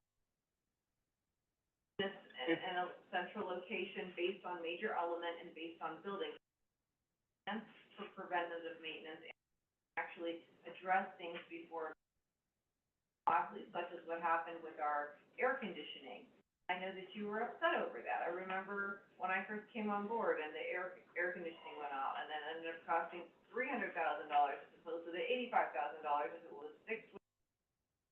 There is no document of sorts for us to be able to do that. It saves money to fix. And to go back there, that was before me. I came in at that hiccup. There was a project manager here then, there was another boss here then. I don't know what they worked on to do the things that they did here in the county. I was a maintenance worker. I became a brief supervisor before I came where I am now. So I was the grunt in the background, fixing everything. I was the guy making sure that things are running and working. So how they went about the projects, I could not answer that. But it about in a better fashion, I see people leave out of frustration, from working here, getting upset that they're not able to get work done, like HVAC work, because they'll ask, and then they, it can't be funded because it wasn't in a capital budget, and you're sitting here before me without one, without anything to document how old things are. If you have that, it's more easy to justify your needs instead of putting out fires if you have that. This is But again, I can't guarantee when something is going to break. Right. I can't, just like a furnace Right, breaker. and I'm I not asking for any type of. But to document it, reading. but to I'm asking for document it, something that's just- how would someone read it when it's unknown when it was put in? Or, okay, for a good example, and I get this open, courthouse chiller, cooling tower fan, brand new, right out of the box, burned up. Can't help that, nobody Right. can. So then we had to prolong the opening of the courthouse AC unit over there because we had to replace the fan. Happens, there's no way of knowing when something is going to break. No, but there is a way to document those things, just even for the purpose of saying. Okay, I wrote it down, it blew up. Where are all the warranties kept for all the work? There- Do you keep all the warranties for all the work? It's in the contracts. So you don't, The contracts are located up here. right, so it's the clerk's And again, job then? most contracts, or every contract that I know that we deal with, are a year. That's it. Sometimes it's only a year with manufacturer's warranty. Certain things are only covered, just like when you go buy something They're in more the store. than, roofs and things, they're more than a year. No, they're not. Service There's, might be- there's roofs that could be 10 years, 20 years. Right. That's specified in the contract. Exactly, so whenever you're looking at those things, rather than the county accidentally paying for something again that broke and burned up and brand new, it would be But the beneficial, county didn't it pay would for be it. it It was would a be hiccup. it would It be was still covered. beneficial to have all those things in one place, and then while you're putting it there, okay, roof was replaced, and then put 5-year, 10-year warranties, so that we have all these things in one place. It's in the contract up here. And that's not, we need to do better, Trumbull County. Do you hear what's being said? I can't believe that anyone here will think This is budget hearing, I'll be right out. Go, that's right, go in the door over there in the center, ring the bell. embarrassing.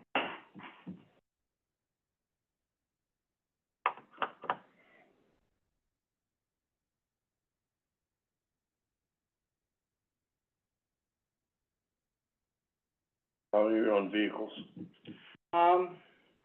The new ones, I would like to put a plow and a spreader, I have it in for, they said to put on the Wednesday agenda. We still have the ones that we maintained. Other ones are in the garage for backups, the new ones are here. We do share, like I said, I was listening to the building inspection, they had borrowed one of our cars because their truck is down. So we have still a little surplus of regular cars, not trucks or, you know, we have cars. So 5 right out here in Pella, that, you know, the backup. Then,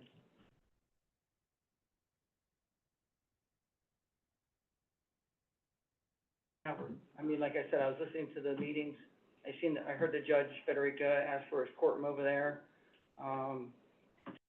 A coroner's office with a generator that's attached to the building that could be suitable for his workspace, if that's what the commissioners deem that they wanna look at further. What about the, treasurer's fixing the front of the panel there where? Yeah, I've seen that. Can that be fixed out of what we It's have? just drywall and it's guts, Right. 'cause people kick it when they. Right, that's making, can that be fixed like now? Yeah, it could be painted. So, but Yeah. the thing is, Yeah. if we actually have, we not be saying, this cosmetic thing, this cosmetic thing, this cosmetic thing, because we just heard elected officials asking that we need to have things in one place so that we can make sure that structural things that are more important take priority. And there's No, but if something gets pointed out, like, this looks like shit, we need to do something about it. I mean, right, he's not gonna keep an inventory of, this wall was checked on this date, and there's no scuffs, and the paint was put on this day, this many That layers. could be put in for facility, dude, it's nothing, it's patching and painting, that's not a big deal, that's not a major project. That's, Well, and I think he included that actually to kind of show, the difference between if they have, you said Formica, like they do here, and that maybe that would be a Right, I don't think he's looking to option. patch it, I think we're looking Yeah. to He wants a redo it. permanent Yeah. fix, that could be wiped or washed later Right. at some time. But if something can be fixed now, those are both things we can. Yeah, it could be patched and painted, is a quick fix. yeah, use semi-gloss, so it's cleanable, you know, nobody. Satin, still cleanable, Or satin, yeah. it's not as shiny.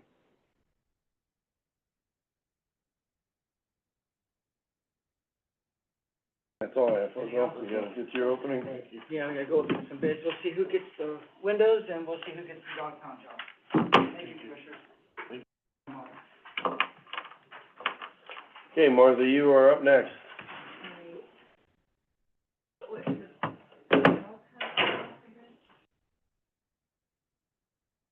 We voted on that a couple weeks ago to advertise for it. Today's the deadline for bids. To them. And Christy's passing out some things, and I'm passing out, or we're passing down my notes. Okay. Christy has the spreadsheet. I probably will let Christy and Tim add to what I have to say after I've had a chance to say it. So Christy, provided you with a spreadsheet, and that compares, our current budget with, the budget in '23, and when it says '23 actuals, those are to date, correct? Yeah, as of, today, Right, and we do have, or this morning, actually, so as of the end of yesterday, so. Right, so, and we have 3 more payrolls in there, so, just to let you know. And, we do have an overall increase of 13.84% over the budget from last year. Most of this is personnel costs, The union was formed in February with a 5% increase that was not included in the 2023 budget. The union will increase another 3% in 2024. There's a 10% increase in the department share of all of our insurance. We moved a position that had previously erroneously been under 007, our other fund, and we moved it to 2024 to 001. That was about, what, 70,000 right there, is that correct? Somewhere in there, a little over. We added 2 IT positions that are under 001. That was a big part of the cost increase in the IT part of the budget. They both, yeah, the position was, I should have put that on there. The position was a licensed position, and so it should be under 001, and it was under real estate, it should not have been. We added 2 IT positions that are under 001. Those both benefit the entire county and all the departments and officials. One is the help desk person, which makes it a much clearer path, and we're working towards, and I'll let Tim talk about that a little bit in a minute. It makes it a lot more efficient for people to get the help that they need. We're not just calling people randomly anymore. The other is our multimedia facilitator, our lovely Falana over there, which obviously benefits this office quite a bit in the meetings and facilitating those Zoom meetings. We have 1 retirement by the end of the year that's not actually, this was noted at last year's hearing, but we're not replacing her. We're reorganizing, that's our chief accountant. We're actually reorganizing our whole accounting part with only 3 instead of 4. One of the things I'll note is when I came in, it took me a few months to realize, because I was, kind of studying things, but I realized that we had a couple of departments that were overstaffed and a couple that were understaffed. And so we're trying to remedy some of this. And unfortunately, not, like, the overstaffed are not always in the same fund, that they are coming from the same fund that the understaffed come from, right? So, we actually lost a person in IT, but he was funded through, 007, but we didn't fill his position, but we added 2 in IT that are funded by the general fund, and as you can see, they both benefit things that they're appropriately under general fund. But it's as we're moving things around, some of what you're seeing is an adjustment from that. As I said, the person, that's retiring just before the end of the year is not being replaced. We have 2 more retirements coming in 2024. There will be one early in the year that will not be replaced. She's from one of those places I talked about where we are overstaffed, and the other one is later in the year, but she will be replaced. She's within our accounting department. We're going to be adding 2 more positions. One is in our real estate department, and that's going to be funded by 007, not the general fund. The other will be a weights and measures position. This will be funded by general fund. Both of these areas have been understaffed, causing struggles to maintain compliance, let alone best practice. And we have to, the auditor's office is definitely a creature of statute. There's a lot that we're supposed to be complying with, and as I've opened things up, I found we're not, and so I want to make sure that we get compliant. When you think about weights and measures, we have currently 1 person doing that. And you think, oh, that's kind of a simple job. Think about how many gas stations we have, just the gas stations, where he's got to go and check those. And we're not at best practice on that. We're just barely compliant. Most counties are doing that once a year. We're lucky to be within that edge of 2 years. And we have a few out there we're not sure of. That's not the only thing that he does. Every single scale in this county is supposed to be checked. Think about the grocery stores that open up. We're also supposed to be, or we should be, best practice is to be checking those UPCs. You guys are going to be hearing about pretty soon the Dollar General lawsuit that the AG has, if you haven't already. The state got $1 million at a Dollar General. Our food banks will be getting a little bit of that here in Trumbull County. The reason for that was county auditor, weights and measures people picking up on that, picking up on the fact, and this is, obviously, I shop at Dollar General because I'm a cheapskate, but lots of people shop at Dollar General because that's all they can afford. And so and ringing up a $2 shampoo is $4 and somebody not noticing it. That's what weights and measures is supposed to be doing. We're all about protecting the consumer. We're just not just out there being the bad guy and going, you've got your scale off. No, we want to make sure that when you buy a pound of your garlic bologna at Meijer's, that you're getting a pound of garlic bologna at Meijer's. And we need more than one person to do that. There was a year, not so, maybe, where the fair, where they were saying. I'm so glad to hear it. We took very good care of our fair this year, and we even worked hard with, Ashtabula's fair, because Ashtabula had some of their processing done in Trumbull County. So, yeah, it's all of that stuff. It's making sure that livestock, and our guy works extremely hard. And he's, quite frankly, a few years from retirement. I don't know exactly when he's gonna retire. I'm glad that he didn't retire on medical retirement when he probably could have this year, to be honest with you, because I would have been really out of luck on that, because it's hard to find these guys. My plan for this is to, add a staff, as soon as we can on this. How this works with weights and measures is you get hired in, you learn a little bit from somebody ahead of you, and you also take training from the state and take tests from the state, and then you can work on your own. And so what I'd like to do is have somebody come in, start that process, and then when, our, God bless him, Randy leaves, we have somebody in place that has that knowledge that he needs and knows the county and knows all the stuff that he needs to know. And then, you know, I think we'll probably have to carry two, to be honest. Advertise it statewide, if there might be some. We might, but I'll be honest with you, in talking to my fellow auditors, I mean, there are people who are having to share weights and measures people. It's not, just like every other thing. But it's also, you know what, it's a good job to have, and I would love to have somebody local who, maybe they don't know what they're gonna do. You know, somebody who's like a 22-year-old kid, who doesn't quite know, it's a great job to have. And, you know, I'd rather have somebody local, but I do know that from watching my, CAO list, you know, I'm on that listserv and I read those emails every day. This is one of those things that's like, it's hard to find people. People wanna come back. They might be. Absolutely, we won't know, but I will be honest with you, we're still gonna need a second person, but you can also save a little bit by paying that new person that wage, and then they move up. And can the second person, if you need a new one on and they were trained? Sure, absolutely. But at this point, right now, you know, we're in the planning stages. When I met with Randy was actually on medical leave when I came in. And so when I met with Randy when he came in, my instructions to him were, do the very best you can.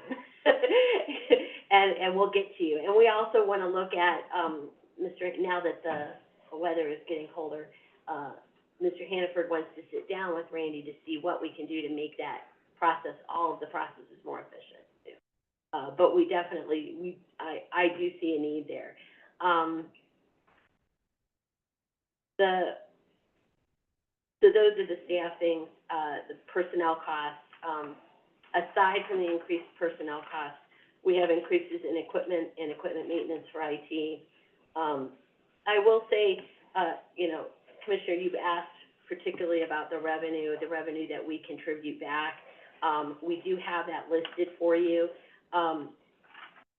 Traditionally, it's been estimated right around 2 million or maybe a little bit more, is that correct? I know last year's was like that, I don't have the year before. Our actuals for this year, what we've given back are 3 million. Wow.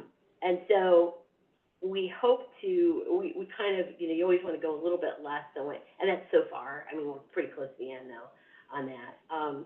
But what we've estimated is, 2.852,450 for the revenue that we'll be giving back into the general fund.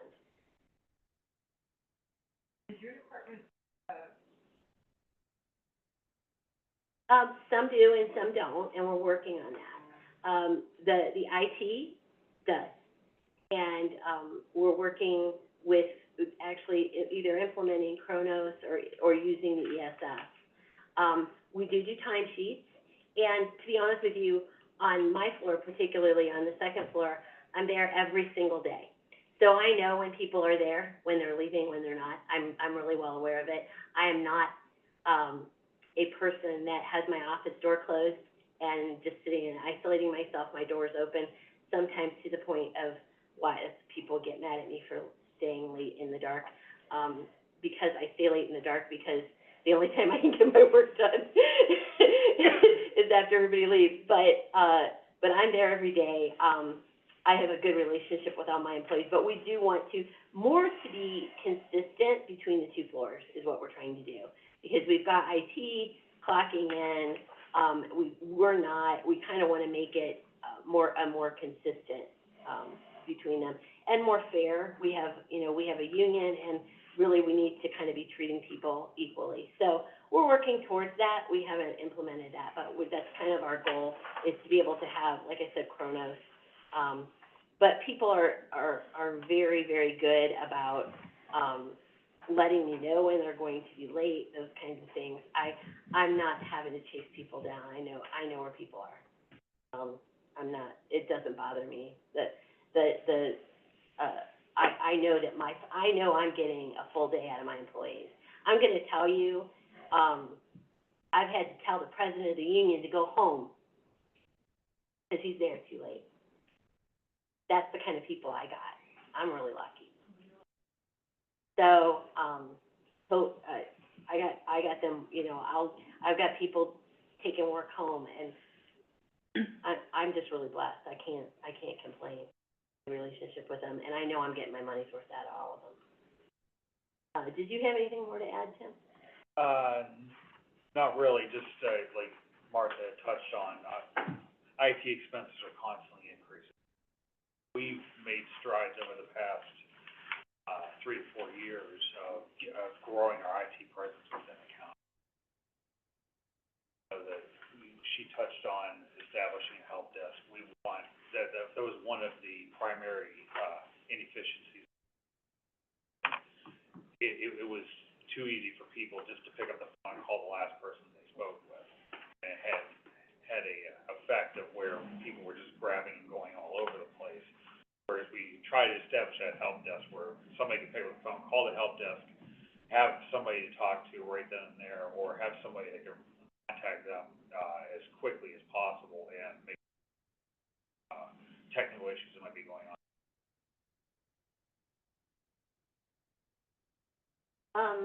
I just wanted to add too that, you guys got like a list of our employees or projected employees for next year.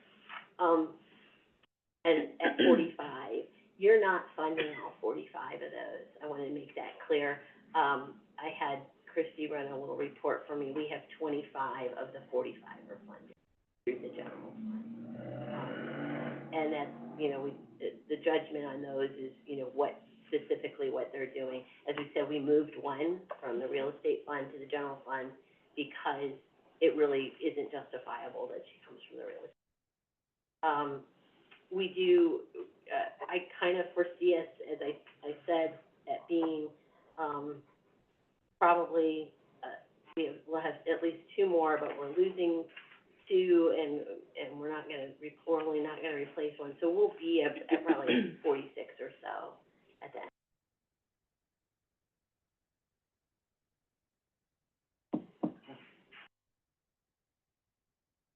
Very good. Thank you. Thank you both. Okay, Michelle, we'll go right over to you, since you're here. Yep. Still on schedule? Not really.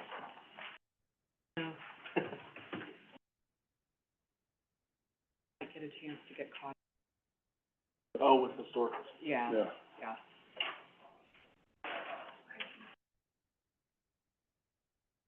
They're mine. They're Clearly mine is gonna get stink. over by the chair. Thank you. Christie. Okay, Michelle, anytime you want, you can just start. Okay, are you gonna pull mine up too? I was going to, and I thought it was 1080, but it's not. What's your division? And your account code is the fourth one? It is, I thought it was 1080 too. I'm sorry, you're, Fund 10, not Fund 001. I'm sorry, that's my fault.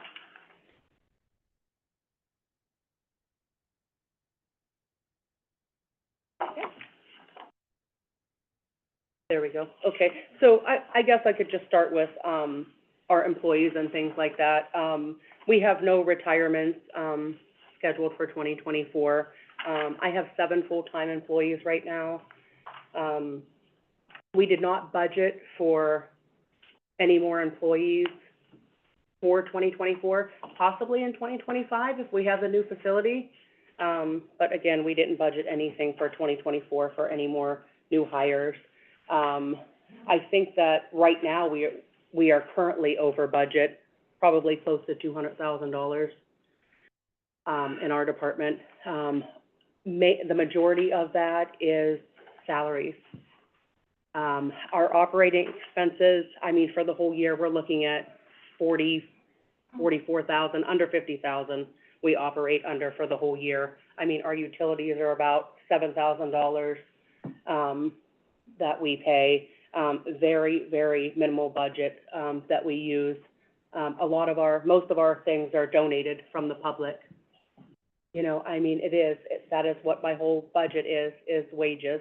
I get the stupidest question in the world, but 6 of your employees out of the 7 are paid more than every single deputy that's not a sergeant, or every single conservation officer, CO in the jail. How are the salaries so high, I guess, on this? I'm not being critical, I'm just saying, I'm looking at this and I'm like, 75,000, 75, 73, 63, and we just went through the sheriff's department, and every single deputy that didn't have stripes was making 59 or less, or 61 or less. Yet, in the dog warden's department, they seem to be paid excessively high, even more so than the employees in the auditor's office. Well, that is their salaries. That is all of our salaries, which included, not just our wages, that's hospitalization. Okay, That's, I did everything for you. Oh, good. That's everything rolled up into one. Okay, none of the other departments did it that way. I did it That's that why way. I like to do it that way. It's easier for me to Kinda budget blown that away. way. I'm thinking, if I'm a deputy out there, instead of risking my life, I'm gonna go catch a pit bull. They're contractual, broken out on the cost. I'm sorry? The salary, the purse, everything broken out, that's what. And that's why I Okay, didn't sure, realize that. gotcha. When I'm looking Yeah, at it, I'm thinking, I just did it all together. that seems excessively Yeah. high. Yeah, that's everything. Some of their, to speak to,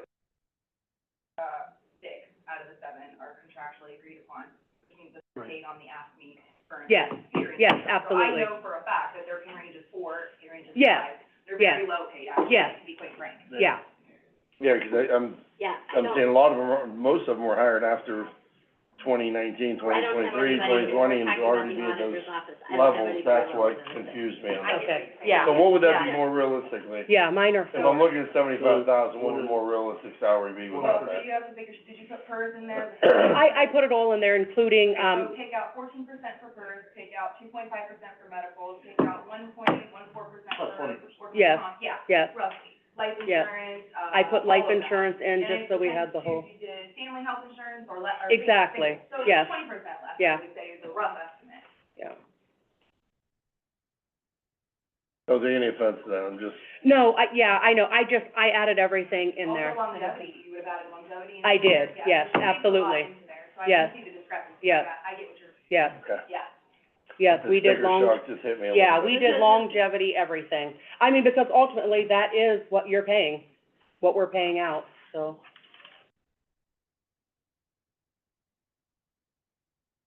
To see all of those things, because some of the other departments don't put them all together for you.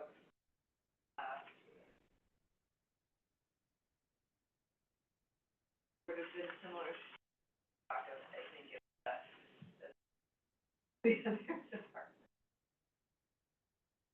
Yeah, I mean, I can break, Well, how are you on overtime then? I- Let's just go to that. Oh, we have a ton of 7? overtime, with the stray dogs after hours. We have a ton of after-hours calls, we really do. They are astronomical. Warren City did just hire their dog warden. The majority of our call-outs are from Warren City. Last weekend, or the weekend before, because he still wasn't on, we had 7 call-outs, one deputy did over the Is weekend. there a way to adjust our shifts there to avoid that being overtime, just having a night shift and that's not an overtime call? Good idea. We have talked about that. I'm sure that we could address that again, different That seems like hours. that would save, if Yeah. we put more It, employees on. it would, yeah. Let's put them on at starting wage and let them work midnight shift Yeah. and avoid paying somebody time and a half. Yes, When Who's been there forever. transition to the new place, Yeah. that might be a good time to Yeah. start doing that. yeah, That way, if yeah. you're adding people already at that point, Also gonna be embarking on contract negotiations for 2493, start that, they start in June. So with that being Yeah. said, now would be a good time to have these discussions. Sure. And it would be like with 911 or sheriff's deputy, if we just had day turn, we had to pay them overtime for calls, all their calls would be at night. However, Michelle, you do have the right under your article, should you to practice the administration, as long as we let them know. Sure. But no matter what, you're still going to have, allow pay for the doctor, no Sure. matter what. Even if it was a 24/7 operation, we have to truly have double, if not triple the employees. We also Yeah, have to keep that in yeah, mind. yeah, we did talk You about may be giving that. us some cost in overtime or call-out, but you're now paying their entire package, their salary, that 75,000 that shocks you, you're gonna see that for more employees to be able to work double shift, meaning AM, PM, 24/7. well, and that's what I was saying, is probably when we start looking at transitioning to the new place, Yeah. that would be the time to maybe make that kind of a change. I do Because agree. you've got people right now Mhm. that aren't working midnight, or, Mhm. and it, you know, they may not, as speaking as a former employer, getting people to go from a more optimal shift to a less optimal shift is not always an Not easy easy. thing. No, it's not. And so, you know, putting those new hires in that place might be, The way to do it. Yep. Start them off on the Yeah. midnight shift. oh, I know. Yeah. You know what I mean? Yeah. That's the behind the Been scenes there. stuff. Yeah. Added on that wasn't arguably, one position was added on that wasn't even for a full-time position, it has to be part-time, and that guy that came here for, decided to make it a full-time position. That was, that Leitner. That is, The pound keeper position? I mean, there was a pound keeper out there previously at the pound. no. For years. It's been, Many years. it's been a few years. But we've never had this many employees. No, we've never Not had my this time. many employees, no, Yeah. no. But there's a need. There's a great Actually, we're gonna have to have more employees when we're gonna, Probably, yeah, yeah, there is a definite need for every employee that we have there. I mean, we're all busy all day long. The influx of dogs is just crazy anymore, everybody knows that. COVID didn't help that, huh? And COVID did not help that, but you can't even blame it on COVID No, anymore, I know you what know? you're saying. I think That it's just inflation and people don't have money to take care of these dogs anymore, and we just Yeah. end up with them. One of the things that, is that Hubert? That woman that called in after you yesterday? Yeah. The whole idea of spaying and neutering. Yeah, Because that's a big, yeah, she's been working on that, yeah. And Martha, I did get I got the dog license renewal in the mail yesterday. yay. And I did too, but. Tomorrow starts I did dog too. license day, Yeah. I'll And take it that has- and take advantage of paying that. Yeah. Now, one question I had You can was, pay for 3 years too? I saw Yeah. well, there's That's a year, good. 3 year, and then there's lifetime. Yes. Yeah. How are you Oh, I gonna know that didn't- someone just doesn't buy one, they never buy a dog What's license lifetime? again? How much is the lifetime? 20 years from now, I say it's still my same dog. And mine was wrong too, I mean, listed as German Shepherd, and it's not a German Shepherd. Well, you know, go see, I don't know if she'll be there today, but go see Kathy and talk to her about that. Mine actually says, I don't know why, but mine actually says lab, and it's lab pit, and she's mostly pit. So I don't know, and it also still has my husband's name on it. I need to correct that with Kathy. But, yeah, that's a really good question, and I'll ask Kathy, but we are working, we wanna just get people getting in their licenses. I'm not as worried about What are we somebody. charging for the lifetime? Pardon me? What are we charging for the I lifetime? think it's 180. 180. 180. You pay I for will- 10 years, I and have an anything after I is have a an bonus. elderly dog, she's like 11, I don't think I'm gonna do a lifetime, or even a 3-year at this point. But yeah, you can do 3-year, and we do keep track of who has those licenses, so, you know, you come back in 20 years after your lifetime, I expect to see that dog have a nice gray muzzle. I want a picture of it. But, yeah, we do have it, I don't wanna take up too much of our time, but I'm gonna talk a little bit next week, but we're gonna do some promotions, that I'm gonna donate some things to, first of all, to get dog license compliant, we're gonna do drawings for, certificates for licenses for next year, for 25, of all the people who get their licenses, just to kinda get You know, them in there. it still does look like a form, like a bill, like something I don't wanna pay. Yeah. But, so, if there is a way you can move in a direction more of, Well, and hey, this is how we fund our dog pound, this is what we we are do with all the trying to money. get out there, and again, You know, it those, just, to me, it was like a water bill or something. those had to get out. We did, the only change we were able to make to those, I don't know if you caught it or not, is there's a donation line for our pound. So, and we are trying to get out the word that it is, and that's part of what we're gonna do, we're gonna do some promotions and You gotta be social careful, media if it doesn't stuff. look like a bill, they're not gonna pay. Well, that's true too, yeah. Right, but if it looks too much like a bill, Right. it's going in the back of the package, it's the dog one. However, the other thing I wanna point out is starting tomorrow, you'll be able to go online and do all this. You won't, not just renewals, you'll be able to get new dog licenses online. And so we're really trying, I need to make sure and verify it, but I'm pretty sure we're gonna be able to let you donate online on that too, through that. The other part of the promotion is just people who make donations, people can bring in donations for the pound when they come in to do their license, and they'll be entered into a gift basket raffle I put together. I actually have most of it out in my car right now, I gotta bring it in today before the end of the day. But we've got a nice little, Amish handmade baskets that I picked up that are there'll be toys and treats for your doggie in there, some poopy bags, 'cause everybody needs those, and a certificate for next year's license. So we're gonna do 2 of those. One, if you donate on your dog license line monetarily. The other will be if you bring in an item to the pound, or donate through Voices for the Trumbull County Pound. One thing I thought of too, and it's kinda stupid, is, have them submit a picture of their dog, like their favorite picture, and it could turn up on a calendar or something, people might think that's cool. And I pay think for it, that's actually. cool. Fine, I'm sorry.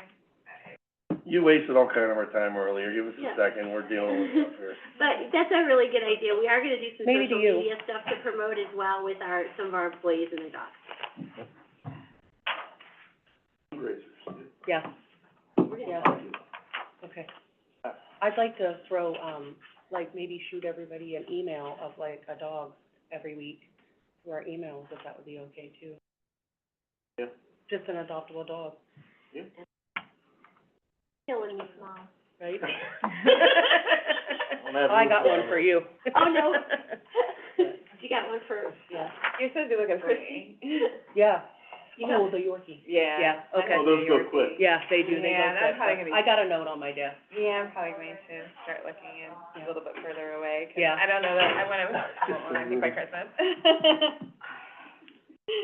But yeah, so keep me in mind. I will, for sure. I got a note on my desk, so I will. All right, I'm gonna Thank step you. out, so you guys Bye, can Michelle. carry on. No, thank you. Have a good weekend. You too. Thank you, Michelle. Bye. Thank you, yes. Thank you for all you do. That's right, thank you. And I mean that. Thank you for taking You- care of you- those dogs. You care about that Exactly, place, you More than seriously do, anybody else you I do. I really do. I know you Yes, do. thank you. And your people too. Yeah.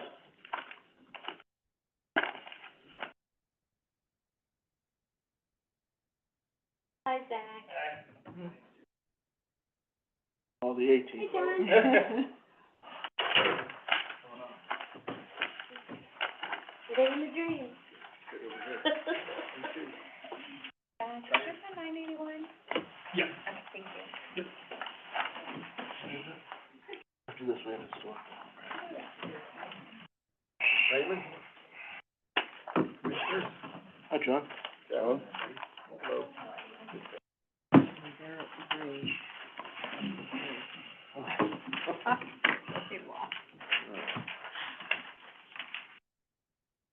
You got his, account number? Christie? Yep, that's up there. 981. Okay, Zach, the floor is yours. Yeah, so this year our request is fairly simple. It's for 136,881. That does include the 10-9 that you gave to us prior for the employee. I am asking that if you can give us that additional money this year again, you know, we could use that to repair some bumps on the bike trail and do some other things on the bike trail that we started last year and we can continue doing this year. Just, you know, the extra funds would be helpful to, you know, buying supplies. Real quick, I'm sorry, Zach, real quick, that 10-9 is for that part-time employee? Correct, yeah, Okay. yeah. Have we found somebody there? They're doing their background check and Oh, okay, good. so they're in the process. All right. I'm sorry to interrupt, go ahead. No, that's okay. Really, that's kind of where we're at. You know, we do have some grants out there that hopefully we can get some, repairs done. We do have something included in the Eastgate proposal that's going down to the state for the Appalachian Community Grant Project. I saw that with the bridge replacement. Yeah, correct. That's gonna be big, and that's gonna be a very fundable project. I think that we're gonna be able to Yeah, do well with that. yeah. So I may need that money to pay because it'll probably be a reimbursable grant. I don't think we'll get the cash up front. But it won't be like you were asking for with ARPA money, Correct, so. correct, yes. That'll Keep be our all fingers state crossed. funds, so that'll be, you know, good for you guys on that end. If you guys have any questions, like I said, it was, you know, our request was fairly simple this year. You know, given we looked at kind of past years and, you know, you guys are, you know, strapped for money and, you know, we understand that, so. And while we appreciate more money, you know, you know, it also that, you know, we're not a mandated agency and, you know, we're not near the top of the totem pole when it comes to that kind of stuff, so. Understand. We really need to look at, I mean, I know it's been said before, but repaving that trail, we need a plan in place. Yeah. And to put aside some dollars here, because that's gonna be a huge endeavor, obviously, and I know it's in your capital budget, it has been for some time. Yeah, That's, you know, whether we agree or not, boards have, you know, this is the board's trail, ultimately, and, we're responsible for it, so. I think the commissioner brought up about, you know, changing some of the state laws as far as, you know, for maintenance of the trail, because, or getting grants out there for maintenance, and we're trying to promote that, but as it stands right now, I know there aren't. correct. There's for new construction and all that, but, nothing there for maintenance, so. That's looming, and we need to be able to be prepared for that. Yeah, and like I said, And we get and not to cut you off, but we get so many people on that trail. I urge, obviously, everybody here knows about it, but, it's frequented by people all over, not only this county, but other counties. yeah, well, and, you know, I get people coming from other counties just because they say my trail is better taken care of than, say, Stark, who has a park levy. Yeah. So just, I wanna, you know, say that kind of stuff. It's nice to Like hear. hearing that. Yeah. It's one of the longest paved trails in the country, so we just take that for granted. Yeah. A lot of trails, you go, Which is great until you gotta repave it. right, Correct. yeah, but like Pittsburgh to Washington, that's a lot of that cinder and, you know, Right. tearing up your tires on your bike and, right, until it, Yeah, done. does need to be done. Okay. But our budget, like, I think really it's just asking for, additional Yeah. 13,000, that's basically that temporary employee, or, you know, that part-time employee So that would be, in comparison to last year's budget. No, it's 120, well, the request would be like 125 without that extra money in there. Without the extra money. Yeah, without that extra 10-9. Which is, that's what we It would- see in the past. It would be Right. 125,000, which we got last year. You got that. Yeah. A couple years in a row, yeah. Yeah, at least one. Did we dig it last year, or was it cut down to 95 last year? yeah, I have Well, 95 no. on here. Well, it was And then going we- to be we- cut down to we 95, but increased then the appropriation, remember? then we went back a couple We times. increased it during the middle of the year, because obviously he needed that. Yeah, you were kind enough to increase it, we got that at the end. Okay. Well, there still has to be a bigger picture for this thing too, because I think we're feeding just enough to keep it alive, Well, yeah. but there's no room for growth, there's no anything else, and I think we need to seriously revamp the department, invest in the department, or talks that we've had before, I've had, even with other counties, is there's a possibility of Mahoning County wanting to merge with our tourism bureau, merge their agencies under their bed tax dollars and ours, and then bring their parks, and with the possibility of us bring our parks into a tourism bureau with the other That's attractions allowable. they have there, and then there's a bigger pot, and there's a revenue source, and then the tourism director would be able to promote in both counties But the joint bike trail and things like that, which may help with funding, so merging those departments may be an option. I love the idea, I don't know if the bed tax money can be used for, metro parks or anything like that. I know that the Port Authority and the tourism department can be, but I don't know of any other. So I've actually looked into this a little bit myself, because that was something that you mentioned, so I wanted to see if that was a possibility. There is a advisory, the state attorney general that says that you can use it for promoting the bike trail, or promoting the parks, but you can't use it for operation of the parks. So I think that's kinda, like, they already promote the parks. Right. The tourism bureau does, they put us in spots and, they do things for us. The only reason I remember that is I remember when they added the Port Authority to the bed tax, allowable expense, but those were the only two ways you could use that bed tax. Yeah, it's really restrictive. I don't remember. It was really restrictive, yeah. You can, I know, the only reason I remember that is because of how it's divvied up, and it can only be divvied up between those two. And Yeah. ours is 3-2 now, I believe. So, I mean, if there's a way, or, We just need to look at options, because Oh, right yeah, now, yeah. throwing $100,000 a year at it and thinking that's gonna expand on Limping everything, the along. more We're assets we limping have, along. the more maintenance we have, and even if we expand in more employees, And the last thing we want is a trail that's starting to look like, you know what, and people are starting to talk, and, not that it is, but, I mean, the older it gets, the more Yes. it's gonna start looking like that, so we need to have. we're victim of our own success here in a sense, Yeah. because we have many more properties than when you took over, Sure. and we have much more to maintain, and we have a bike trail, and we have, Yes. huntable areas and Which is a everything great else now thing. that need maintained, that, a one-man show's not gonna cut it any longer. You kinda outgrew your bridges a little bit, and we need to, Yeah. we need to be responsible for that. Who are you contracting with grass cutting and all that? So we utilize Yale through the, inmate program, Oh, good. through the sheriff's office, so. That was on hold there for a minute, wasn't it? Well, yeah, through COVID, Yeah. because of things that were out of everybody else's control. So, yes, they're starting to utilize them again, it's just, their biggest problem is just having available people. Yeah. Like, that's their biggest problem. is- You need a trustee, Right, so. right.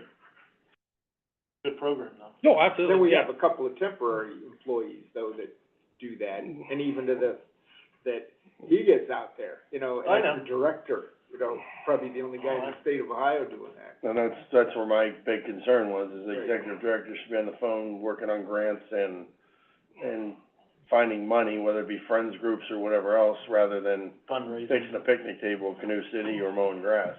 And until we free that time up for you, we understand we have to, Yeah. you do the best you can do Yeah. with the tools we give you. Yeah.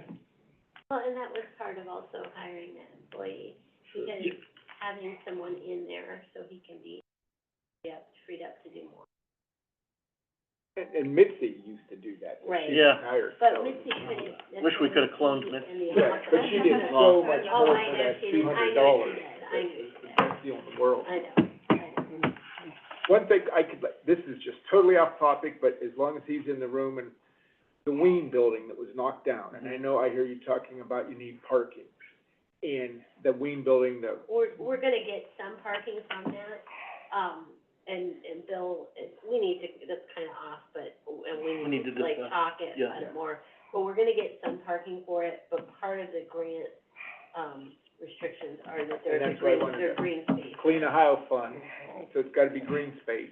But I think when he's here, when you have like Honeyland, and it's Clean Ohio Fund, you have that, tell them about the porous pavement, the parking lot that's allowable, where the rainwater goes through the asphalt. It might be an I'll option. mention that to Bill. Tell them what, about Yeah, that. yeah, so it's just, I've heard that. it's just regular asphalt that just And it allows water to qualifies go as through. a green space still? Yeah, correct. Okay. Well, and you can probably only do it on like a small portion. It's expensive, but it's permeable yeah. pavers, and Correct. they're wonderful, and other Yeah. communities do that, and it's great. Yeah, and like They're Commissioner a French little more expensive to maintain, but they do the trick and prevent other problems that are a result of the water. Yeah, so they have pavers, like Yeah. Commissioner Frenchco said, you also have cement, pervious cement and pervious asphalt. And then I think there's other permeable systems as well, on top of that, so. I was someplace else where you were talking about it, and I don't know if it was with you guys, but I had heard of it, yeah. Yeah. I'll tell Bill that, but we do have a certain amount that we'll be able to reclaim as parking spaces. It's probably what's there now. I No, don't know, there's- whatever, I just thought. Yeah, I agree, good idea, thank you. Good, all right. We got a board meeting at 4:15, so. Yeah, we got. Thank you. All right, good thanks, answer. Ed. Thank you. Yep, thank you, Thank you, everyone. Bill. See you, John. So there is no historical society here? I don't believe. No, but we're way past that anyway. We're at 2:45.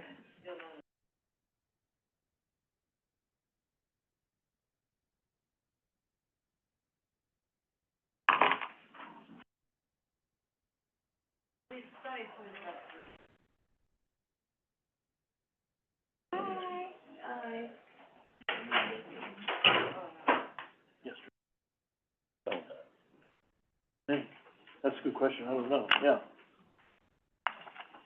Hi, how are you? Hello. I want to thank you. I was gonna say, is the judge with you? I see him coming. Oh, you don't know. There he is. Courtney, she keeps saying, what's going on for? Hi, Judge. That's fine, and, we're really trying very hard to, Yeah. we do that, we didn't Yeah. have. Well, we're close enough to it, I guess, I don't know. I know. So, it's,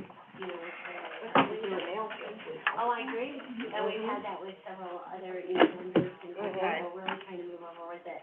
CSB with their, foster and adopted special needs. So now we are. We're converting over to that, it's just a little bit, but we're getting. Basically. That's good. Okay, well, I don't. We'll try and get you back on Yeah. schedule. All right, very good. Short and we're sweet. good, you're welcome. Short and sweet, I hope you like it. They were at 3 and it's 3:13. Hello, Judge. Hi, how are you? We're kind of getting, You know, Adrian used to bring the Grinch. Yeah. Yeah. I thought maybe he'd leave it for you. People used to bring food and stuff too. He left me Advil. No, you did. He left me a little thing of Advil. Oh, yeah. It's gone already. It's been gone. We've got one. Yeah, We've got one. we got the drink.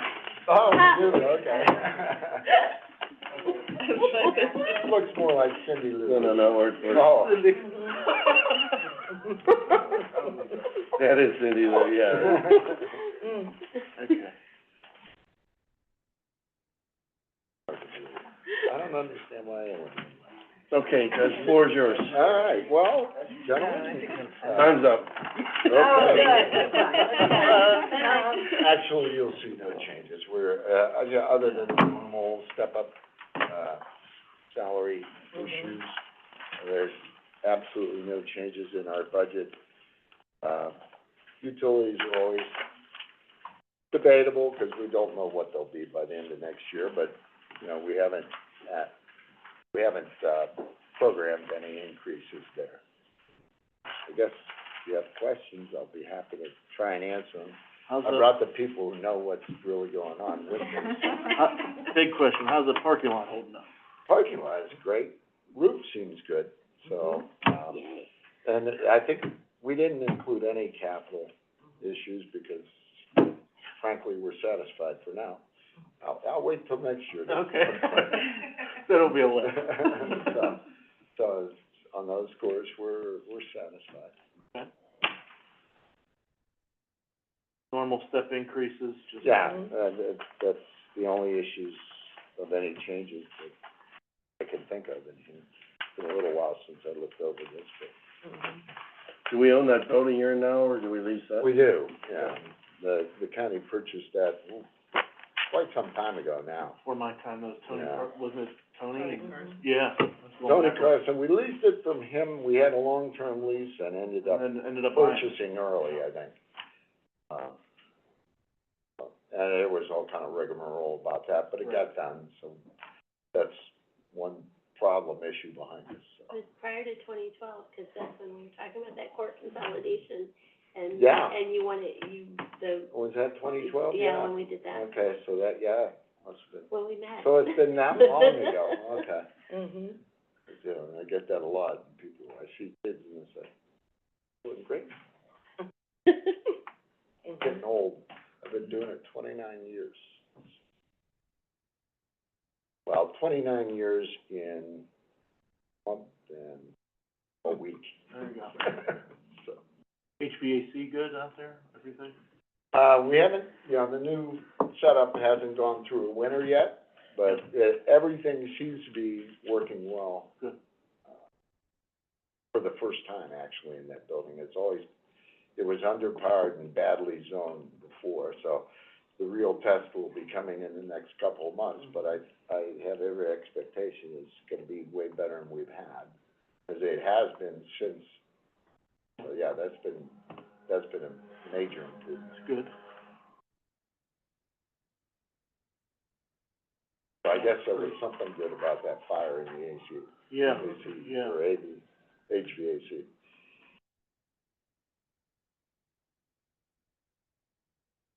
Got nothing. There are no other questions, I'll let you catch up your. I guess that, the only last thing I would say is, we just talked with Parks, Yeah. and they're, you know, they're hurting financially, as always.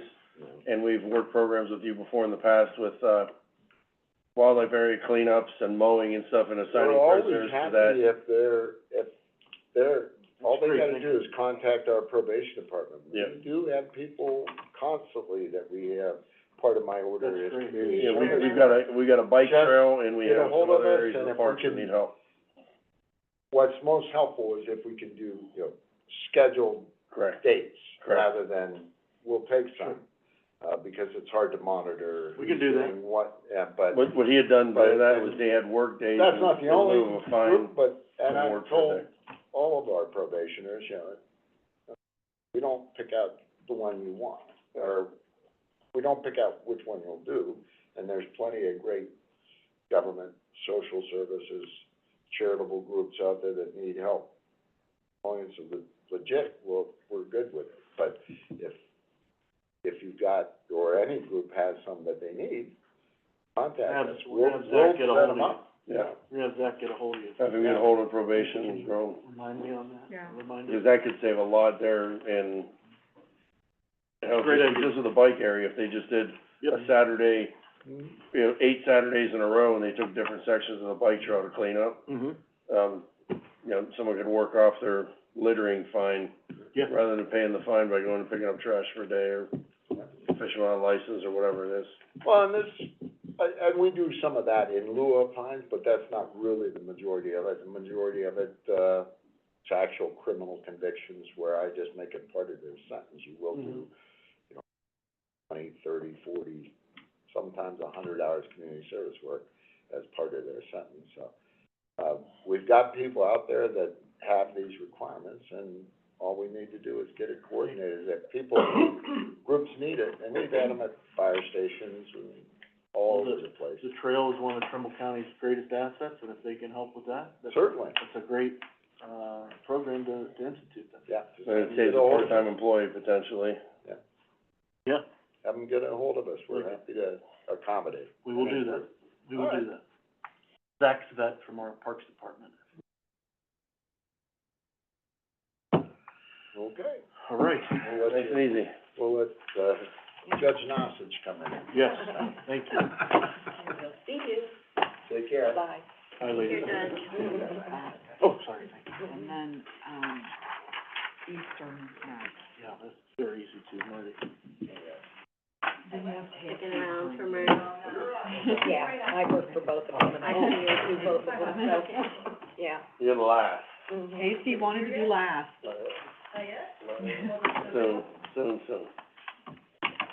Soon. Hi, Judge. Hello, everyone. How's everybody doing? Good. Abby Dempsey. My name is Linda. Guys ready to go? Ready, we're ready. Floor is yours. You're one of the last, so. Right, I understood, one day. Basically, the budget's essentially, very similar to last year. There's nothing new that's in there. I think last year I gave out a list of all of the, grants that we applied for. That's something we do every year. We really do that. And if we don't get a grant, something we need, instead of coming to you guys, generally what we try to do is special projects, or, we wait, apply again, so we don't have. But essentially, it's basic. No capital improvements this year? Nothing? Oh, that's right, what am I thinking? Yeah, Eastern's rented, Central's. Oh, what am I thinking? And, our renewal's coming up this coming year. Right, so that'll In be. 2024, you'll get May Yeah. proposals. Okay, We don't have to go out to bid till 29, Right. okay. yeah.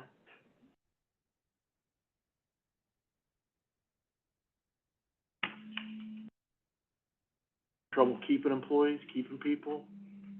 A little bit, Yeah. but.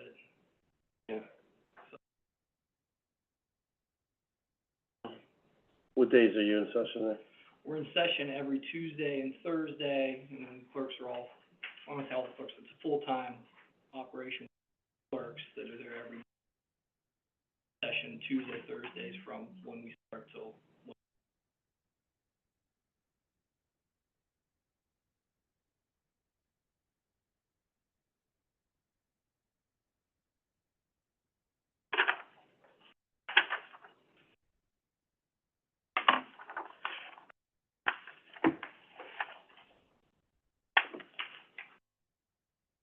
These ones are the easy ones, I guess.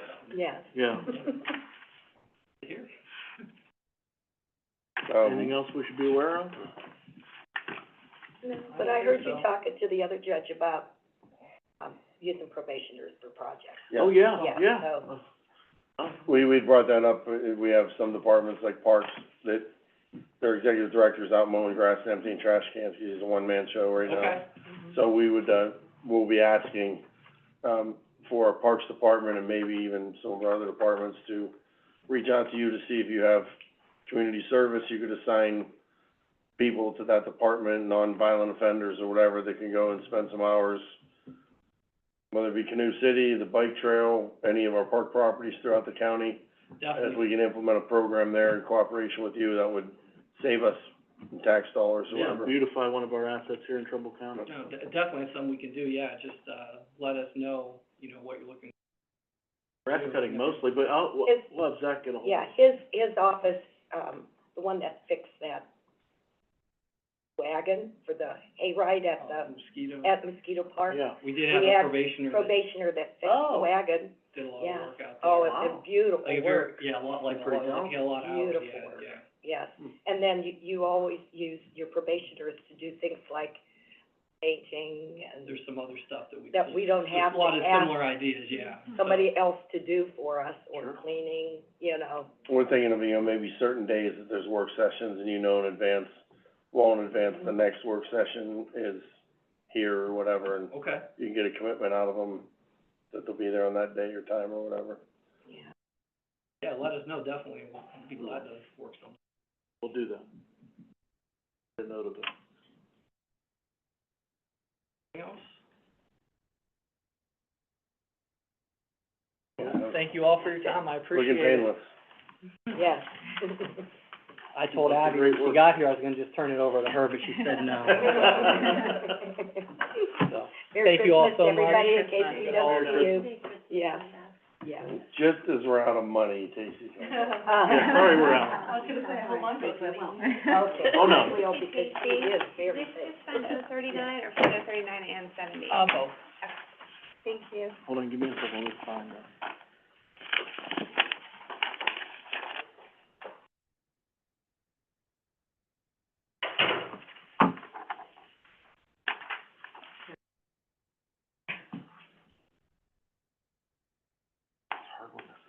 I know.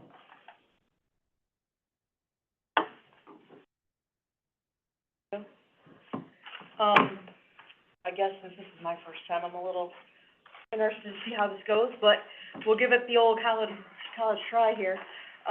So our projected revenue with increasing the call for service rates that we did is gonna bring us an increase of about $275,000. Okay. It's gonna be my hope that maybe for this first year, you guys will let us, use that money to get the things we need for our department as far as computer equipment. Absolutely. As you know, most of the equipment in our office is outdated. We have computers that are 8 or 9 years old, our monitors are over that length of time old. Previously here in county, what I did there is we were on like a maintenance plan where every 3 years we did computers, every 4 to 5 years we did monitors, because those things run 24/7, 365, so they don't last long. As you know, the other day in the meeting, we kind of proposed buying 2 positions to see how they like them. So we're hoping, we got those, orders, and we're hoping that they like those, and we can do that for all the stations. Obviously, if we move into a new building, I know it kind of falls under the idea of that we will have, new equipment, new furniture, and all those things, but realistically speaking, the timeline for that's probably 2 years out, at minimum, I would say. So we need something to kind of limp us along at least until that time goes by. Obviously, our field is highly dependent on technology and equipment, and I know, when you guys hired me, you said, come here and put Trumbull County on the map for 911, and one of the biggest things to do that is we're gonna need to keep up with technology and all those things, and obviously, that's all driven by money. Sure. And I know you've gotten that request from every other agency in here, everybody needs money. But we are trying to bring in more money for us, to help offset that balance. We requested, $2,702,259, in transfers. That's an increase of $876,000, down from the 1.1 that Patty had asked for last year. Obviously, a little bit of that's gonna be offset by the increased revenue that we're gonna bring in from those contracts. The main driving force behind that is gonna be wages. We're hoping to get to a full staff of 35. We're at 20 right now? We're at 20 right now. Oh, my gosh. Yeah, and We haven't been that low in a while. they've been that low for a while. Not 20. We've been in the mid-20s. Well, the problem is, right now, is we have 4 in training, so you can't count them. Okay. And we can- That maybe they were. And we can only train about 4 at a time. Okay. There's just, we don't have the staff to train more people. It'd be great if we had a room set up and staff that we could say, hey, we're doing a whole class, we're gonna get 6, 7, 8 people through this, all at once, like an academy, but that's just impossible to do with the workload that they're doing, the call volume that they're handling. I just checked stats, today, and we're at 246,000 non-emergency calls for the last audit year period, and 93,000 911 calls. So obviously, our call volume's not going down, the workload's not going down, and we do need more staffing.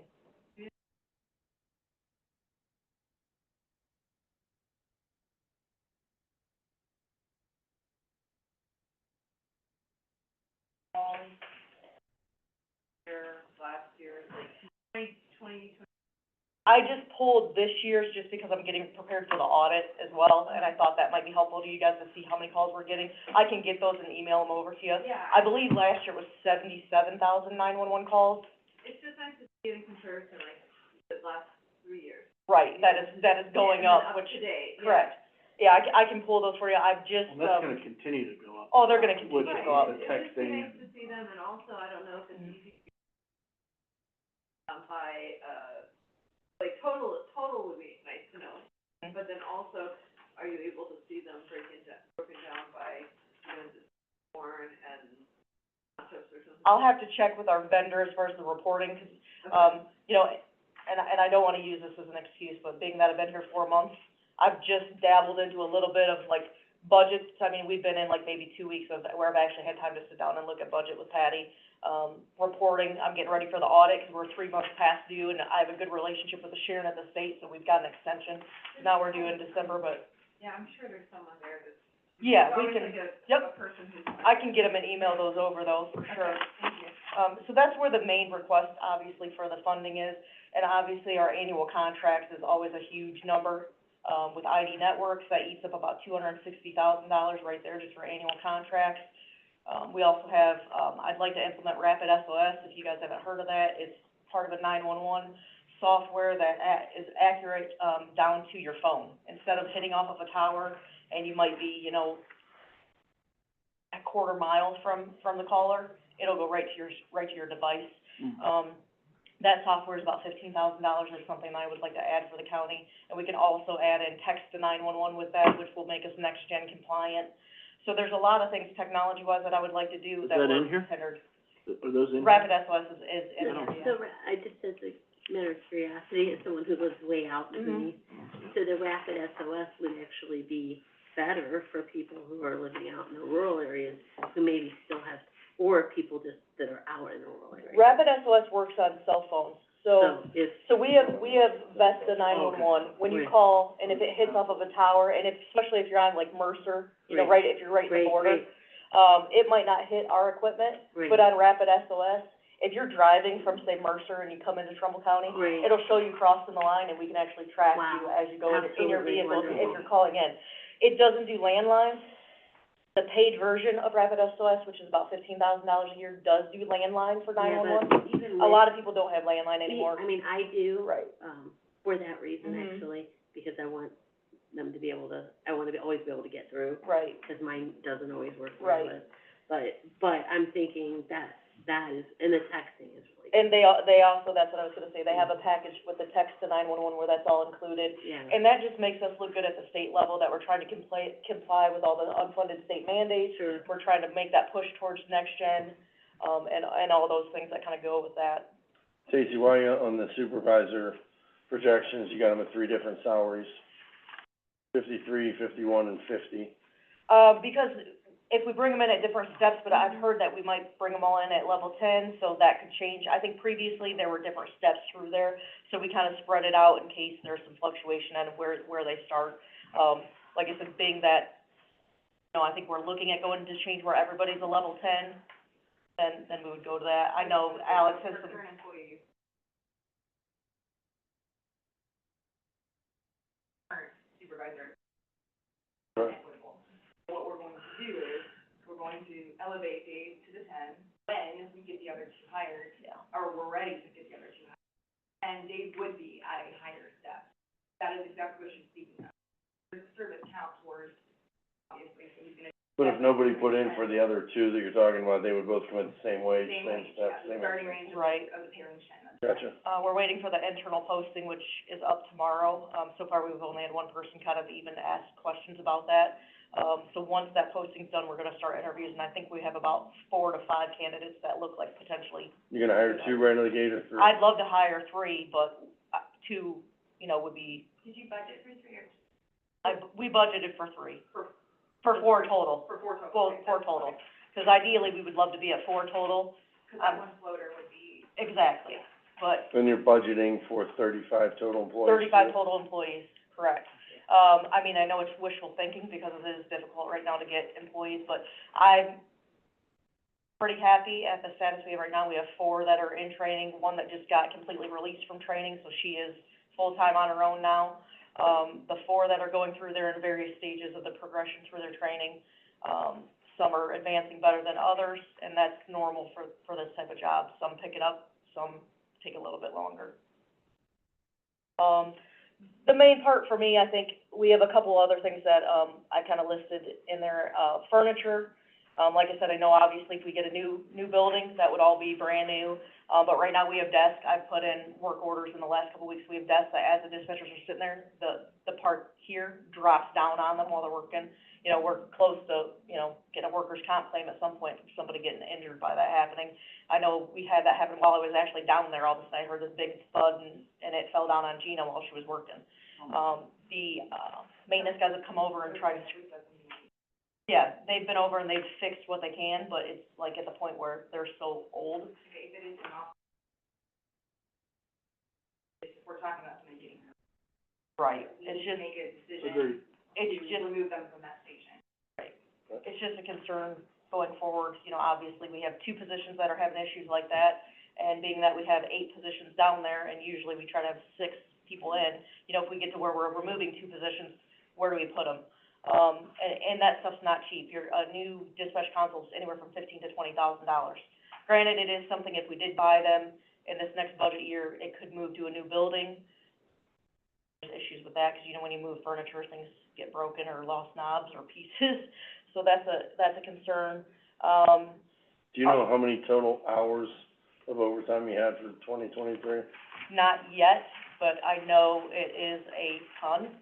I can get that for you too. I didn't have that prepared for you, but I can get that. I know when you look at it from a perspective of what our overtime's at, it's an insane amount of money.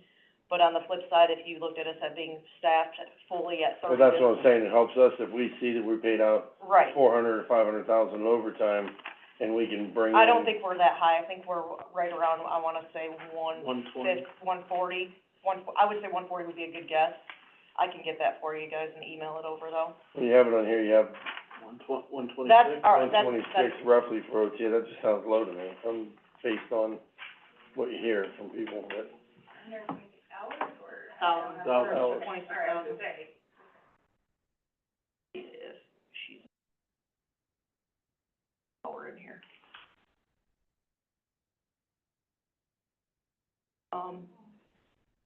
I know there's a ton of overtime, but like you said, incomparable, if we were staffed fully at 30, you know, what would this be and what would that be? Right. I mean, but obviously. Like, how quick do we jumpstart to get you as many employees as possible? To Exactly. eliminate that overtime Well, we scenario. also, This point, we can't even find employees to. well, and that's the issue, and That's on the the flip problem. side, and I hate to say this because it sounds terrible, but you'll have people who will complain about working overtime, but the minute you get new staff in there, they're mad that their overtime goes away. They don't, you know what I mean? Because we have people that are making, their gross is $5,000 in a pay period. That's more than I make as a director, and they're putting in hours, I'm not saying that at all, but what I'm saying is I That's would. not safe though, that's not safe for any officer. It's not safe, it's not healthy, That and, certain amount, and then when it because goes away. I've had that issue when I was a business owner, I had people, oh, you gotta. I know you have multiple employees that are working people. 50 hours a You week gotta on hire average, people, and then- and many that are working 60 hours a week. That's accurate. And when they go home at 3 in the morning, that's not safe for anybody to have that happen. It is not. I will get that for you as well. The overtime And turnover. then the comparison over the last 2 years too. Like I said, I apologize, I don't have some of this stuff, 'cause I'm still navigating the wonderful If meeting. you can come up, and I agree, if we can do like a 3, if possible, 5-year, but a 3-year comparison at least of overtime, that could show us where the train went off the track, and maybe help us to pinpoint a little better of where we need to be pre the overtime scenario to Yeah. get back to at least that point where we're not having this ungodly forced Well, overtime. and to answer that, and I hate to be one to put blame on something as trivial as COVID, but I would say when COVID happened, a lot of people shifted to work from home. You had all the stimulus where people don't wanna work because they get paid to stay home. They were on mandatory overtime before COVID there, though. Yeah, I get that, but what I'm also saying is that we are now in an age where we have people who don't wanna work because they can get paid just as much to sit home and collect. I mean, who wouldn't wanna sit home and, you know, do nothing all day? And unfortunately, you know, I've worked since I was 12 years old. You guys have worked since you were probably 12 years old. We're a different breed, and they just don't make them like that anymore. And finding candidates, it's very difficult, especially for a job where you're treated like crap by people when they talk to you. You're working ungodly hours, you're working holidays and all these things. And unfortunately, people don't know how to deal with people talking to them the way they do anymore. You know, before you just sit there and bite your tongue and you took it, and yes, sir, how can I help you? You know, nowadays you get somebody who handles a phone call like that and they're like, nah, I don't wanna work in this job, I don't wanna do it. So we're struggling to find people. Luckily, lately, we've been having some pretty good applicants. We have 3 that are in the chute that we would like to bring in for interviews to start hiring, but we need to get the 4 through the training process and move them along also. But I will definitely get the overtime printouts for you. Yes, you had some,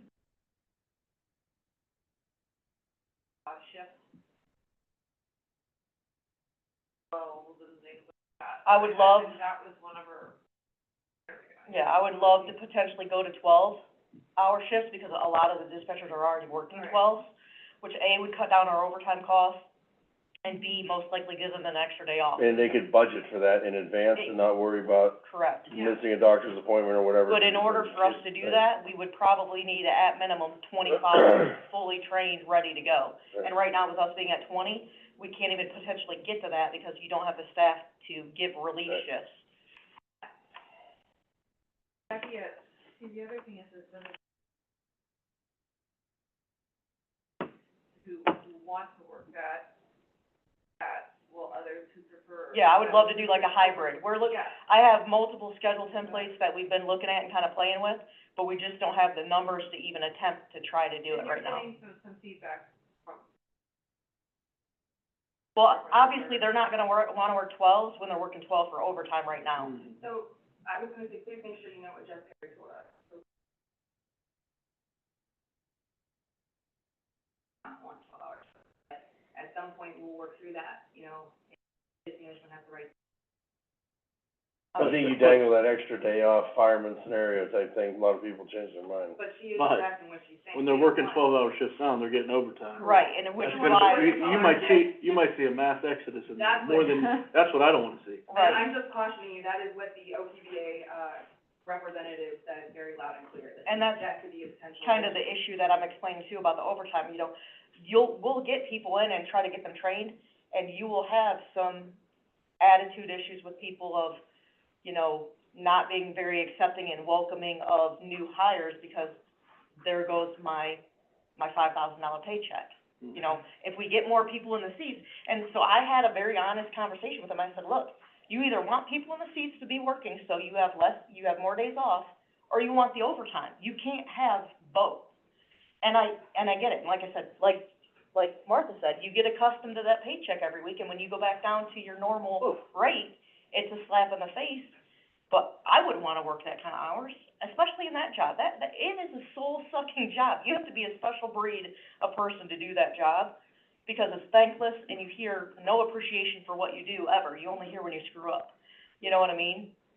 But that's the issues that we're facing. That's the, you know, environment that we're facing, that we're trying to fight through. And I told you guys straight up, honestly, it's gonna get worse before it gets better, but we're doing small things to try to make a push, you know, as far as morale, little things that we're trying to do. You know, I told them about the new monitors we ordered and showed them all, and they're all kind of excited about the new technology. So things like that. We've just recertified for Power Phone, for our EMD to meet the state mandates. So we're trying to do all those things, and hopefully the state is supposed to be rolling out grants in 2025, so hopefully we can apply for some of those. 2024, all that's going to the state infrastructure for the backbone and the core services. The 25-cent cell phone fee, is going up to 40 cents, but we're only getting, it's backwards. It's going up to 70 cents, but we're only getting 40% of that. So we'll get 28 cents. So it's only going up 3 cents for our end of it. Most of it's going to the state for the backbone and the infrastructure. So that's really not gonna be much of an impact to the $417,000 that we currently get. So I hate to be all doom and gloom, but unfortunately, we're a service-based driven industry, and we're not much of a generator as far as revenue. And all those things are technology related and, you know, all have That's all wrong. insane costs.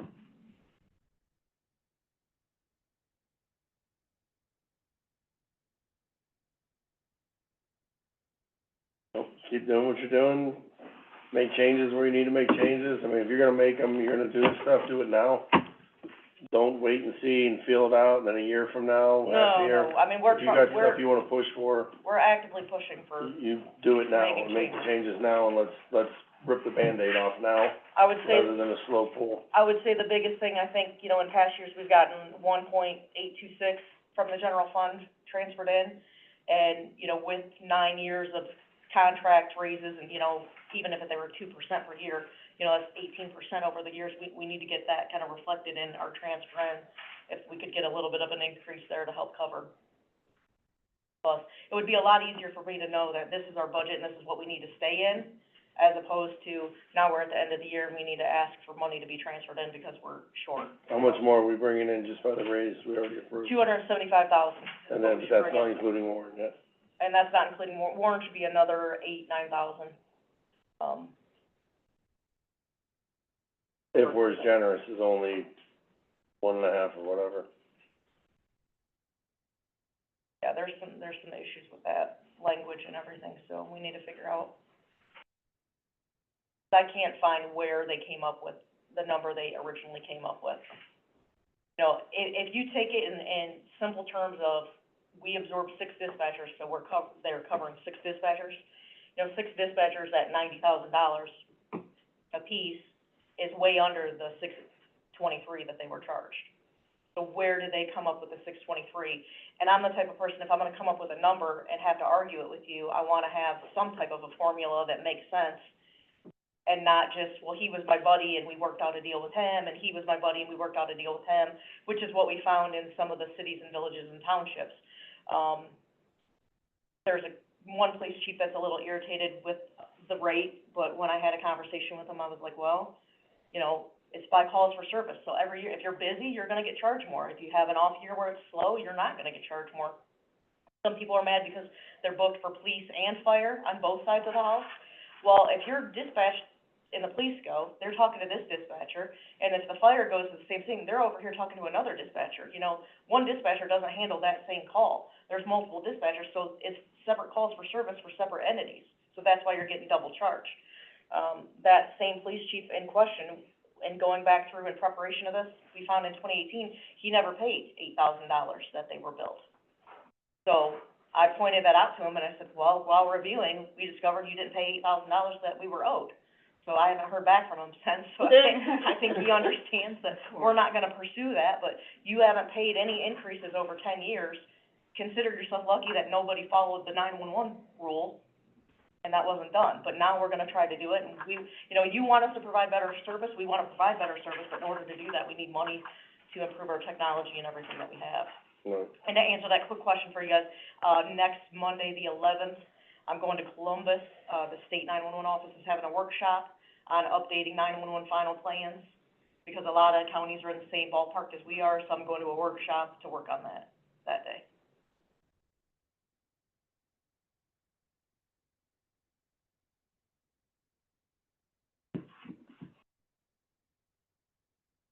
Okay? When you send that email.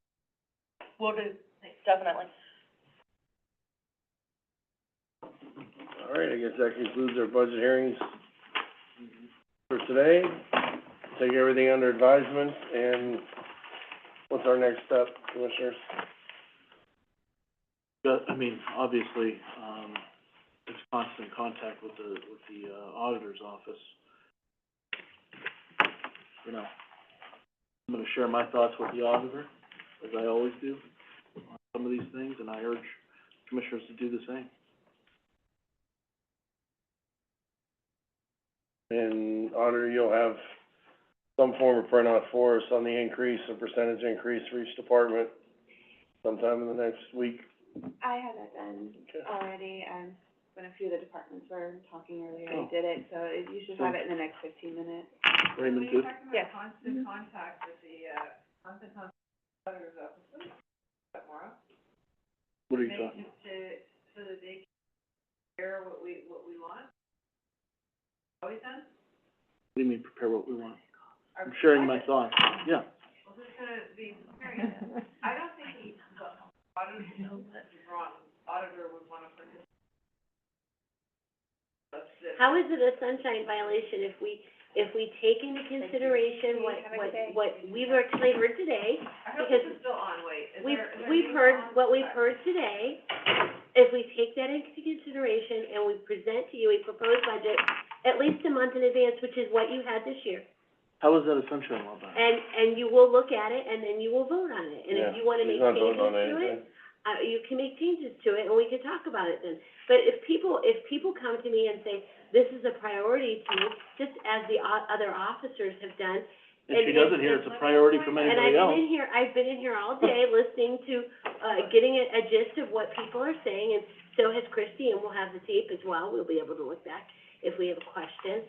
And, you know, if somebody comes to me, it's not like, you guys are making a decision, it's not a round robin to have somebody express thoughts to me. And, no decision has been made, the decision is made when you vote on the budget, ma'am. Let me explain, and we we have opinions, their understanding of it. It's not about the decisions being made, it's any discussion that leads to round robin or where you're, people are calling. Any education we get leads to a decision.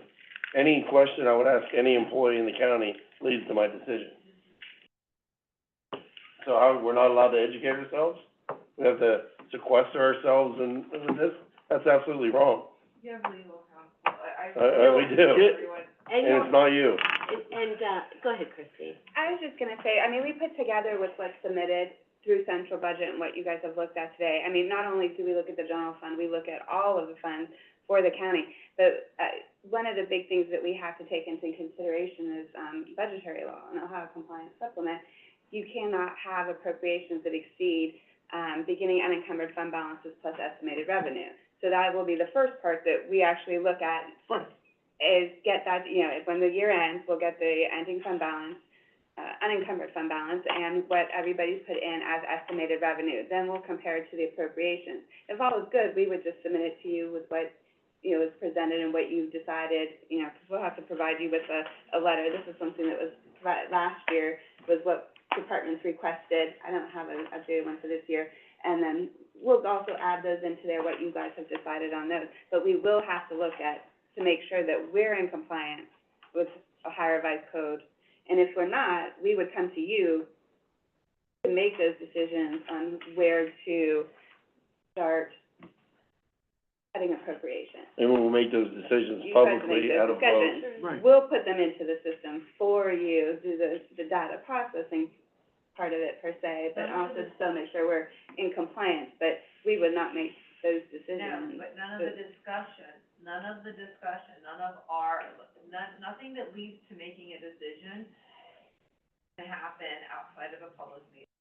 So when you said, we have to be in constant contact with the auditor's office, because that's what you're alleging that you've done before, that's round robin. No, it isn't. Because, yes, it is, because. Let me explain something to you. It's not. If I tell her, Round robin with who? round robin with the The auditor? three of us are making decisions. We're the decision makers. Just because you vote on it in public doesn't mean that it cures the fact of the sunshine. Are you Googling an attorney, ask an attorney or something? Where are you getting this? Doesn't, That doesn't even make common sense. How is me talking to the auditor in private a sunshine law violation? I'm not gonna argue with any of it. Well, how is it? No, please explain. I'm done. So we shouldn't You've been talk to the talking to auditor? yourself all day back Your there. attorney in here so that you can have it explained to you. So that we can't, so we shouldn't be talking to the auditor then? I cannot be stupid.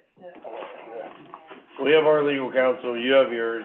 Your view of the world is definitely A lot different. Public voting does not cure previous violations that were related to decision making, so it is what it is.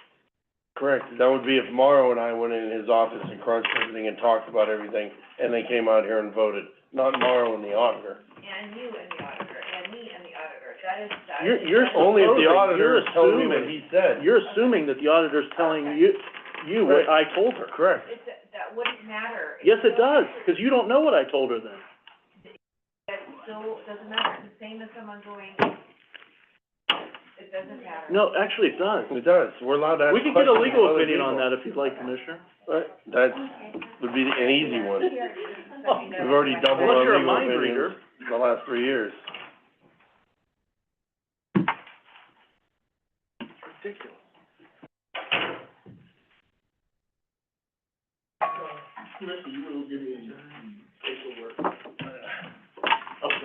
Make a motion to adjourn.